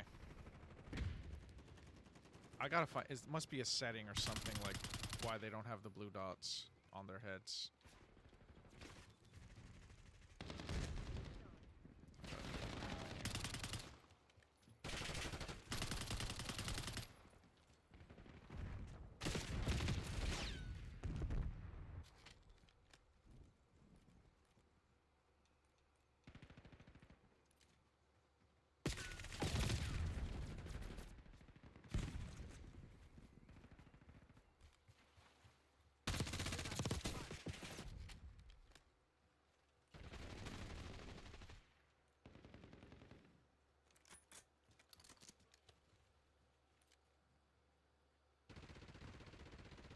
Right, see, there's the blue dot.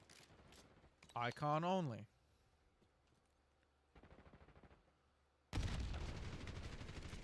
I don't know. We gotta fix it afterwards. It must be bugged or something. The whole point of how you know... Okay, but see, that player had a blue dot on their head, but I was still able to shoot them. This is bugged.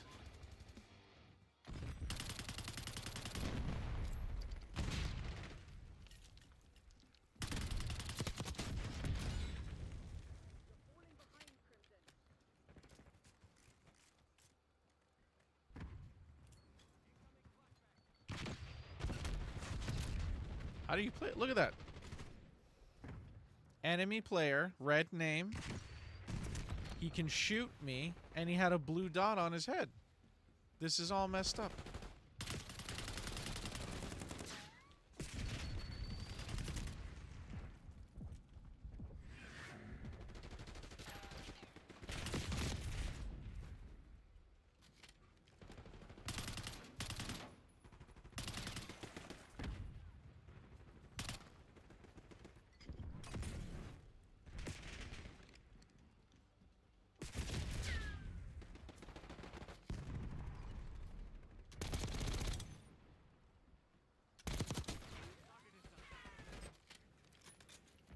this is bugging.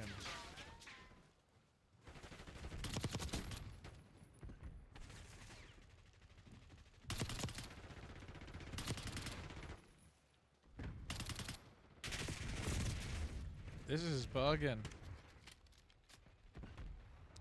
Okay, it's backwards right now, so blue dot players are the enemy players.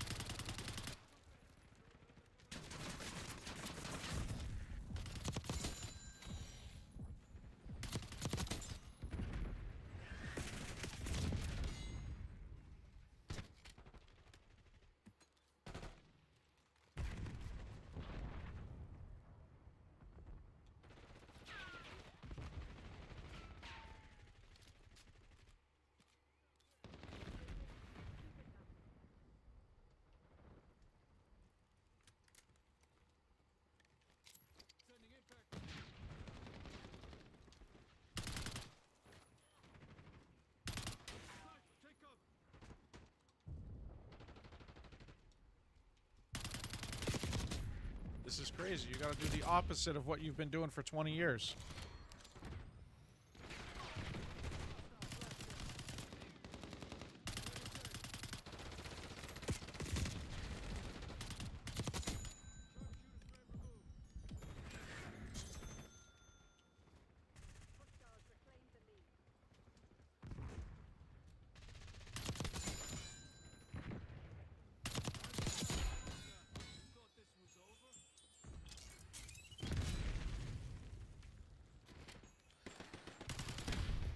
Blue dots on enemy players, no dots on friendly players. Got it. Beautiful.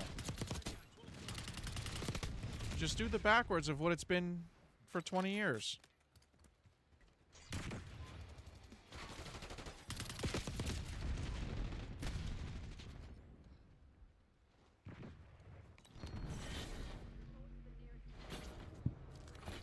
Alright.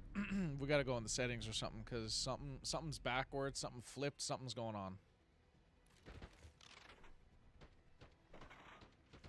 Because it has it to where the blue icon to indicate a friendly player is on the enemy players.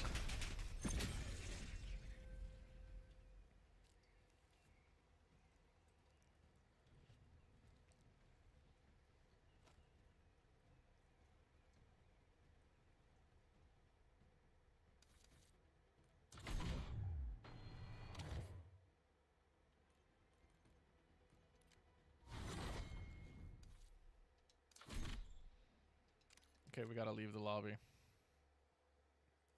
Alright, what's going on here? What's going on here?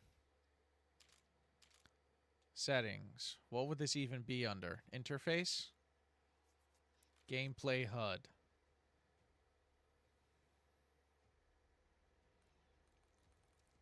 In-game text chat. I couldn't find it for some reason.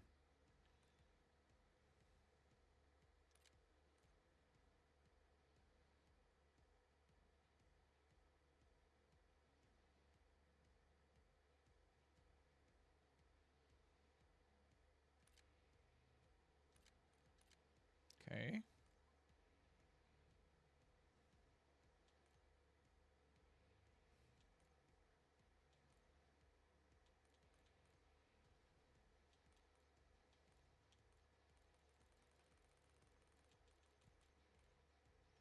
Readability? What is readability? Visual support. Set most of our visual accessibility settings to the recommended values for improved readability comfort. Subtitles. Color customization. No, global. Skip kill cam.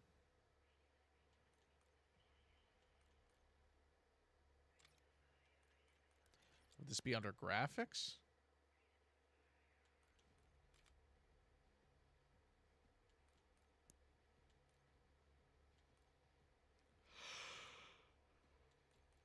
Field of view, ADS.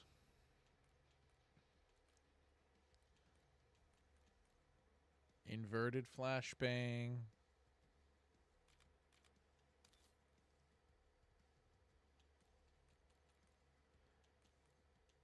Quick settings.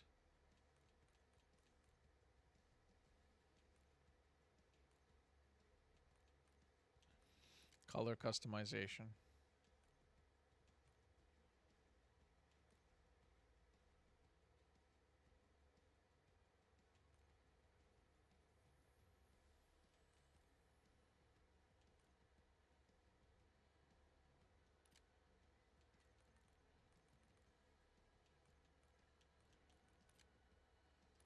Okay.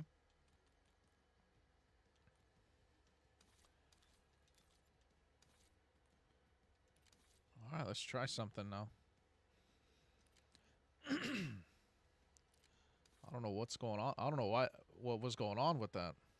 It's probably still going to be messed up. Because, you know, with Call of Duty, it always is.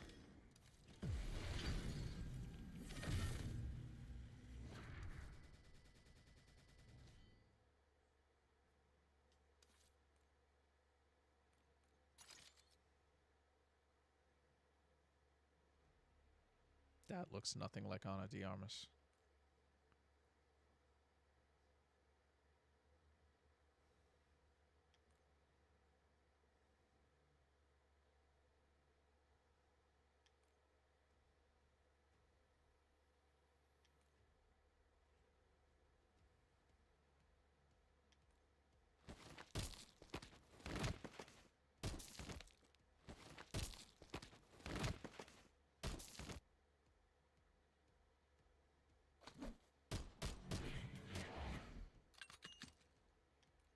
That was cheesy.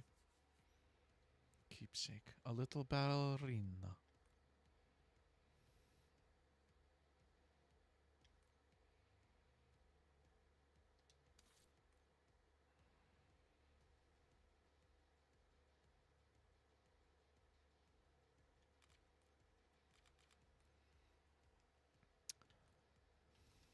Dude, what's taking forever?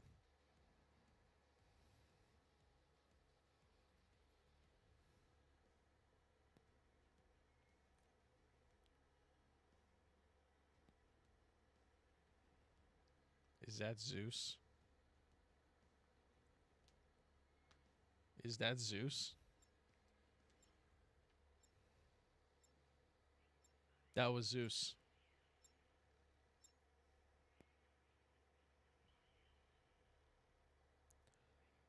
Hideout. Okay.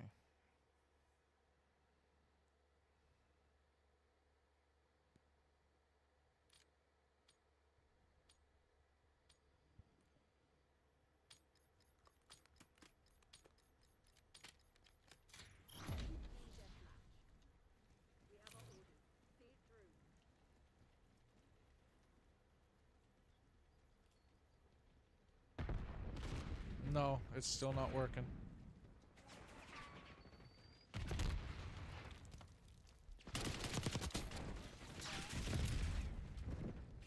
She did mark it.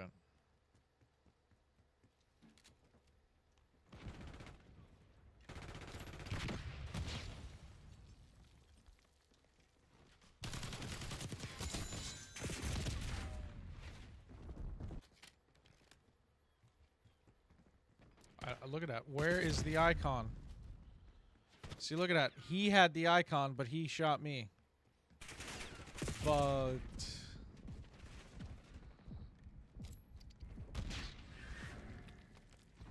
Hello? Hello?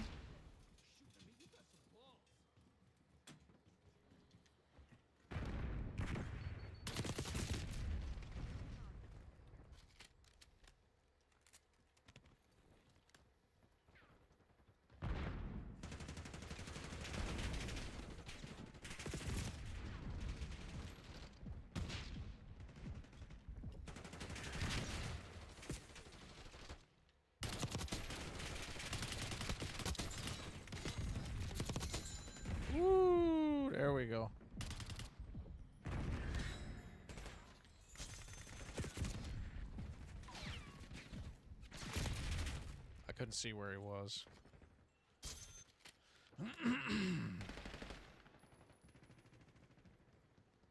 For the life, Becky. See what I mean? Look at that. You the Viking.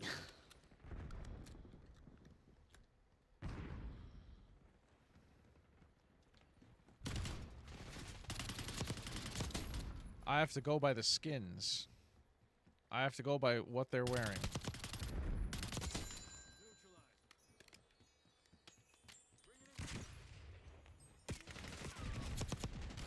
See, look at that. He had a blue dot on his head to signify friendly, but he was an enemy player. Is this a perk or something? Is this like switcheroo or something?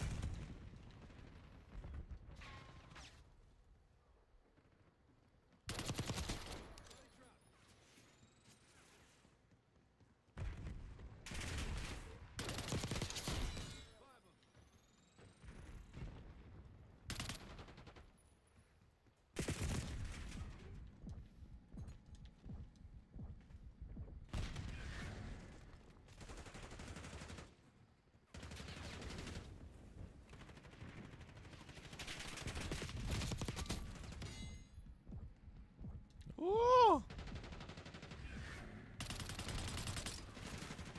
Right, he didn't have the blue dot, so he's friendly.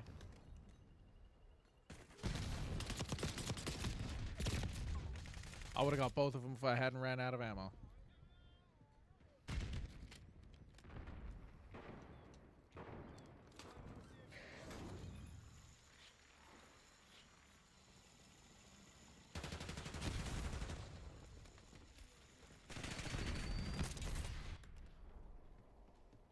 Okay, so for that it had what I needed.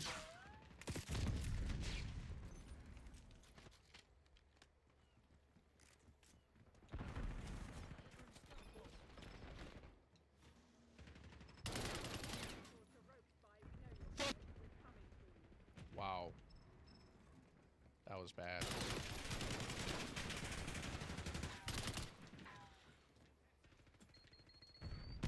Dude, that dude got obliterated. That dude got sent into next week.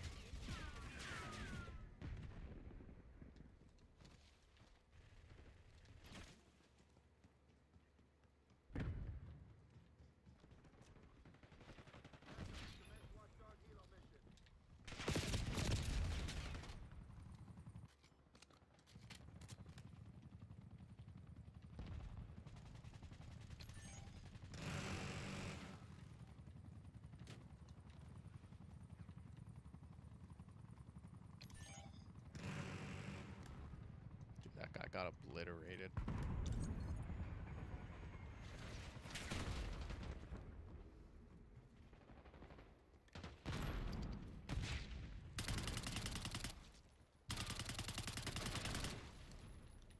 I can't frickin' tell who's who.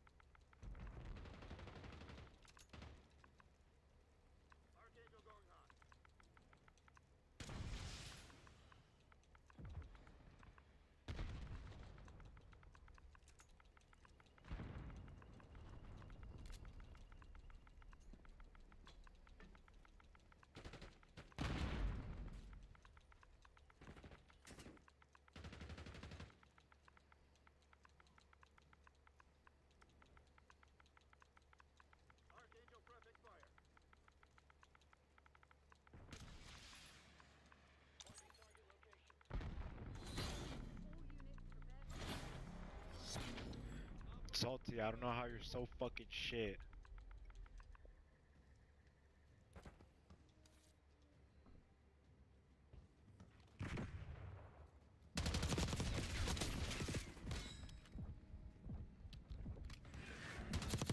Chase with the tool.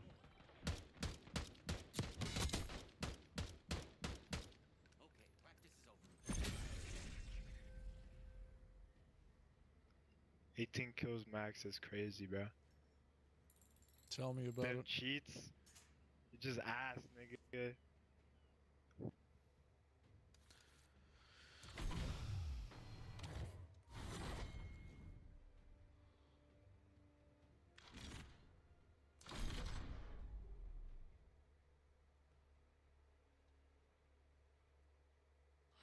All right, we're done with that. We're done with that bugged out mess.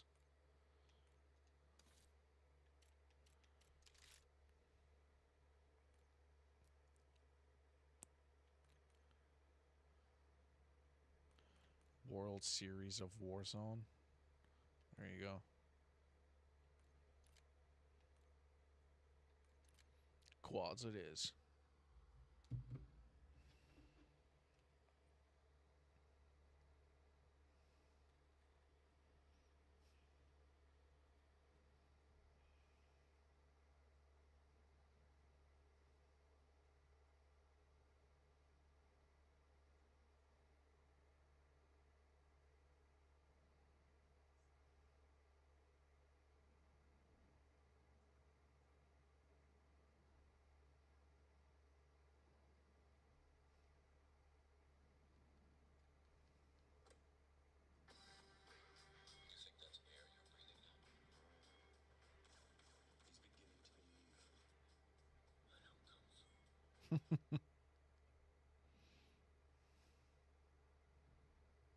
You think that's air you're breathing?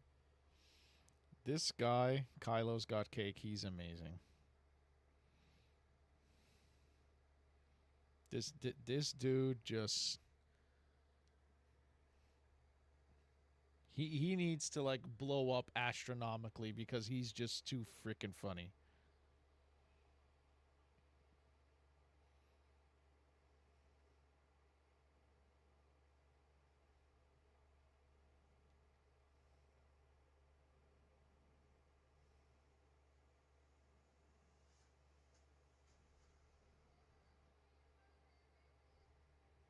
That's pure evil.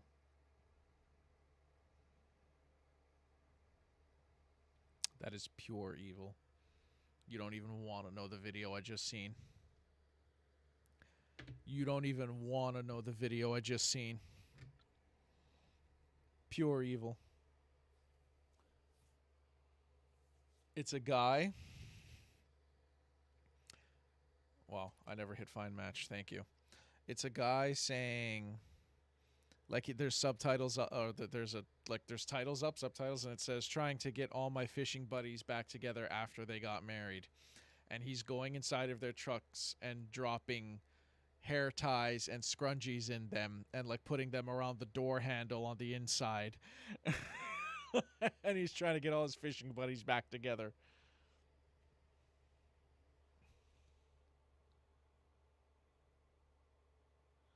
Man, I don't even like fishing.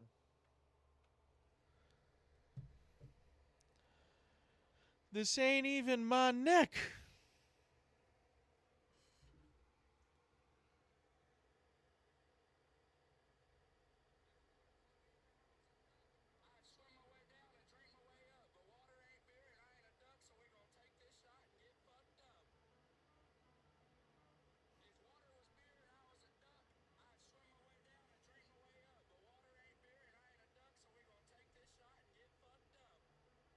There you go.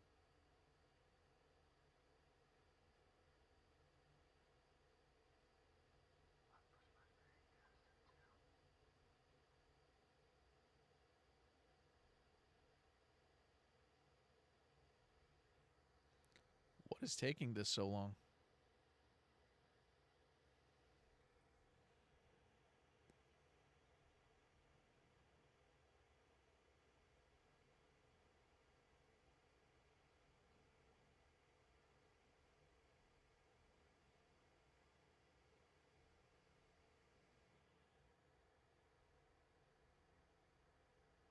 It's not loading.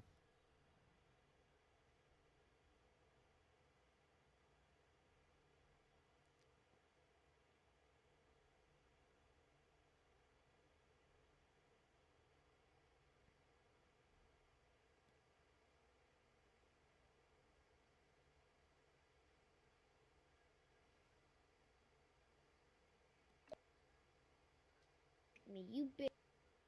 Finally.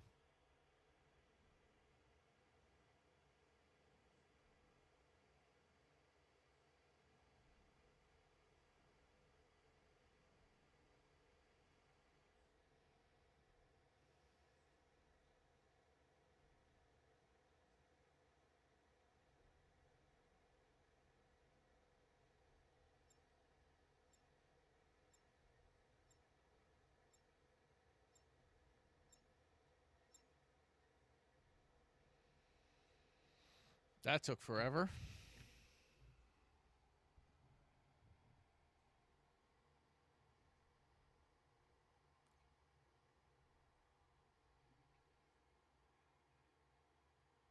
Pico, right?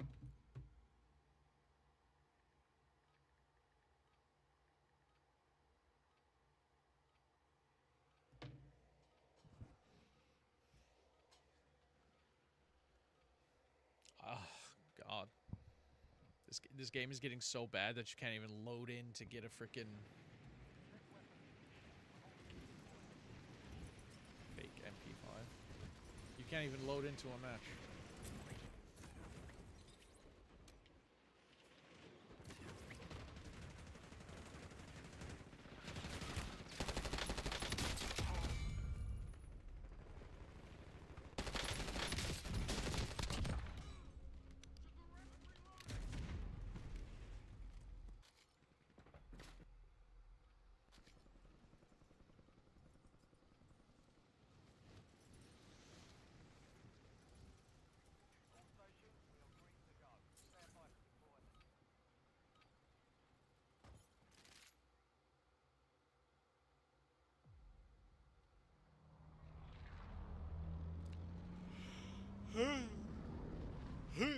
Okay.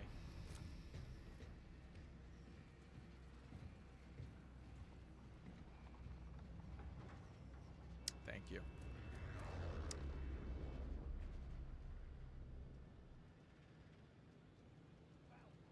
Lumber. I'm solo in a quads. Thank you.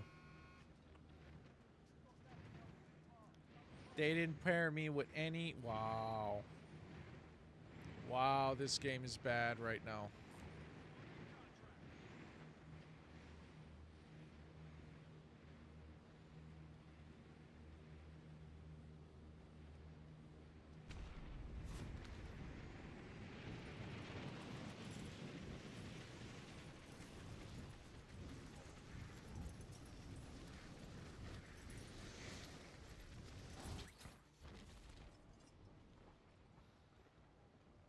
Okay, let's see how good I could do against squads of 4, because it forgot to give me my 4 teammates, or 3.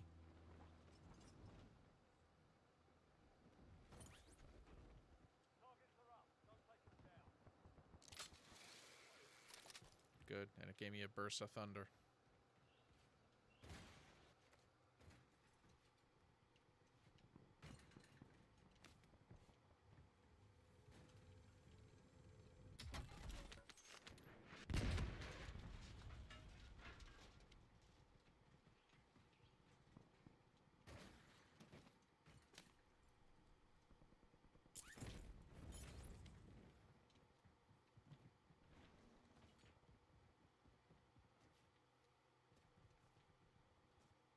Jeez.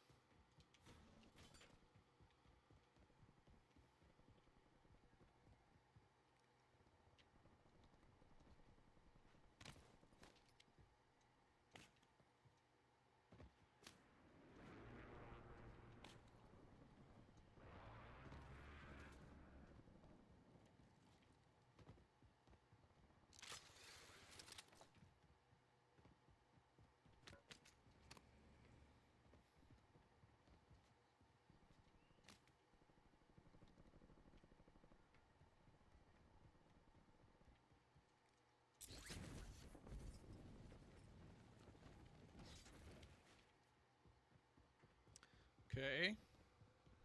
Can't find no one, and I can't find a better gun.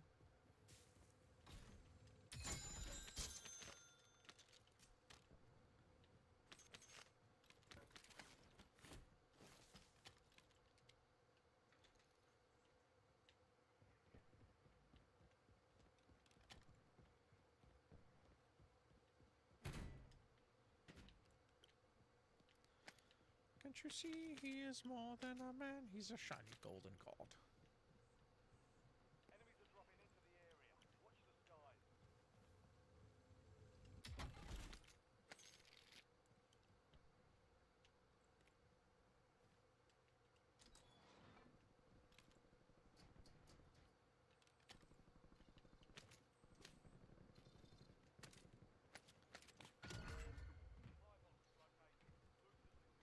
Yeah, I got it.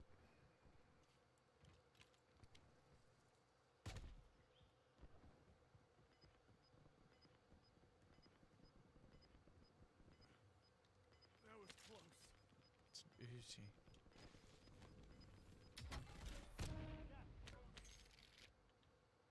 Oh, really? Dude, I need decent guns and I need them like now.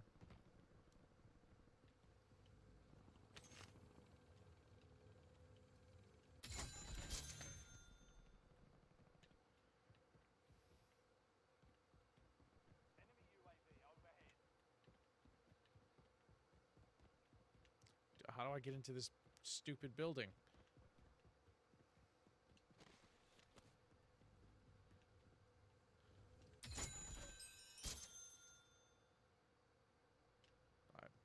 That looks like the same weapon.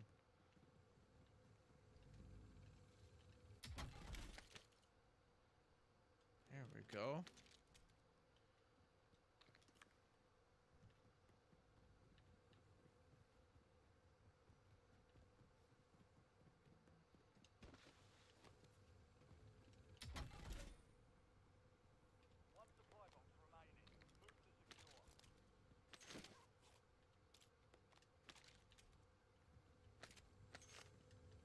I don't know, like, why I'm, like, actually trying.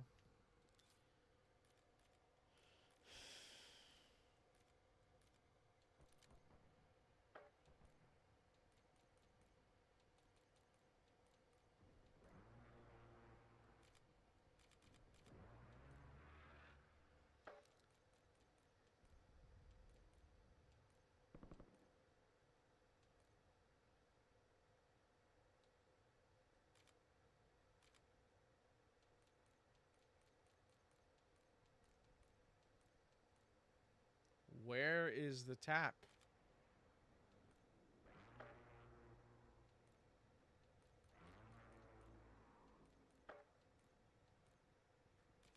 Did they just take everything out of the game?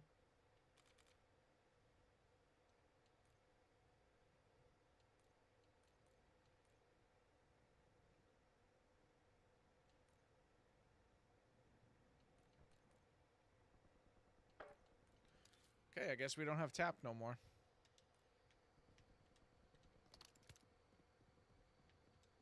I guess they got rid of that. Because why the hell not?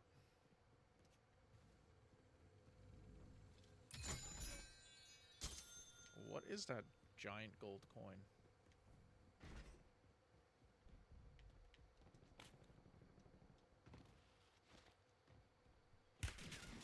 Oh, there we go.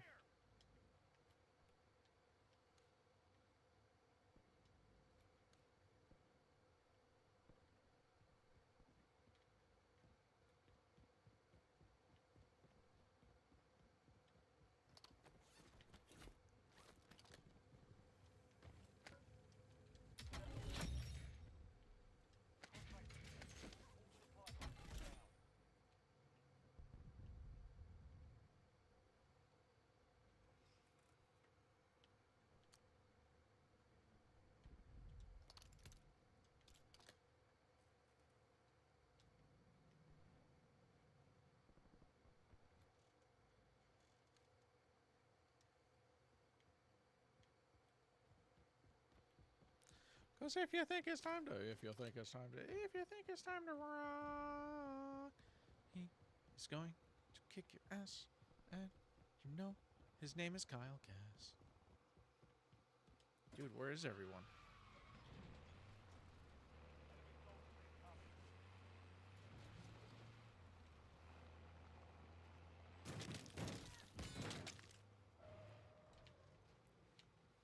Okay, that's two.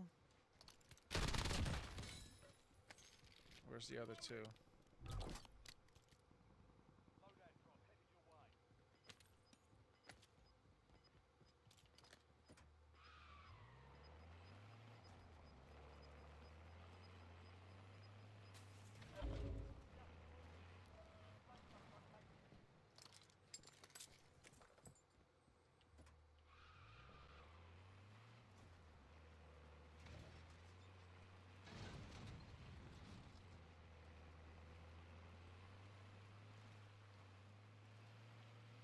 I need a buy station, and I need one now.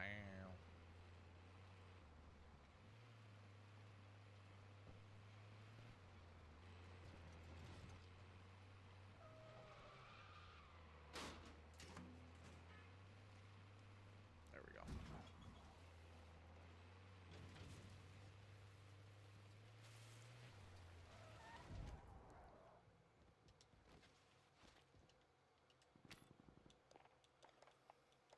Where is it? Where is it? Where is it?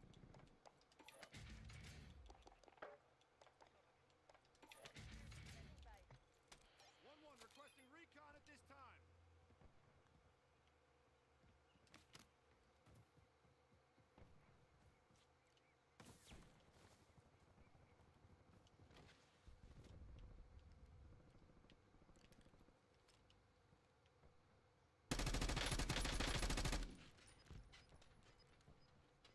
Go ahead, try me again.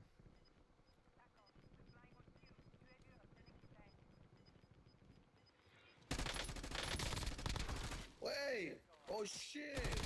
I've been in here! Ah! Jeez.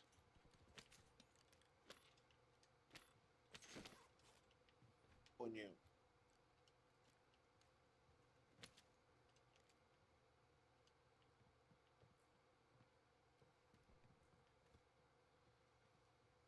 Okay, so there's 4 of them.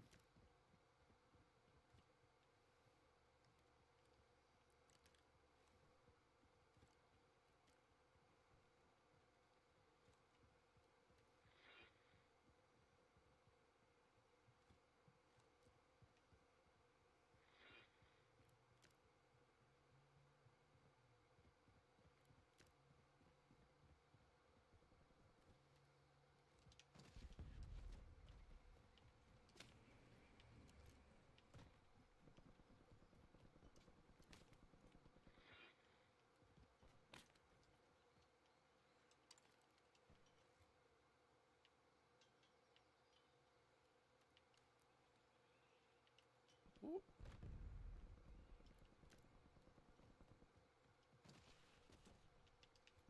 What? Really? That was dumb.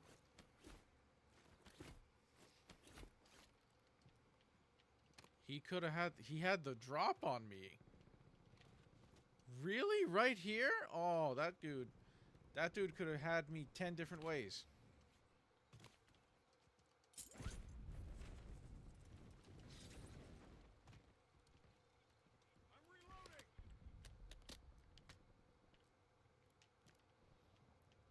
What was that guy doing?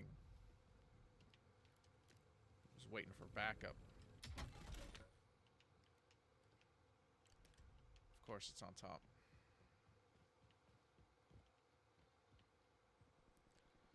They always put it where you can't freaking get it.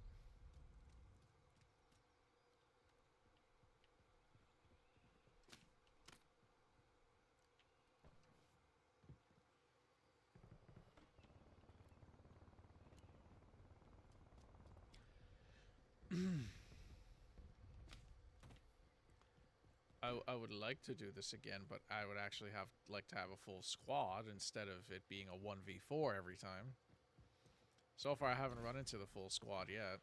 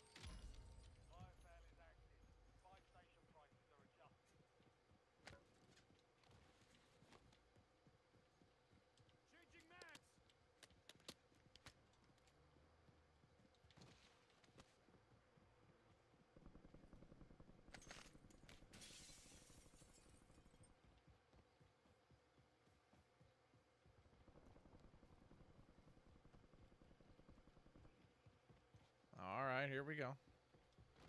They're all around me now.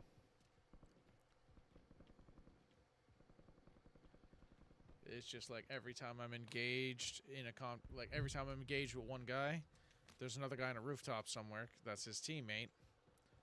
Because it's fours. It's squads.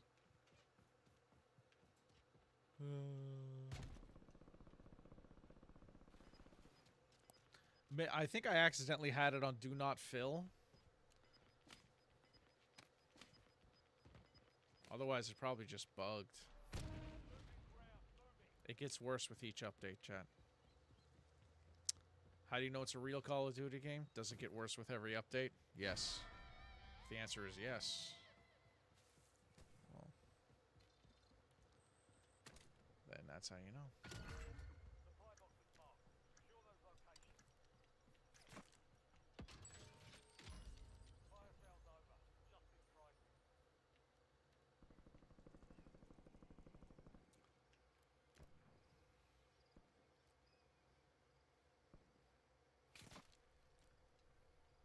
Oh my god, there's two of them. Oh, they got me a little bit. A lot of it, actually.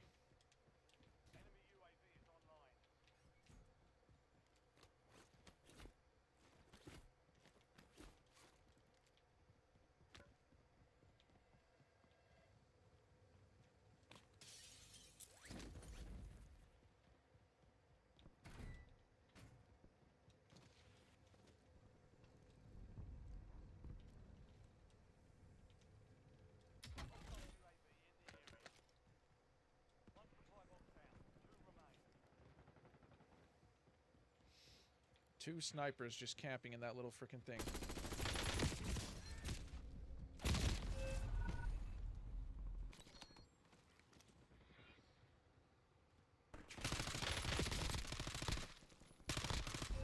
What the hell? What was that gun?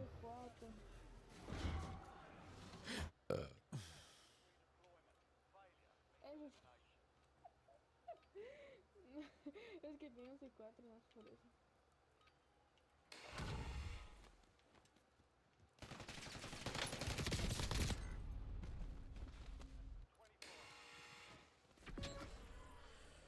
Yeah.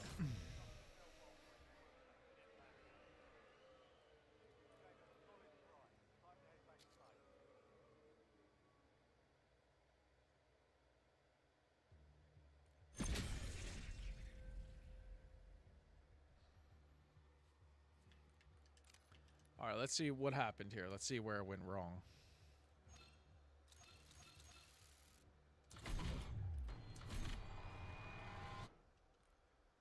Okay. Battle Royale. Quads. There we go. I had squad. That's what happened. I had squad fill off.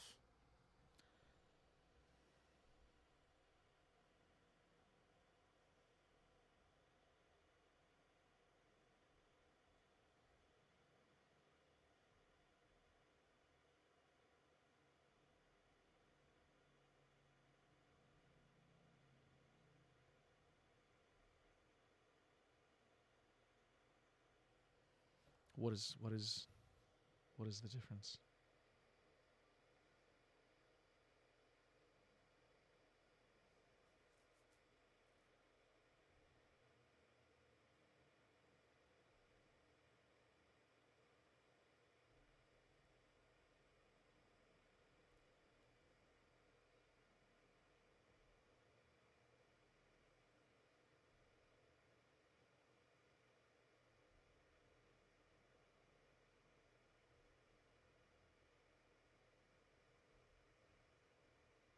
Wow.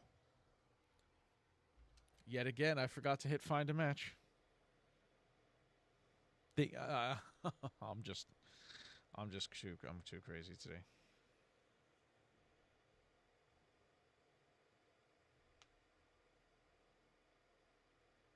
I was waiting for it to load in. But I had to press find a match. I'm so stupid. Let me know in the comments just how stupid I am.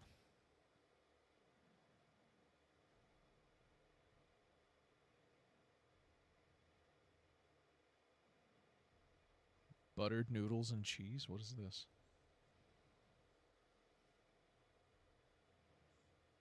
Is this adult mac and cheese?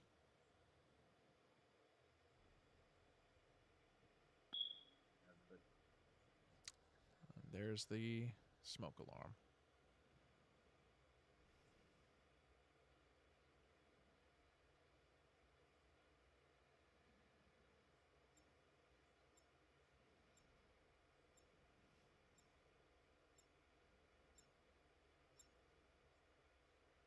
Oh, Marco gave them to me. They're dinosaurs. Dinosaurs? Dinosaurs, you say? Leave it open. No, close it. Don't listen to him. Close it.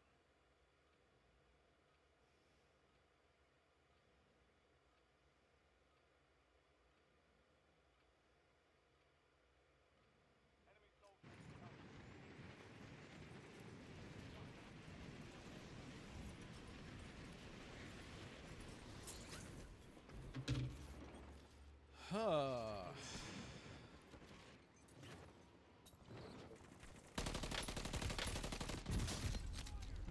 got turned into coins.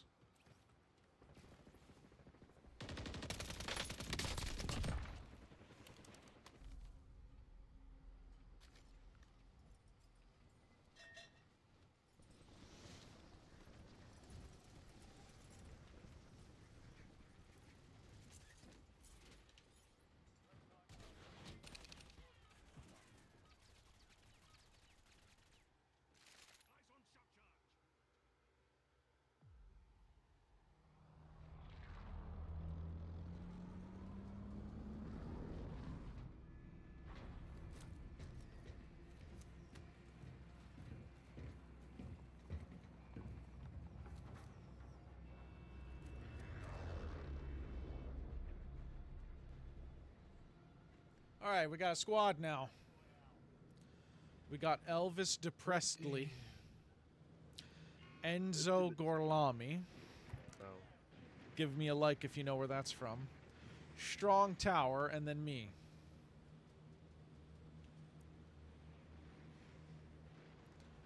I like that. Elvis Depressedly. That's good. Oh, boy. That's good. I actually like that. That's better. That's fine. Elvis Depressedly. I'm dropping next to Big House.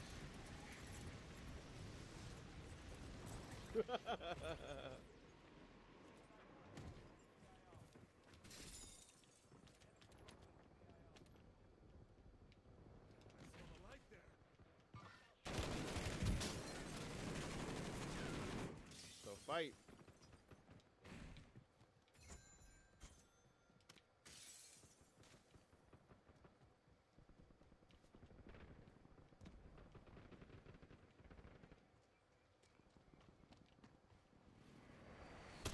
Easy.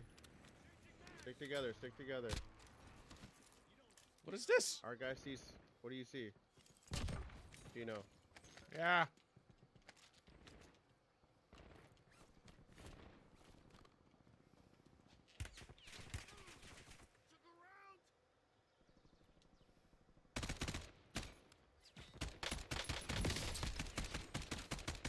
Across the way. Gino's shooting across the way. What? Oh, Big House got Gino.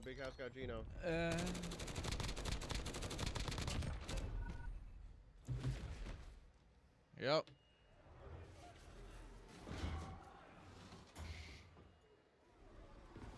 Wow.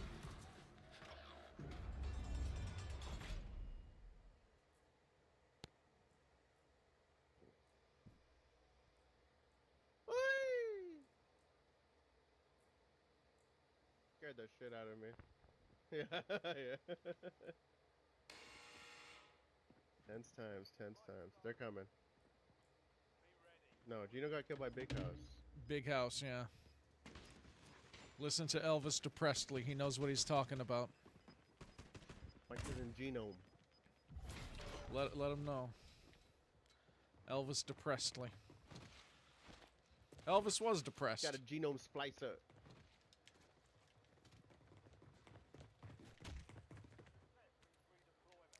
You change your genetic code just like that. Splicing it up.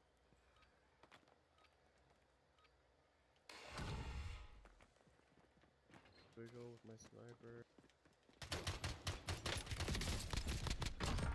Oh my god. If someone breathed on me, I would have not made it. I have no movement. If somebody breathed on me, I wasn't gonna make it. Yeah, you can drop in the area, yeah. Yes, you can drop, yes. It's not hot right now.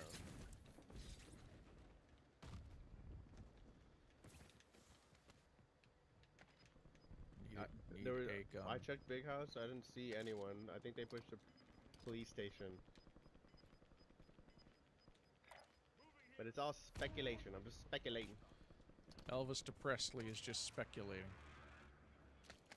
Those people would have pushed back towards the other houses.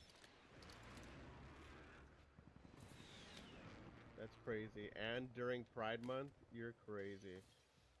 You mean Men's Mental Health Awareness Month? Ah, shit. Your bigotry's showing.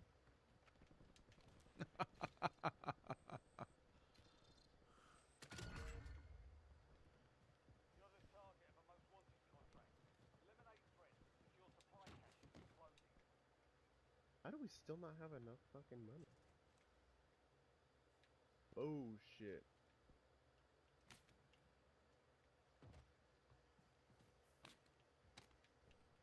Well, we need like fucking 200 bucks, dog. And I'm bad at math. It's 1500 actually. Okay.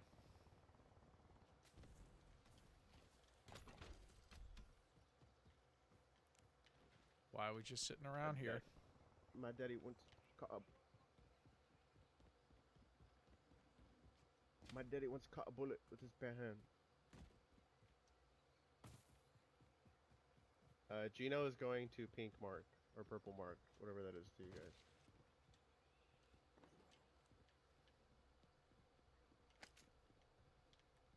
Alright, there's a store here. This guy's like 2 on top of what everyone's doing. Oh, I see you. Okay, there wasn't nothing in here.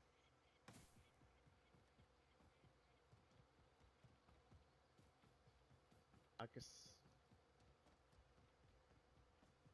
smell the lips on him. Whoa, right there in that house.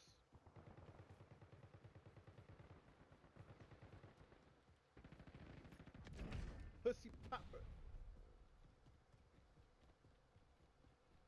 Wow. Yeah, damn it, well, that sucked. I jumped in to die.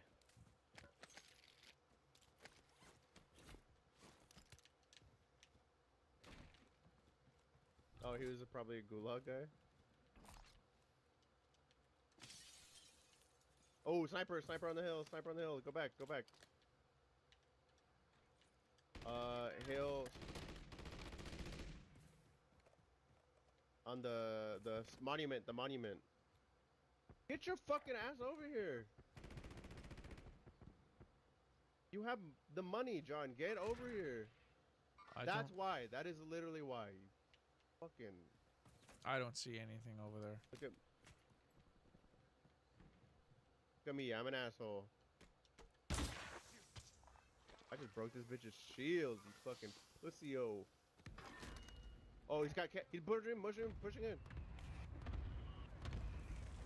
He's coming, look. Which way? Down one down.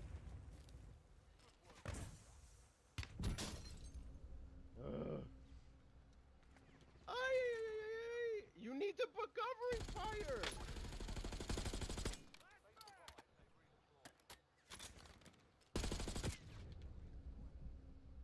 Dino! Oh man.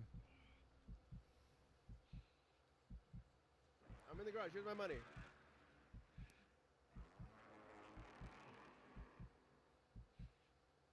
I dropped my money at the store.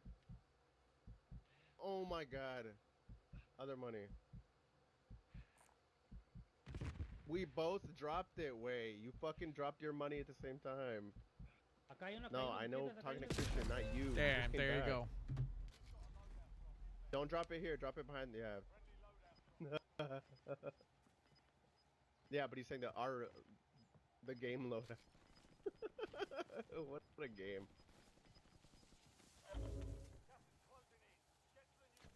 Alright, let's I don't want to push that team. Yeah, you have a lot of money. Oh, you're right. We can buy back Gino. Go back to the house. Go back to the house.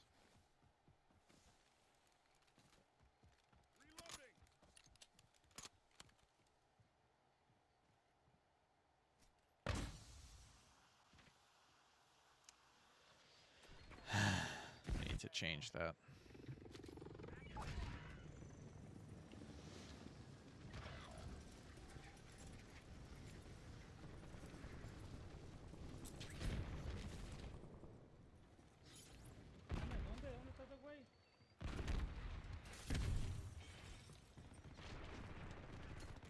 Ay, mira, qué pinche campero, güey. Está arriba, ¿ah? Mierda, Yo maté uno aquí afuera. Ahí está en la escalera, subiendo la escalera a la izquierda. Pink, if you grab Ahí my tengo uno ahí stuff, arriba, I'm en la not tienda. invited to the También tengo un cookout. humo en la tienda. Tengo humos, fíjate.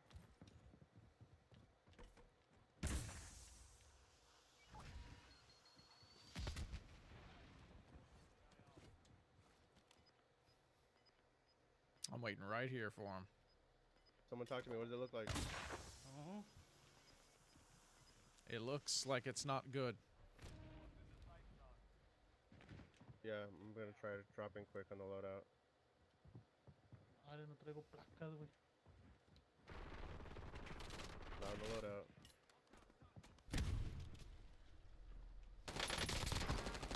Está bien tocado, güey, ese perro.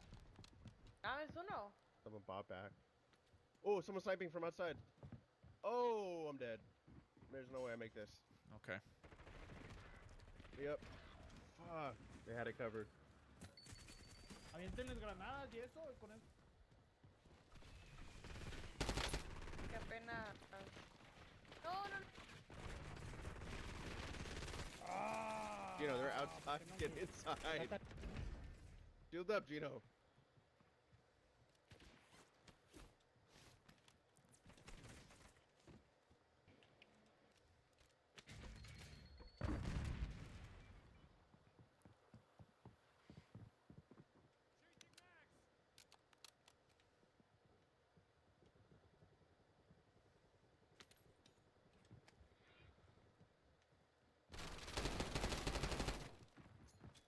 Remember, you have lethals and shit. Throw them.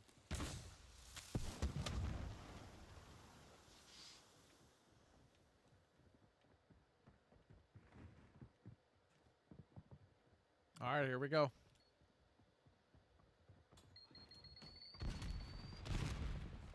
Because we took down 2 of them. There's 2 more.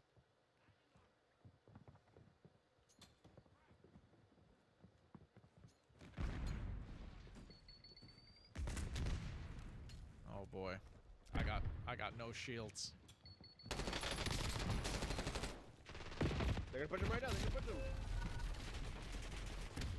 Can't see nothing.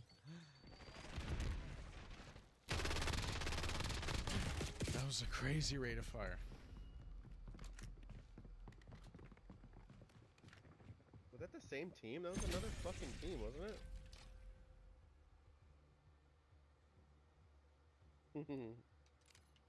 That was somewhat fun.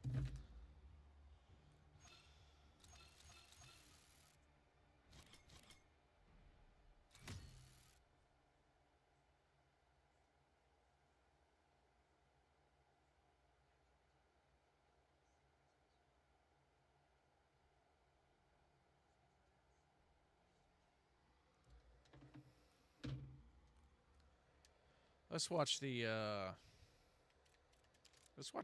BO7 trailer.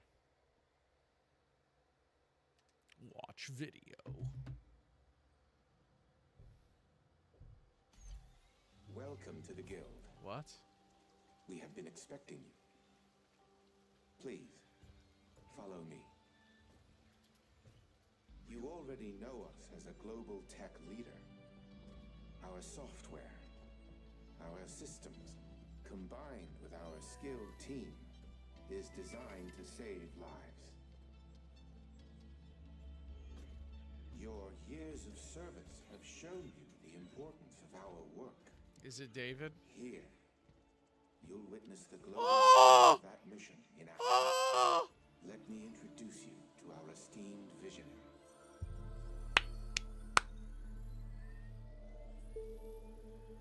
For too long, we have been bound by outdated systems, accepting limitations instead of redefining them. The Guild is safeguarding tomorrow, now. We are pioneering the future of protection worldwide. Our advancements are designed to elevate everyday life, reshaping the future of technology on a global scale. What? I'm Emma Kagan, CEO of the Guild.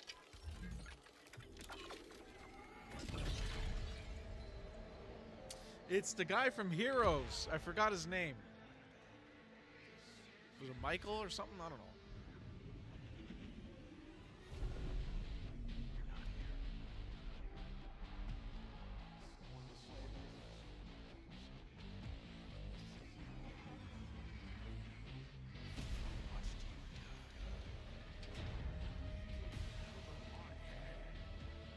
What the hell?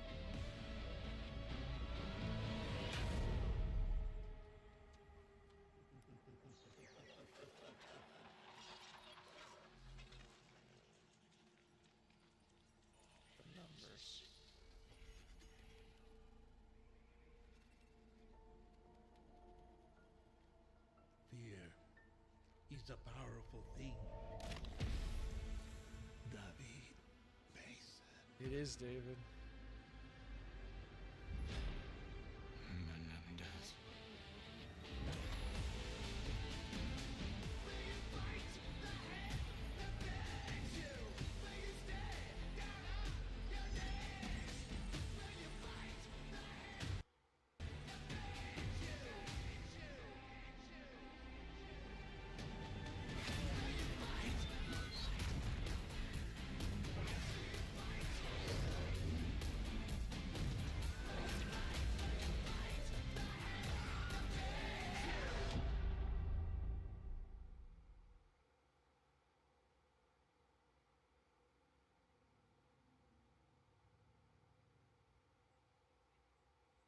That's it?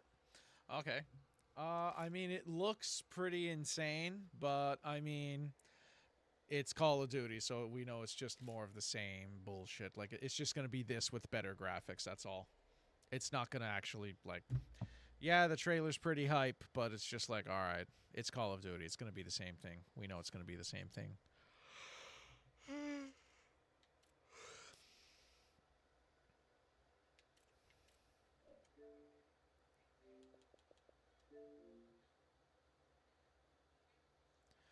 It's someone getting the best, the best, the best of you. I've got another confession, my friend. I'm no fool. I'm getting tired of starting again. Oh, what is this Blood of Dawnwalker? The Blood of Dawnwalker is an open-world dark fantasy action RPG set in 14th century Europe. You play as Cohen, human by day, vampire by night, fighting to save your family in a story shaped by your actions and the secrets you uncover. Why does every game for the last, 15 years have the exact same description? Like, is nobody thinking about, how should this all be worded? Everything sounds exactly the same. You read one description of a game, you've read them all. He's got night vision, bro. One arm is human, one arm is vampiric. Damn, look at that detail. They even got the plaque in his teeth and everything. They all have night vision. So it's what is it? Vampires in Genghis Khan days? Cool, sure, yeah.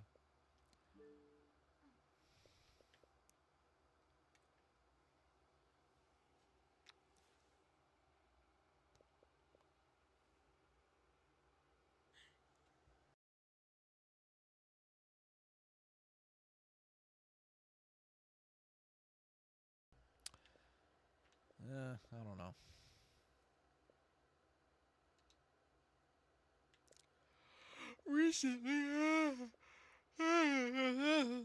Recently added. Well, let's go back to YouTube chat. Let's see. Amazon has helped find Oblivion Remaster is everything wrong with modern gaming.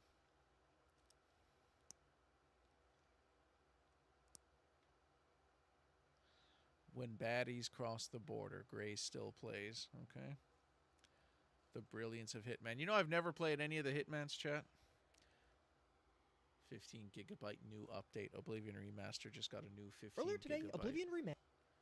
There you go. Star Wars in the style of Doom, the Imperial March, Bethesda's last full time.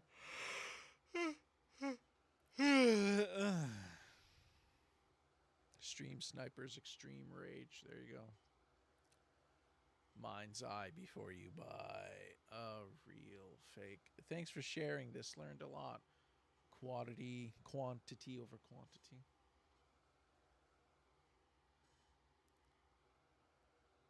Ahoy. This game does not exist. Okay? This game does not exist. You heard it here, chat. This game does not... You know what? Let's watch that. Let's see what this is. This game does not exist. Let's see what this is. Oh, it's AI. It's an AI game. Great.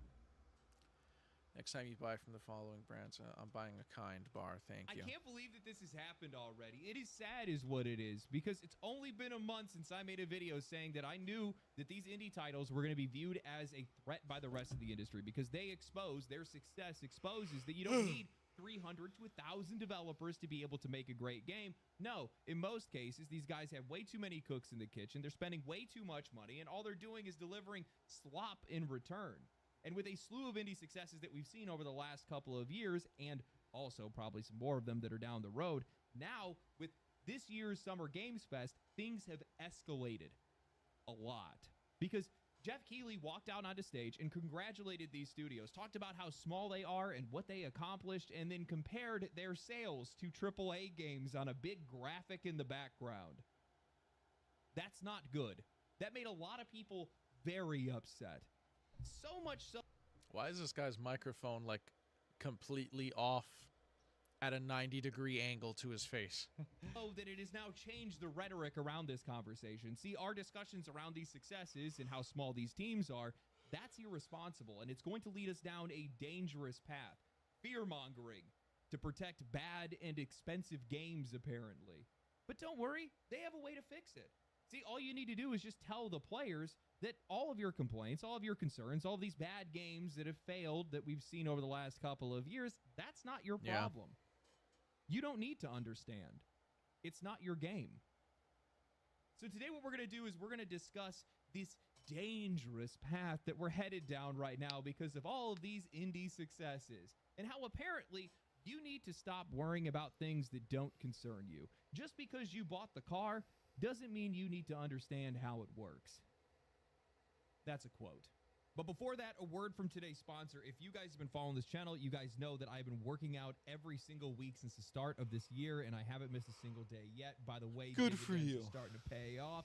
With that said, my biggest weakness is my storm of reveals and updates through the PlayStation State of Play, the Xbox Direct, and the Summer Games Fest, while AAA publishers were in attendance with some genuinely solid offerings coming on down the pipeline. I am so stoked for Resident Evil 9, by the way. Little known fact, that's actually one of my most favorite game series of all time. But one of the things that really should have stood out to a lot of people is how many more indie and AA games were shown, and in some cases, garnered more attention. In fact, in Jeff Keighley's intro into the Summer Games Fest, He painted the picture of a thriving, democratized industry, highlighting games like Repo and Schedule 1 as breakout indie successes made by tiny teams, yet standing next to major AAA releases like the Oblivion Remaster and Monster Hunter Wilds in sales. He also celebrated Clair Obscur as a masterpiece developed by under 30 developers who broke away from big publishers. He framed it as proof of some of today's most innovative projects coming from outside of the traditional system thanks to tools like Unreal and digital distribution. Now, to any normal person that was watching this show, this was just heartfelt appreciation, a tribute to the indie scene and what they've been able to accomplish. It's showing just how accessible and, more importantly, how possible it is to find success in the games industry regardless of your team size. However, to a few in AAA, as well as in the media, Keighley's appreciation and his choice of words were seen as dangerous. In an article written by Lincoln Carpenter, a PC gamer titled No Jeff Keighley, Clair Obscur Expedition 33 was not made by under 30 developers, and devs say repeating the myth is a dangerous path. SGF's fascination with small staff sizes discredits the integral work of external contractors and contributors. Lincoln writes, while opening last night's Summer Games Fest showcase, host and Game Awards founder Jeff Keighley noted how 2025 had been marked by the surprise successes of smaller game projects, alongside indie creations that stand side by side with heavyweights. Keighley shouted out Clair Obscur Expedition 33 from Sandfall Interactive, which he called a monumental achievement made by a team of under 30 developers. Given Clair Obscur's critical reception and its millions in sales, it's compelling to think that fewer than 3 dozen people could produce such a success. That under 30 developers figure has been circulated in conversation and in coverage. It's a claim that we quoted from the game's creative director in our own press release reporting. It's an inspiring idea. It's also factually incorrect. They go on to say that while Sandfall's core team is indeed around 30 developers, less than half of the game's total credits belong to them. The rest are attributed to external contractors, animation teams, QA teams, porting studios, localization staff, audio producers, playtesters, and more. So what is he saying? That the main people in charge should not get the main people working on the game shouldn't get the full credit? Is that what he's trying to say? Is he trying to say that the people that were making the game and then had to reach out to the contractors for help in other areas, that they need to be credited too? Whose contributions were essential to the game's overall success. They then write, acknowledging those contributions detracts nothing from Clair Obscur's achievement. It is by an overwhelming majority of accounts a good-ass video game, and Sandfall's core team should be celebrated for that, but misrepresenting the scale of its production intentionally or otherwise draws an implicit distinction between what does and doesn't qualify as real game development. What? If you're justifiably annoyed when a game launches as a buggy mess, you should want the contributions of QA testers who do the complex work of identifying those bugs before release to be properly credited and valued. Otherwise, that integral labor in QA and localization and compatibility testing is seen as disposable, a perception that contributes to abusive working conditions in overseas contractor studios and drives the recent unionization efforts in the U.S. Game developers on Blue Sky reacted with frustration and discomfort to Summer Games Fest 2025's preoccupation with the mythological small development team. It's incredibly noticeable how often an army of outsources outside of America and Western Europe is left out of these team sizes, said director of Bithell Games, founder Mike Bithell. That's the part I find real uncomfortable. Balatro creator Local Thunk noted that he too is often credited as one guy who made Balatro, which he says contributes to a David versus Goliath narrative that has been oversimplified. TVGS, the developer of Schedule 1, was also shouted out as a solo developer by Jeff Keighley during last night's Summer Games Fest. Schedule 1's in-game credits show that the art and music was provided by 2 other contributors. No, it was not one guy, Local Thunk said. Look at the dang in-game credits. I was really uncomfortable with this part as well, and it's not just because the math doesn't math. One dev plus 9 friends working with him is 10 people, not one, said games licensing producer and consultant Mike Futter, referencing a moment at Summer Games Fest when Keighley described an upcoming brawler, Acts of Blood, being made by a solo developer in Indonesia with the help of 9 friends. Expedition 33 is a triumph, but it wasn't made by 30 people. Contractors provided vital labor. This is a dangerous path that we're walking, Futter said. It's not hard to imagine in which ways repeating... Are we going to trust a guy whose last name is Futter? Hey, Futter, what are you doing today? The myth of Claire Obscure's team size could contribute to worse conditions for games and for the people developing them. If publishers and investors are convinced that games like Expedition 33 were made with only 30 developers, they will be less inclined to support the necessary staff and production budgets that development projects require. La playa is Spanish for the beach.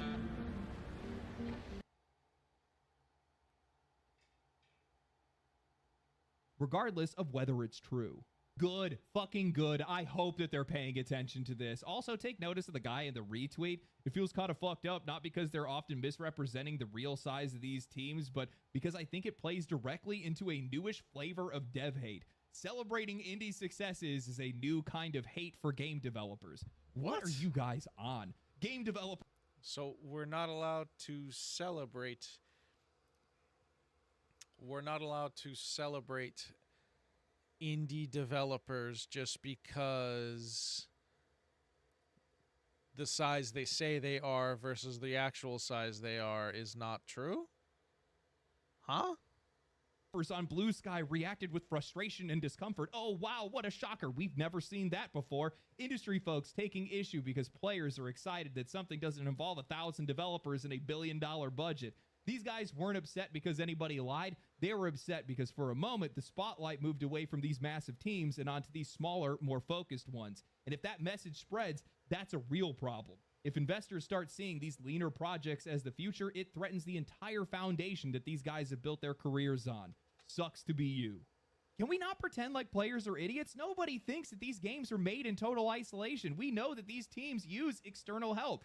QA, localizers, voice actors, publishing support. What makes this conversation so dishonest is the implication that acknowledging a small team's success somehow erases those people. The word small can be a different quantity. Okay, but see, like, if me and you was to make a game, we would be a development team of 2. But because we reached out to third-party people to help in some areas that we needed help in, then technically we can't call ourselves a developmental team of 2. Like, that's basically what they're saying. That it's not true that we're a team of 2. It's actually a team of 50 because we reached out to some other people or hired some other people. It doesn't. It just draws a clear line between core development and support. That distinction matters. Because the core team is where the game is defined. They are the ones making the system, setting the tone. No, we are a team of 2. But see, like, that's what I'm saying. And what the big developers are saying is this is it's not true because there's no such thing as a solo developer or a team of 2 or a team of 10 because they reached out to some contractors for help when making the game, which I didn't even know that was a thing in gaming. Why? Because we started the game. We created it. Exactly. I mean, that's what I'm saying. And the bigger studios and like the bigger, I guess, journalists and whatever, they're saying, no, that's not the case and that we need to stop glorifying small teams because they're not actually small teams. That's what essentially they're saying. Deciding what the experience even is. Everyone else, while valuable, steps in to help polish and execute on that vision. They are not the ones driving it. It's not disrespectful to say that. It's just recognizing the difference. This is exactly what you were just saying. Listen. Between core development and support. Right here, listen. Is the implication that acknowledging a small team's success somehow erases those people. It doesn't. It just draws a clear line between core development and support. That distinction matters. Because the core team is where the game is defined. They are the ones making the system, setting the tone, deciding what the experience even is. Everyone else, while valuable, steps in to help polish and execute on that vision. They are not the ones driving it. It's not disrespectful to say that. It's just recognizing the difference between creative ownership and contracted labor. Maybe you don't need a staff of 300 people and a budget of $200 million to make something great. Maybe less does actually mean better. And if that catches on, that is a problem because for people whose value is... So that's exactly what we were just saying right there. So if me and you make a game, Kayano, we're a development team of 2, right? We came up with this idea. We came up with everything. We did everything. We stood up all night and stressed ourselves out. Do you understand? We lost sleep over it. We missed birthdays and Christmases for it. Do you understand? Now, yes, we can reach out to other people, but they're not part of the team. And like he said, that's not to discredit them. They were there to, as he said, like polish the final vision. And it doesn't discredit them. They're going to be credited in the game's credits, but we are the main developers. Do you understand? It's our game. Yes, I mean, if you compare it to making a bay, it takes 2 to tango, not 500 people. Oh, a baby. Okay, you misspelled that. Well, I mean, a whole household can raise a kid, but at the end of the day, the kid only has 2 parents. You understand? If there's 10 people in your house and all 10 people had a hand in raising your kid, that doesn't automatically mean that he has 10 parents. He has 2 parents, and there were some other people that were there to help. Tied to these studios' scale, not impact, they're going to start losing relevance.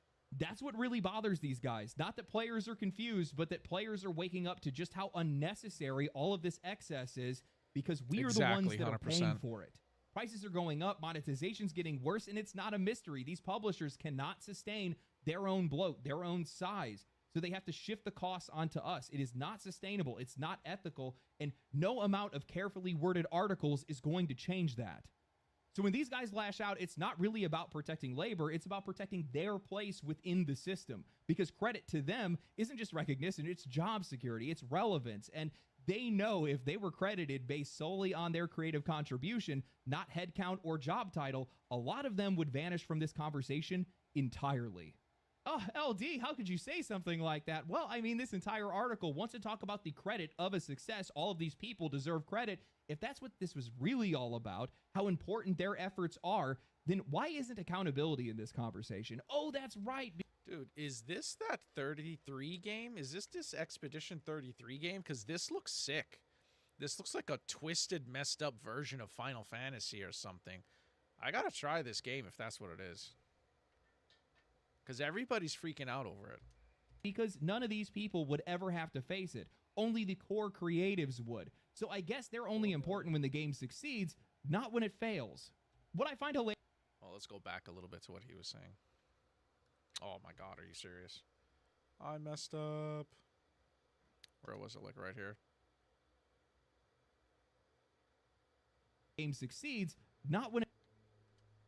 Let's listen to this.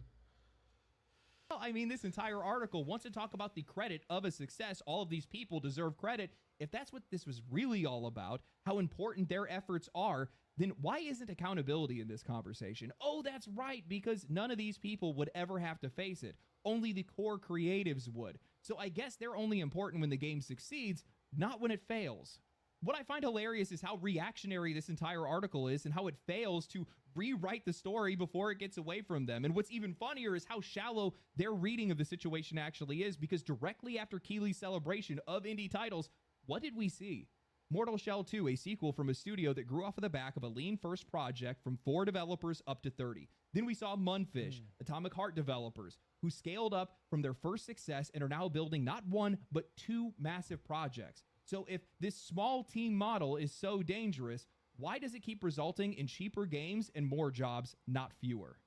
They say that promoting the myth of a 30-person development team might lead to investors cutting budgets. That's not a warning, that's a threat. That's the slippery slope fallacy in full effect. If you keep saying that these games are made by smaller teams, then the industry will collapse. No, what will actually happen is these publishers will stop wasting their money hiring for roles that they don't need. They'll stop inflating their headcounts to justify their inflated budgets, and that shift will create more work for external contractors, more projects, and more financial flexibility for people pretty much across the board. This is the part that the industry doesn't want to... I mean, the point... It's not by accident that you feel... Hey. Hold on.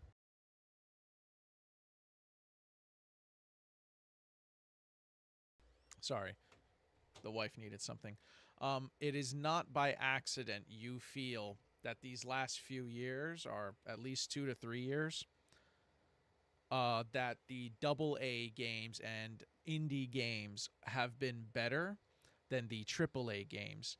It is not by accident that you are feeling like and thinking about the last few good experiences you've had with games have been some $30 game that you bought from some studio you've never heard of versus these giant studios, the AAA studios, where, you know, this game took 10 years, 10,000 people, and $500 million to make, and it came out and it was a total shit show.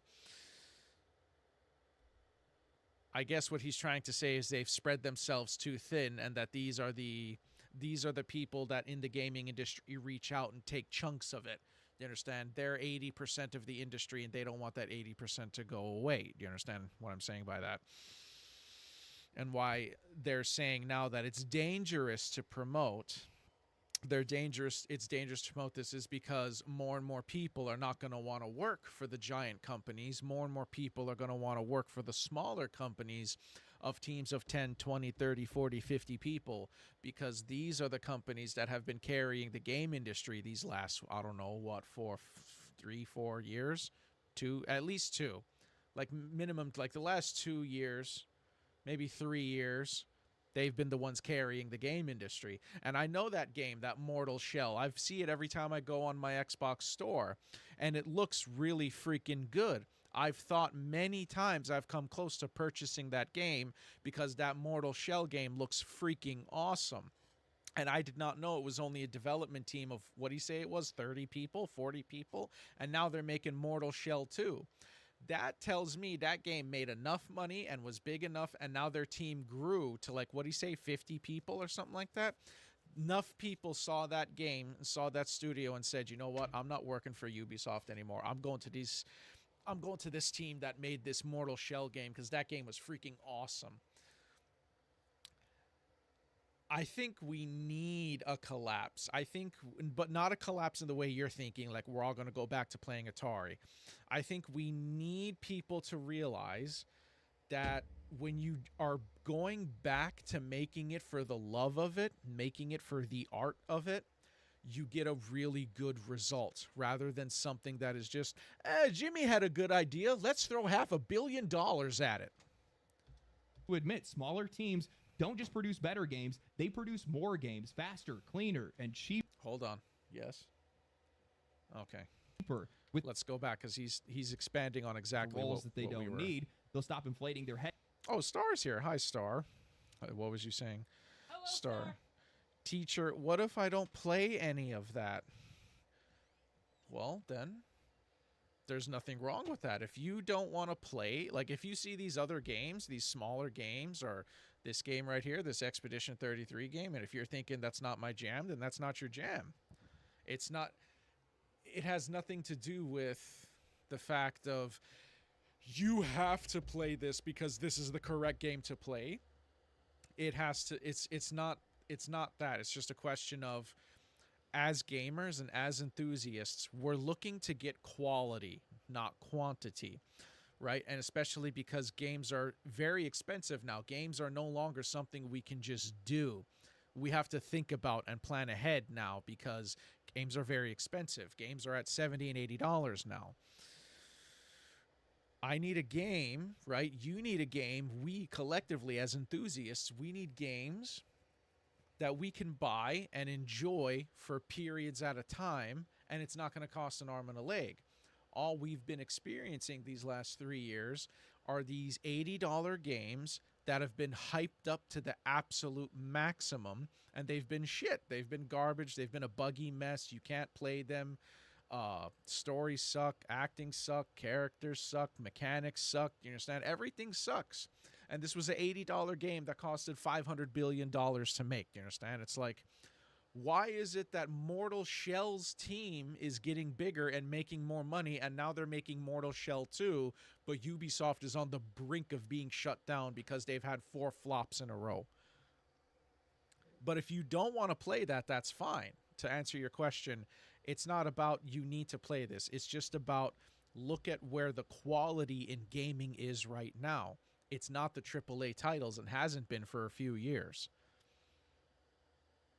So if you want to play the big AAA games anyway, if you want to give $70, $80, $90 every single time, that's fine. If that's your jam, that's your jam. But for a lot of people, what it is right now is we're looking at where can we get the biggest bang for our buck, because we don't have $80 to just give every week on a new game. Okay, Anna, I think it's time for the big companies like Activision and Ubisoft to take a step back. Yes, 100%. Star, I play Hello Kitty Island Adventure. More power to you. Star, I joined the chat late, so is this about the new game's quality or Star, big company income? This is about big companies are saying that we need to stop glorifying small teams' development, and that it's basically a lie that when you see a game was only made by 10, 20, or 30 people, that's a lie, because they outsourced help from other companies or other studios or independent game developers. Do you understand? They outsourced their help, and that it's a lie to say that 30 people made one game, and that there's no such thing that a team that small could make a really awesome sauce game like this game right here that you're seeing right here. To justify their this inflated right here. budgets. This was made by a team, they're saying, of 30 people, but then all the big companies are saying that's a lie, and we need to stop glorifying the non-existent 30 developer team, because it doesn't exist, and it's dangerous. It's dangerous to do this. And the reason why they're saying it's dangerous is because if you say it only takes 30 people to make a really good game, then these big, giant billion-dollar studios, their employees are going to leave them and say, why am I working overtime every single day, all day, every day, on these giant big budget games where the direction is changing all the time, because they don't know what the hell they're doing, and it's more about pushing a narrative anyway than it is to make something really good. And I'm going to go work for these small games that are making huge money and getting huge fan bases, and people are leaving the big companies to go work for the smaller companies because they're the ones who are not worried about something very stupid. Do you understand? That if anything is only going to make the game worse. They're only worried about how can we make the game better and how can we make sure that it's good right out of the bat, right out of the gate. Do you understand? Shift will create more work for external contractors, more. Go back a little bit, you'll hear what he's saying. So dangerous. Why does it keep resulting in cheaper games and more jobs, not fewer?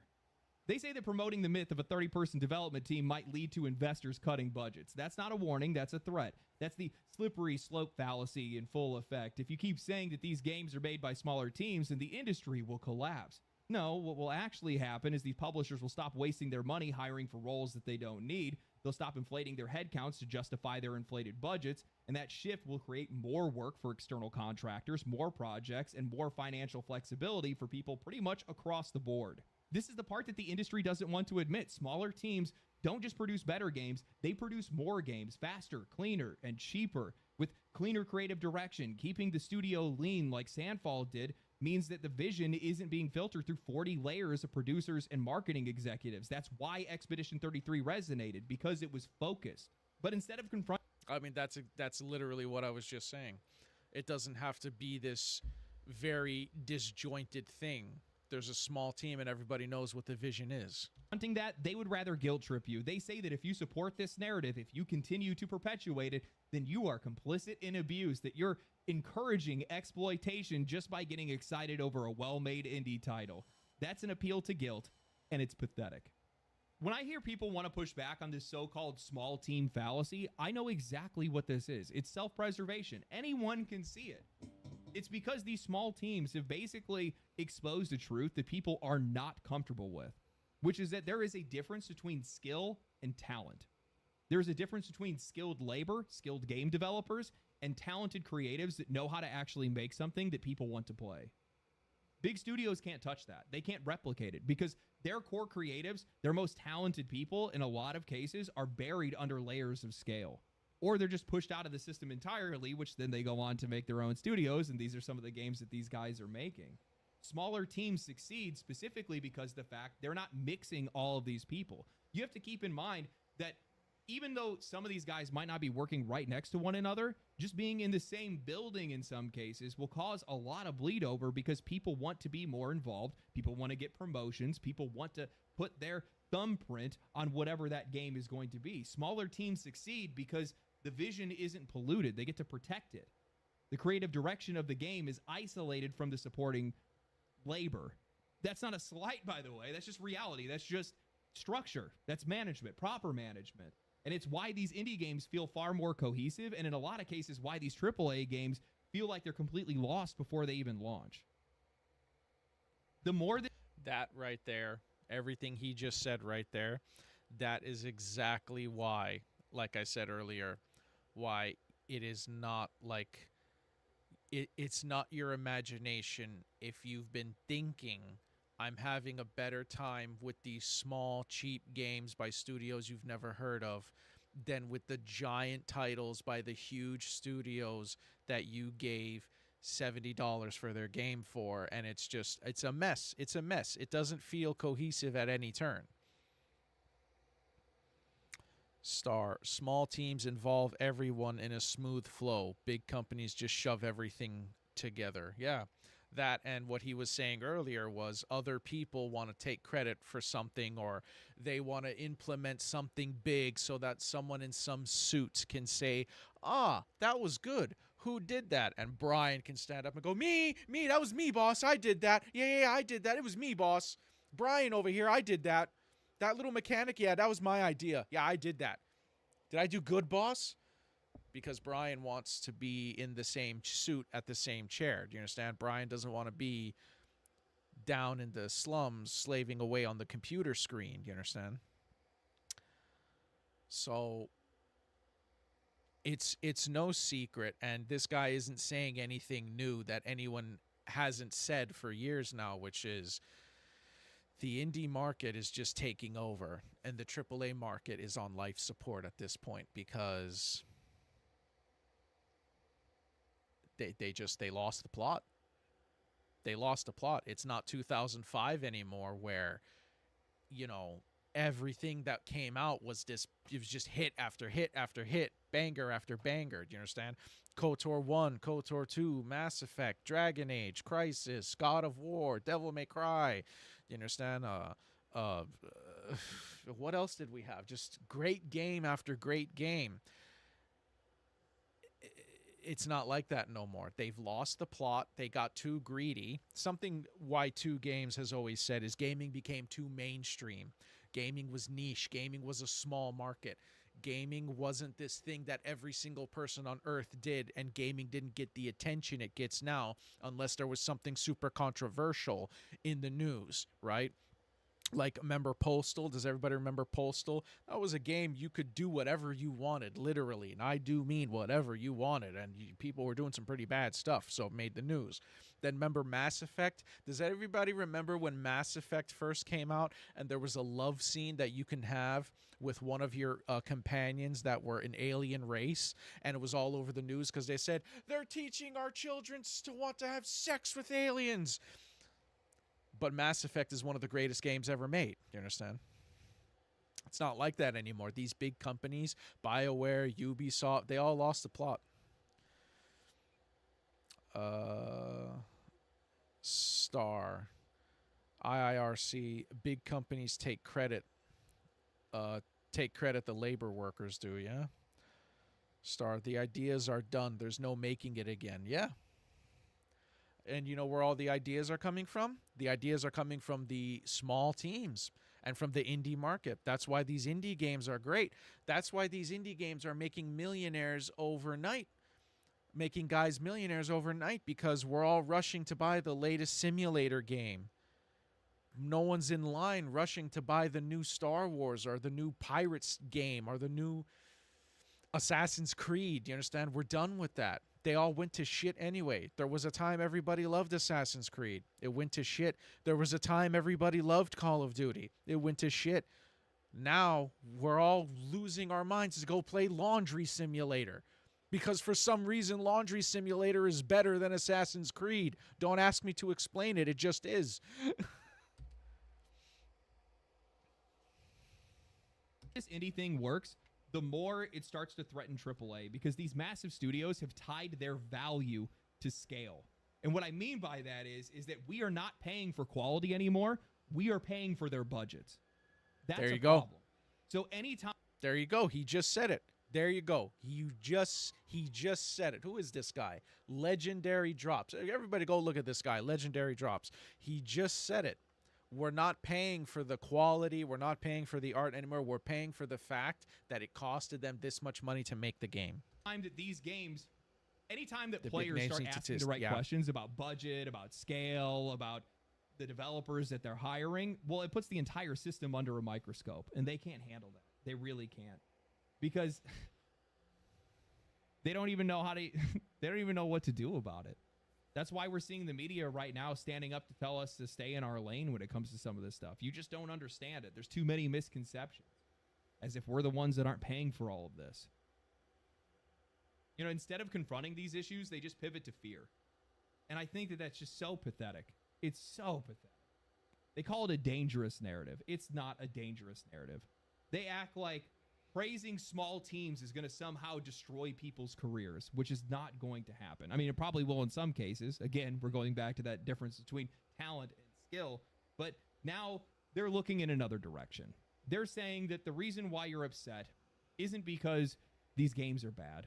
It's because, well, you're ignorant to how they're made.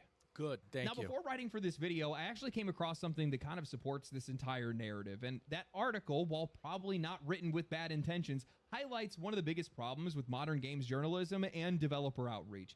They completely ignore the player's perspective, and they downplay frustration. And in doing so, they end up gaslighting themselves, the developers, and the audience into believing that if we just understood how hard game development is, then we would stop asking questions. We would stop complaining about some of these things that we just apparently don't understand. That if we just saw the complexity, then maybe we would have some empathy.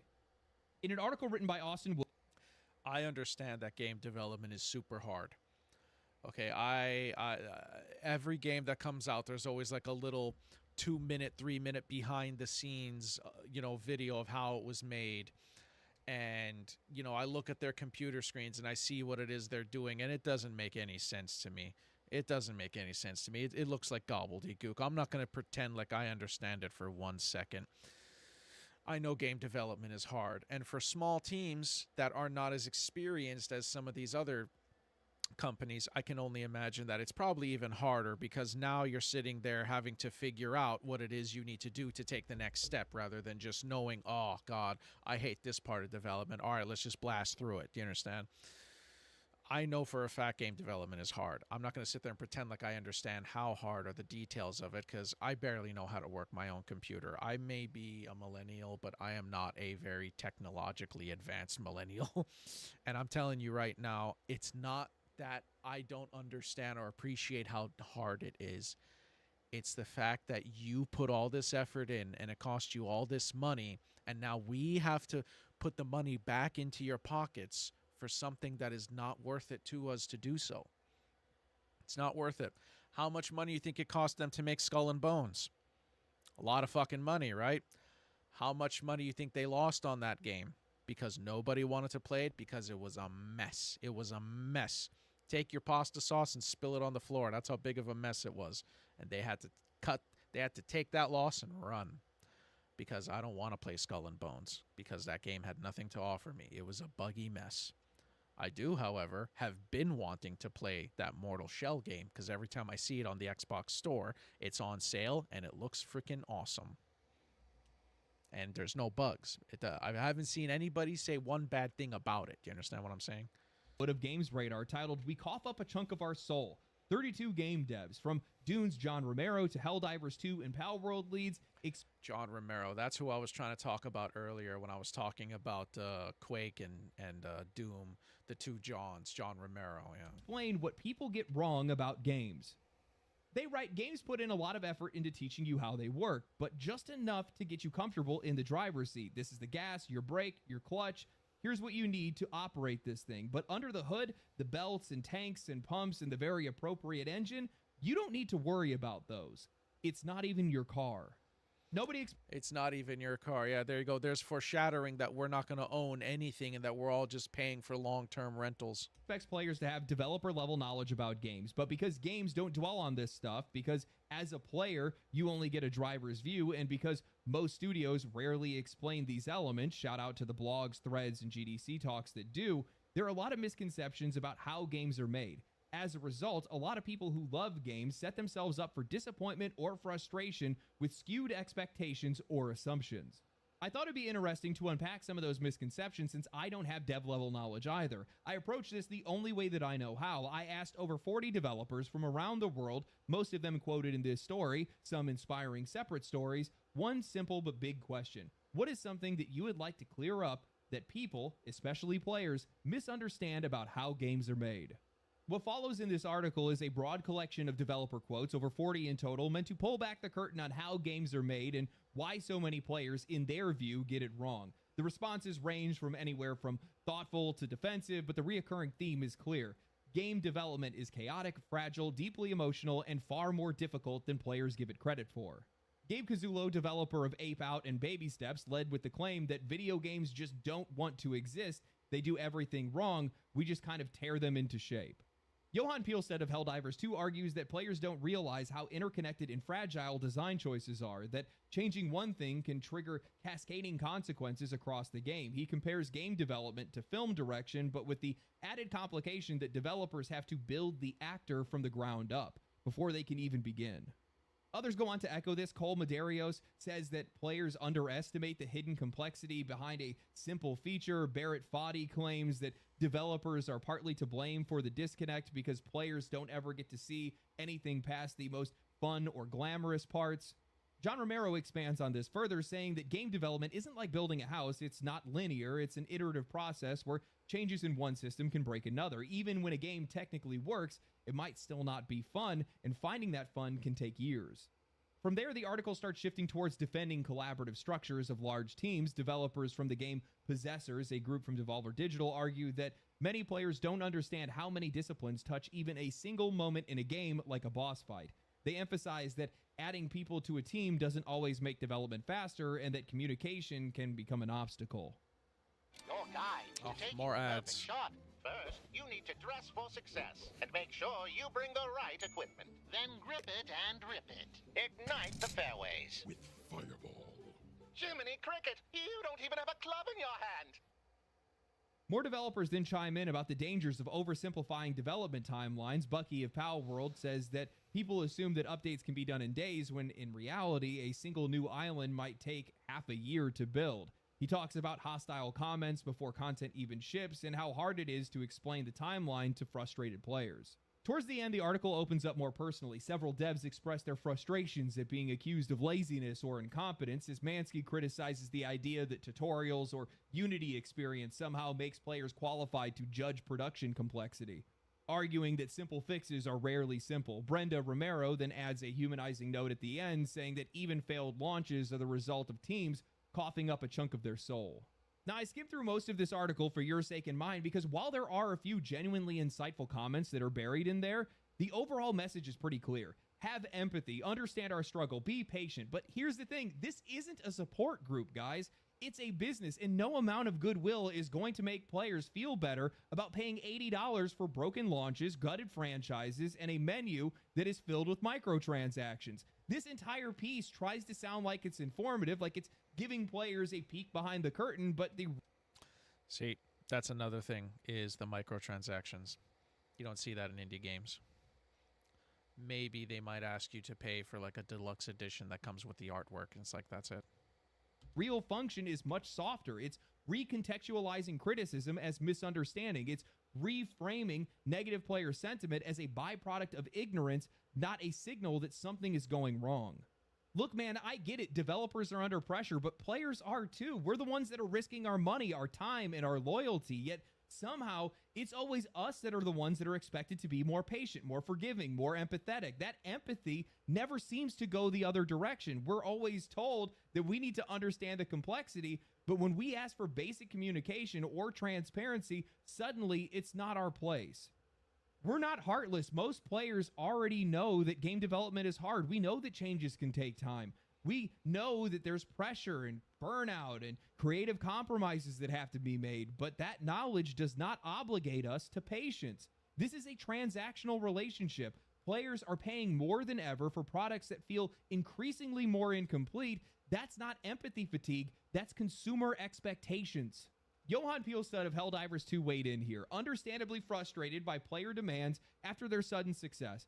But most of those requests were not outrageous. They were baseline features, industry staples, stuff that people reasonably expected at launch, like a game that didn't break the minute that you fired it up. I get that that success caught that studio off guard, but if you can't deliver on what players want after launch, that's not our failure to empathize. That's your missed opportunity. 100% 100%, man. Like, they still don't. Okay, one thing that maybe nobody cares, but I care. Something that they still don't have a year after the game came out. They don't have implementation for DLSS or FSR AI upscaling. You have to use their own in-house upscaler, and it's shit. It sucks. I mean, it works. It's not like it's broken and doesn't work. It works, but it is no FSR or DLSS. Why does it take a year for this to happen? And at that, it still hasn't happened. Now, of all the things I could have mentioned, that's probably something stupid, but right off the top of my head, that's something that I booted Helldivers up a couple of weeks ago just to see like what's going on with it. And I noticed when I opened the graphics menu, there still isn't any support for FSR or DLSS. Now, I'm not going to sit there and pretend like I think it's easy to do that. It's probably very difficult and probably very expensive. But it's been a year, and people are still playing your game. People still like Helldivers. People are still playing that game left and right. You've made a lot of freaking money off of that game. We still don't have FSR. We don't even need DLSS. FSR is cheaper. Just put FSR in. You have to meet that moment. You can't fumble it. And when you fumble it, you can't go and then blame the audience for notice. But see, then they're going to say that's our fault. That's your fault for expecting us to have DLSS or FSR.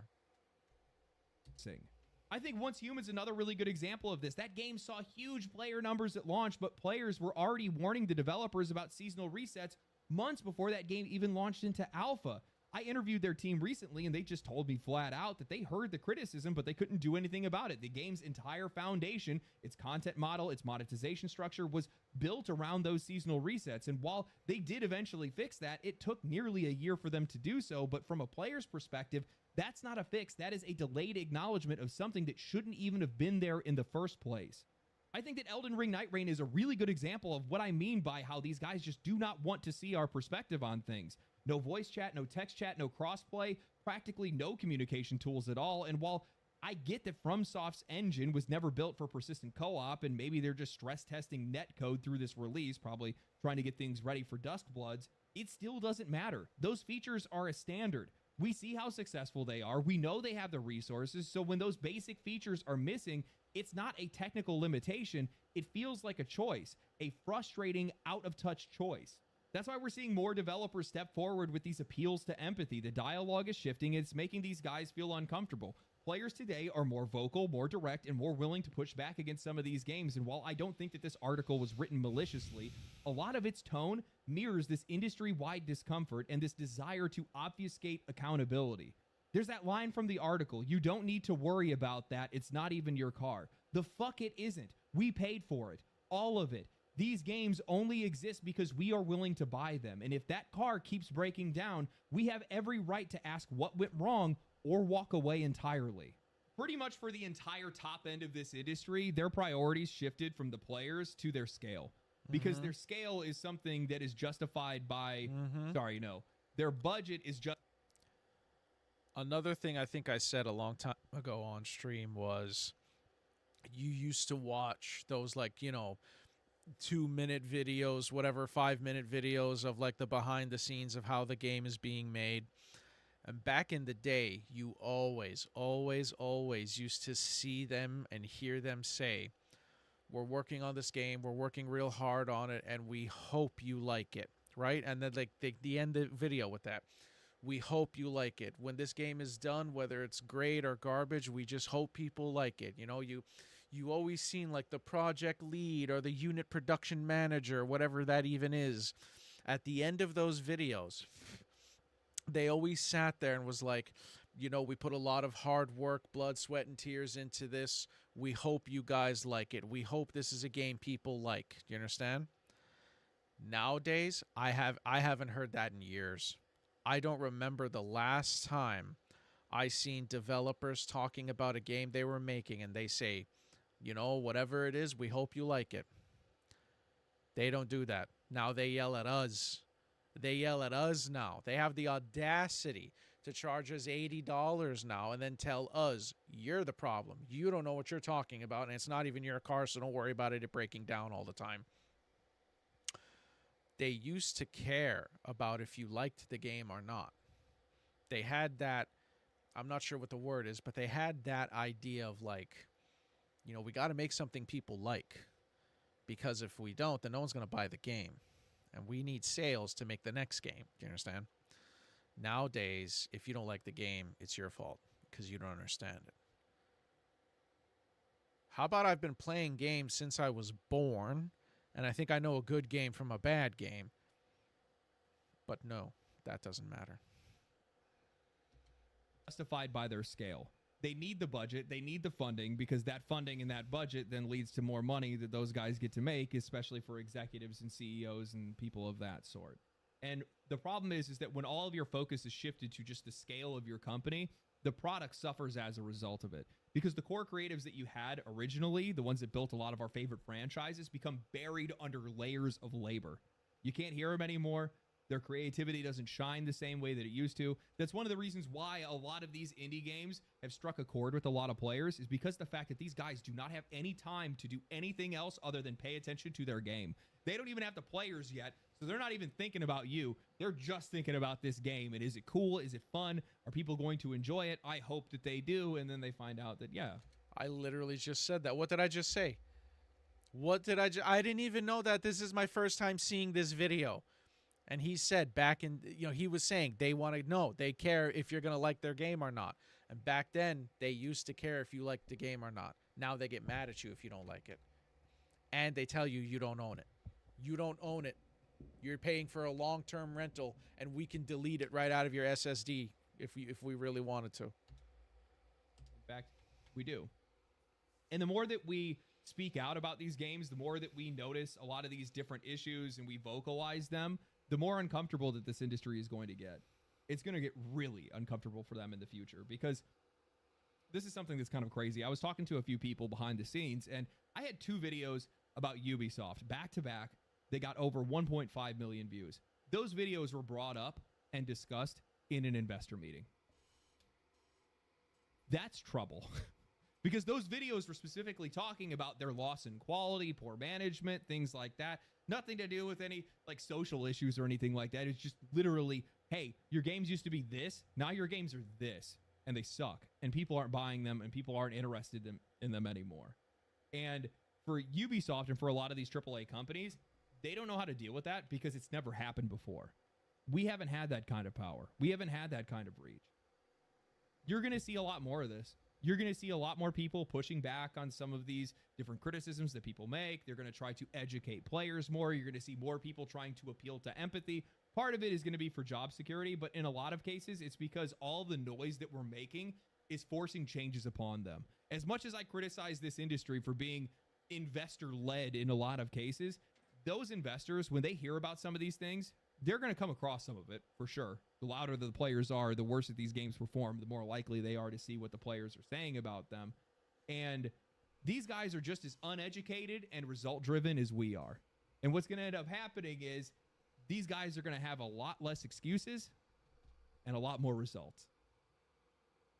They have to recognize that the curtain's already been pulled back, and it's been pulled back for a long time, but it's always... Sorry. It's been pulled back on the one thing that actually matters to players, and it's how much money these guys are making off of us and how much pressure that they are exerting on their audience financially, which is a lot. game prices keep going up. It is the most popular talking point that I know of right now. Everybody has been discussing it. Monetization's another one of those as well. And these studios have to justify those prices because they need them to be able to sustain their scale. The problem is we don't like these games. We don't like these prices. And now we're questioning their scale. Something's going to have to give. Something's going to have to bend. Something's going to have to break. And I'm going to tell you right now, I don't think it's going to be the players. Anyway, hope you guys enjoyed the video. If you guys did enjoy the video, like the channel, subscribe to the channel. Like the video, subscribe to the channel, comment down below, share the video. That's a good video. What is this guy? Legendary drops. Yeah, we're going to watch more of him. Yeah. Good video. You know, as the cool kids say, W video. W video. Now, with all that being said, I agree with 1,000% every which way. There wasn't a single thing I didn't agree with what he said. But I will say this. We're going to watch one more video, and then I'm going to end the stream because we're at 6 hours and 19 minutes, and I'd like to go lay down in bed now. With all that being said, I will say this year, games do look really good. Games do look really good this year. And I said this a couple days ago on stream. That Final Fantasy 16 looks like pure fire. The 007 First Light looks amazing. Mafia the Old Country looks great. As a matter of fact, that's what we're going to see right here. We're going to see this Mafia, because I haven't seen the trailer for it, and I actually went yesterday to GameStop to pre-order it. I never played any of the Mafia games. Mafia the Old Country, here you go. We're going to watch this, and it's going to, that's going to be it. 7 days ago, story trailer, official gameplay trailer. All right, we'll just watch the story trailer. I told myself I was prepared. Drop it now!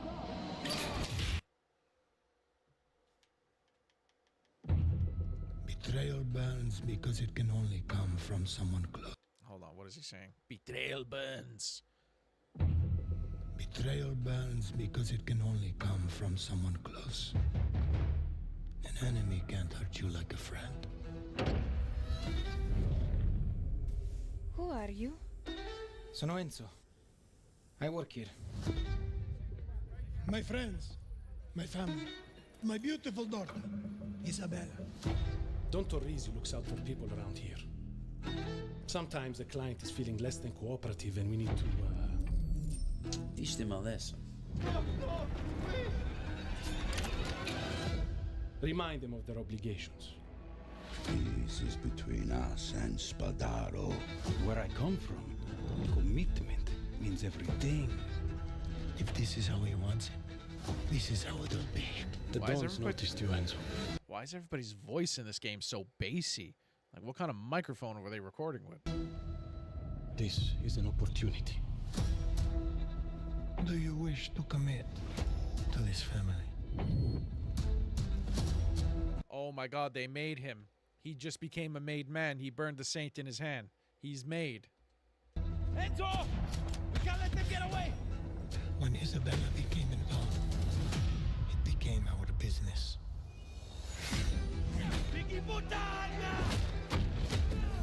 He died for my father, for his honor. I won't let you do the same. We have a traitor. This stays between me and you. This family, loyalty is everything. We do not always get to choose what we do. We can choose who we are. And who are you, Enzo? Mafia, the Old Country.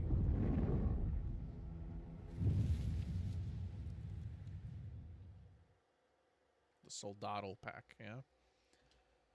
So, given everything I said and given everything that guy said in that video we just watched, I do agree with him 100%.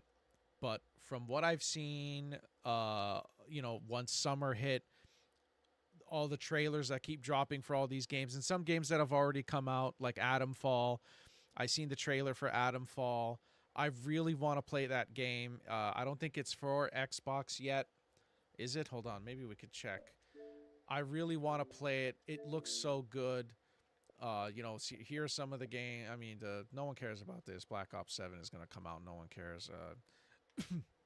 Ninja Gaiden 4, Final Fantasy 16, Mafia: The Old Country. I mean, it really seems like...